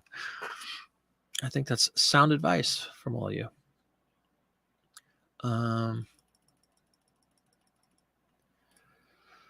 Lower Falls Masters Roto sell quickly for 10 to 12 in case anyone has some. Ooh. Upper and Lower Falls. Thanks for that, Kelly. I got the publisher. Thank you. I think it's I think it's a regular bridge, Popeye. I think. Yeah, but so you're putting no credence at all into this whole rotograph thing. Like it doesn't. You said it doesn't equate to more sales for you in any way, shape, or form, right? And Dawn's doing books. Oh, totally. And some people use none. But again, because I'm new to them, I just want to at least be familiar. Like you just drew my attention to that field that I didn't even know existed. So I think it's a good idea in the beginning to just get into the practice of filling out at least a handful of them, just to get into the flow. And again, for me, terminologies and things like now I know a rotograph is a thing. I never heard of it before today. Put litho in the title so that people don't mistakenly identify it, so they don't think it's a photo. That's the thing. Somebody might grab this or see this and think, ooh, he didn't list it right. I'm going to get away with a steal, right? Sold for 822. I'm happy you're getting all that tomorrow. Different view. No problem.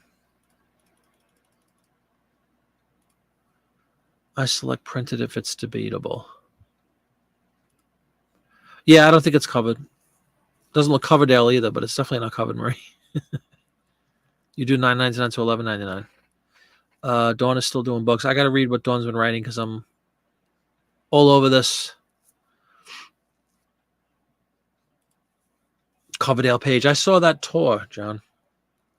Zeppelin's my number 2 band of all time. It was good because it was Page, but Coverdale, he was just trying to sound like Plant. Remember the song? What was it? Clarksville, Return to Clarksville, or something.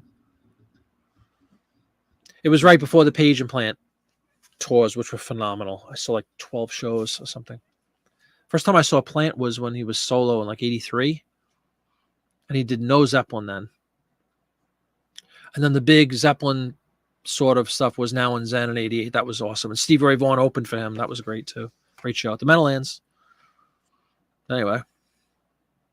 Yeah, it's not covered. Yeah, exactly. Bottom struts. It almost looks, but you're right. It looks like it certainly could be. Looks like a double decker bridge or something. But I think it's just a regular one because there's a guy on the right side.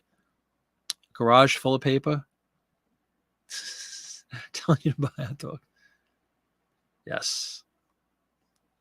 All right. Should we let's get back to it's rare. You can still price it even though it's not a photo. True.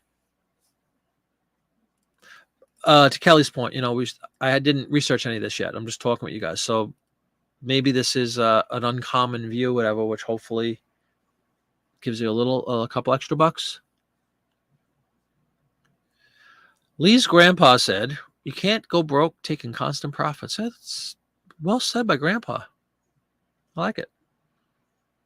You'll just publish if you think it's important to a particular club. But you don't use it across the board for this rotograph thing. You don't think it has any bearing, right? And Jamie does put, and I don't even know what an Albert type is, but I'm sure we'll get to one of those eventually in one of these shows. I think we're going to be doing some postcard listing shows. In 4 hours, we might be able to get a card or two done under the gun, under our belts. Hopefully that'll increase as we keep doing them, as I keep doing them anyway. Resells in bulk. If it goes discount, at least it's someone's collection. Yeah, that's true.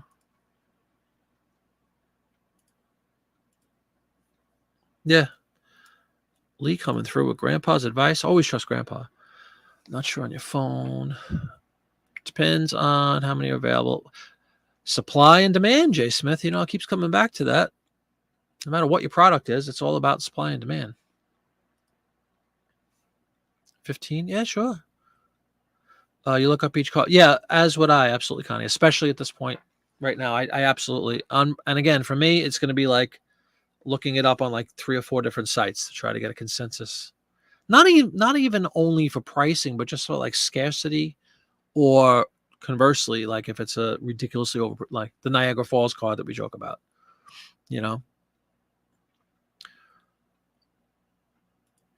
Before I list, I know how much effort I will put into it. Very true too. Exactly. Like in the real world, am I going to spend all this time on this one card? Probably not. If I was by myself sitting down here listing. But again, because I'm new, I never would have known that that's a high quality lithograph or anything. I would have done my due diligence. At least I thought so. Oh, there's no dots. It's a photo. It's got the white tint. It looks like a picture. It says rotograph. It says photo on the back. Like, what does this represent, everybody? I think I showed you all this, right? What is this part where it says, I can't say it. I don't feel like putting my glasses on again. That's the rotograph part. What is where it says photo only copyright? It just means that photograph is copyrighted, but it doesn't say it's a photograph necessarily, right?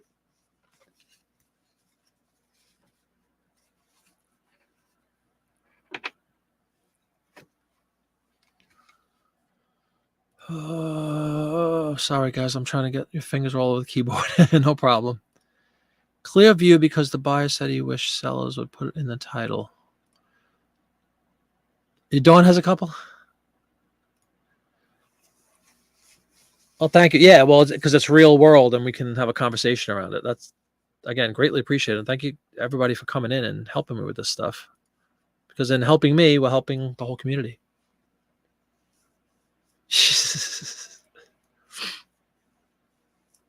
How was that pizza, by the way, John? Tremendous. Just suck that thing down and what do we do on a Popeye pizza? Go pepperoni. What are we doing? Sausage. Just going cheese pie. What's the Popeye called when Popeye's ordering a pizza on a Friday night? What are we doing? Multiple toppings.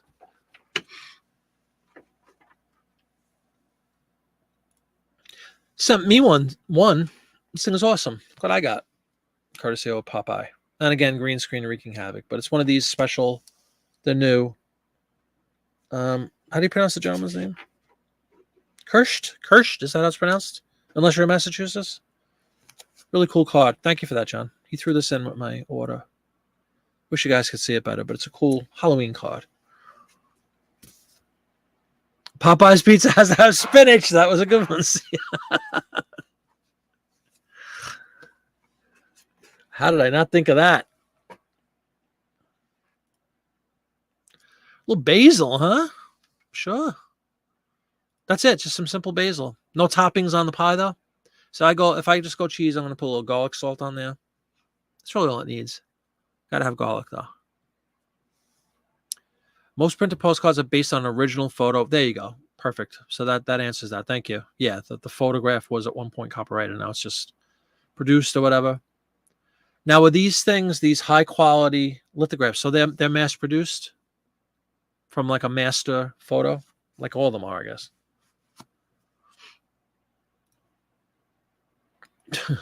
He's a Mr. Softy. But no ice cream for us, Dawn, right? No Mr. Softy for you. Do you have Mr. Softy in Canada? There's certain references that are going to be lost on people on both sides of the border.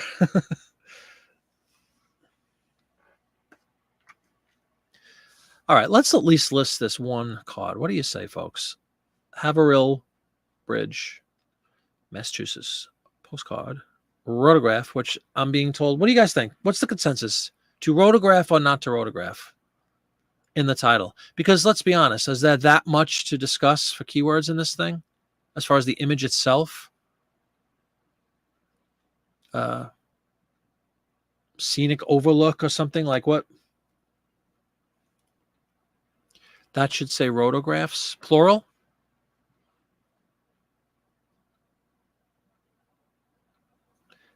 That's the name of an ice cream truck, Dawn. I'm just kidding around. Mr. Softy is like an ice cream truck. It's like a brand of ice cream truck, if that makes any sense. Like, what was the big? Good Humor was always the big one.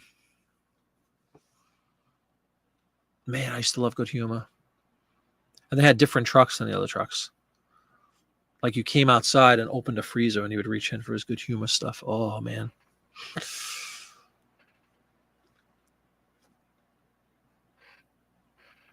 Oh, margarita style. Beautiful. Oh, well done. A little basil on top.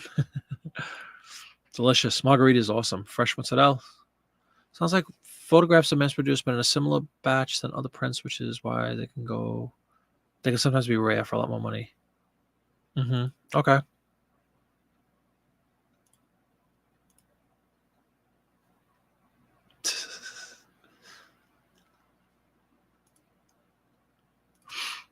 What do you guys think? What's the consensus?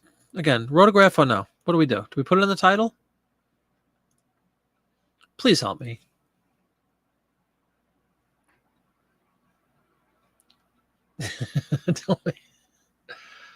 Dawn. I was going to say America's sweetheart. Canada's sweetheart. Oh, my God. I know. A nice margarita. Oh, you want a margarita? I would love a margarita pizza.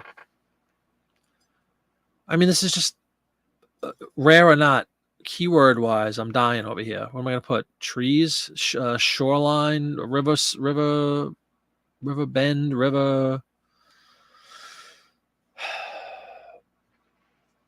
Well, Kim, that's a fantastic question too. Maybe, oh wow, could that be what Popeye was saying about it being potentially a covered bridge? You see how like there's an understructure kind of thing, like the wood. Wow, maybe that's a train track. Hey, Purple Soul. Yeah, that's what I'm saying. If I had room, right? Like, because Connie made a great point. Like, don't waste space if you want to use more keywords, which I completely agree with on everything I list.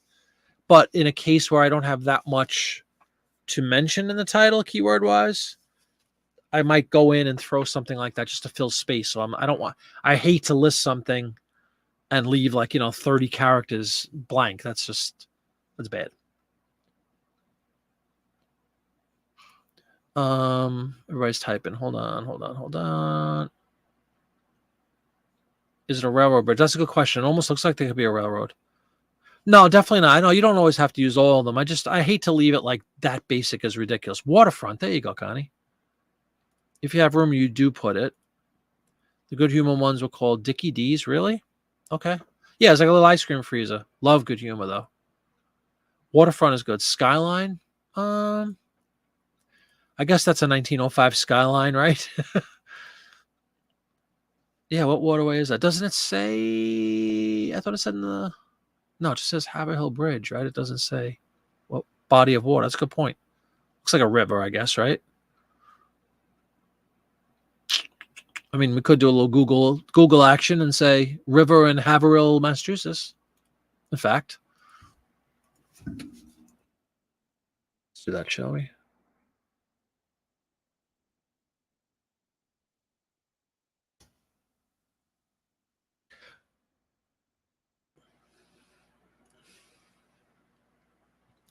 Oh, there's the Merrimack River tributary. in Haverhill, Massachusetts, located on the Merrimack River. Odds are.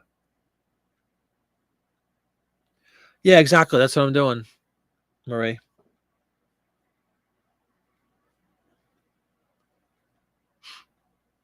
We'll go on Merrimack River. So maybe I'll throw that in. The city itself or the town, whatever it is, Haverhill. Oh, it's funny. When you go on, I'm on Wikipedia, and you know it has like the phonetics, the phonetic or whatever the word is, the way to say it. It says Haverhill. Hayvril. Haverhill. Again, blowing off the H. Yeah, we'll go on Mamaroneck, absolutely. Oh, Merrimack. Mamaroneck is Long Island. Merrimack River. Long live copy and paste.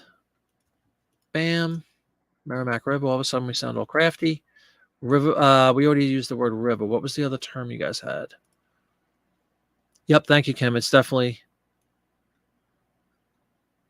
Oh, you think we should spell out Massachusetts? It says on the card just MASS. Should I mirror that or write out the word? It will use more space, which is a good thing when you're trying to use as many characters as possible and having trouble doing so.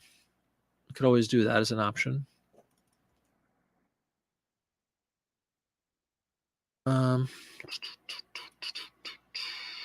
Connie says spell it out. John says good call. Skyline you like, Kelly?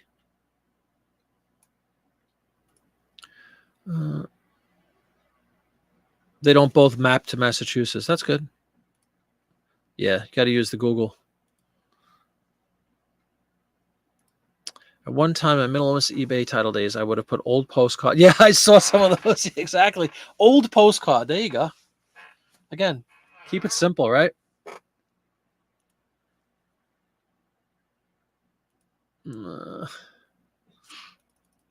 Again, I know this is major overkill, but we're trying to entertain here, people, with only one picture.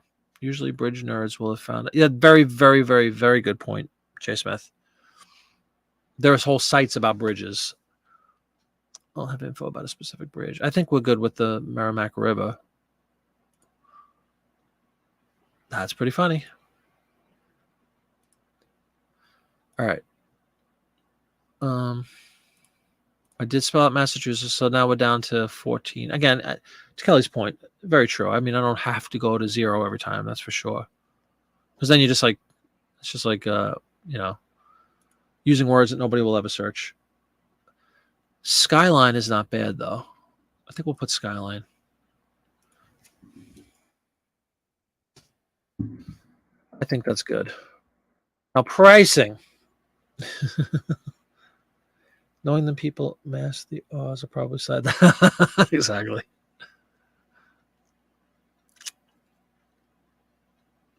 Pricing. Well, first of all, we're going to skip all the shenanigans. I'm going to go right to Google. I'm going to type Haverhill Bridge, Massachusetts. Postcard. And we're going to see if anybody has my view. So far, no. So far, they're all color. At least at the first look I'm doing here. Wonder if it still exists. It might, but it might be in a different form at this point. Who knows? Shopping. So far, no luck on my view. Lots of other postcards with this bridge, but again, they're newer, the colorized or actual color. And then there's another one that's only $6.99 on eBay. Was that mine? Yeah, this looks like mine. And I'm curious, do they have it listed as an RPPC? No. They have antique. Ooh, antique's a good word, isn't it? There's another like understated listing where they don't fill out anything. Kind of like Popeye's old postcard, Massachusetts. That's a lousy. Somebody else has my picture up there, and it's $6.99. Oh well.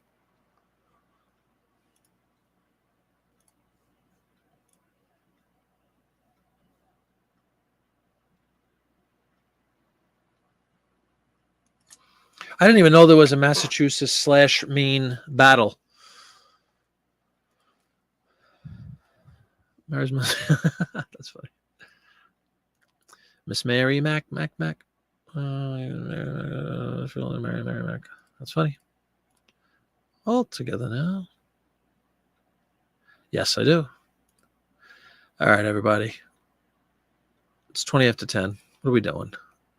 What exactly are we doing right now? Nobody cares about specifics, I know. Region, Massachusetts, sure. Region. How about state?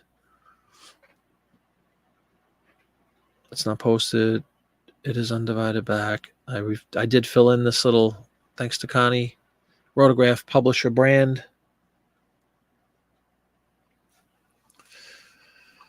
Release it. Release it. Let it go.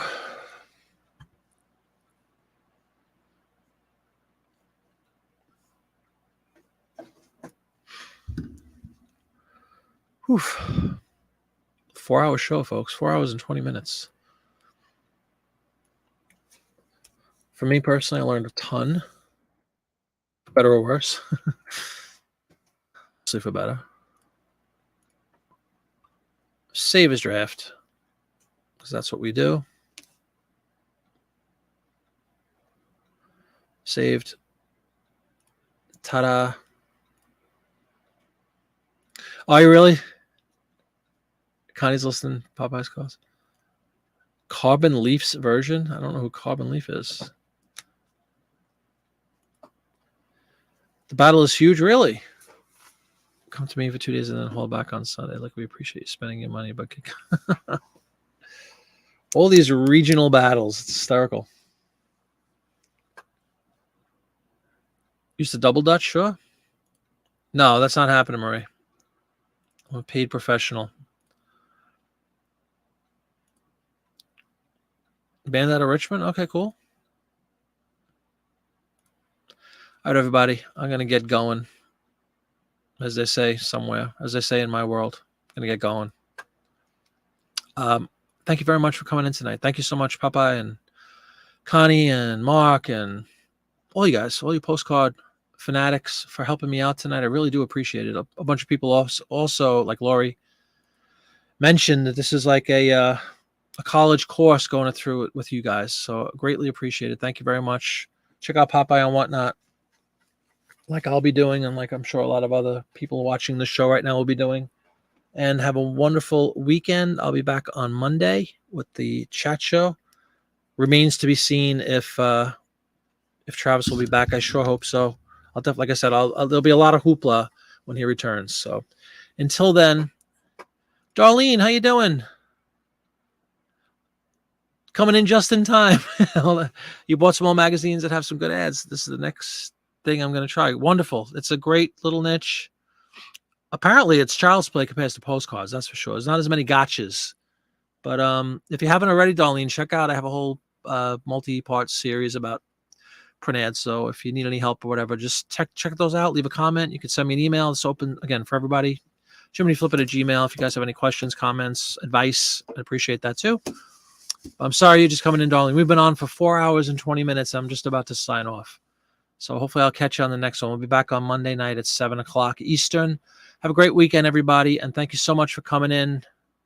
Peace and love. Bye.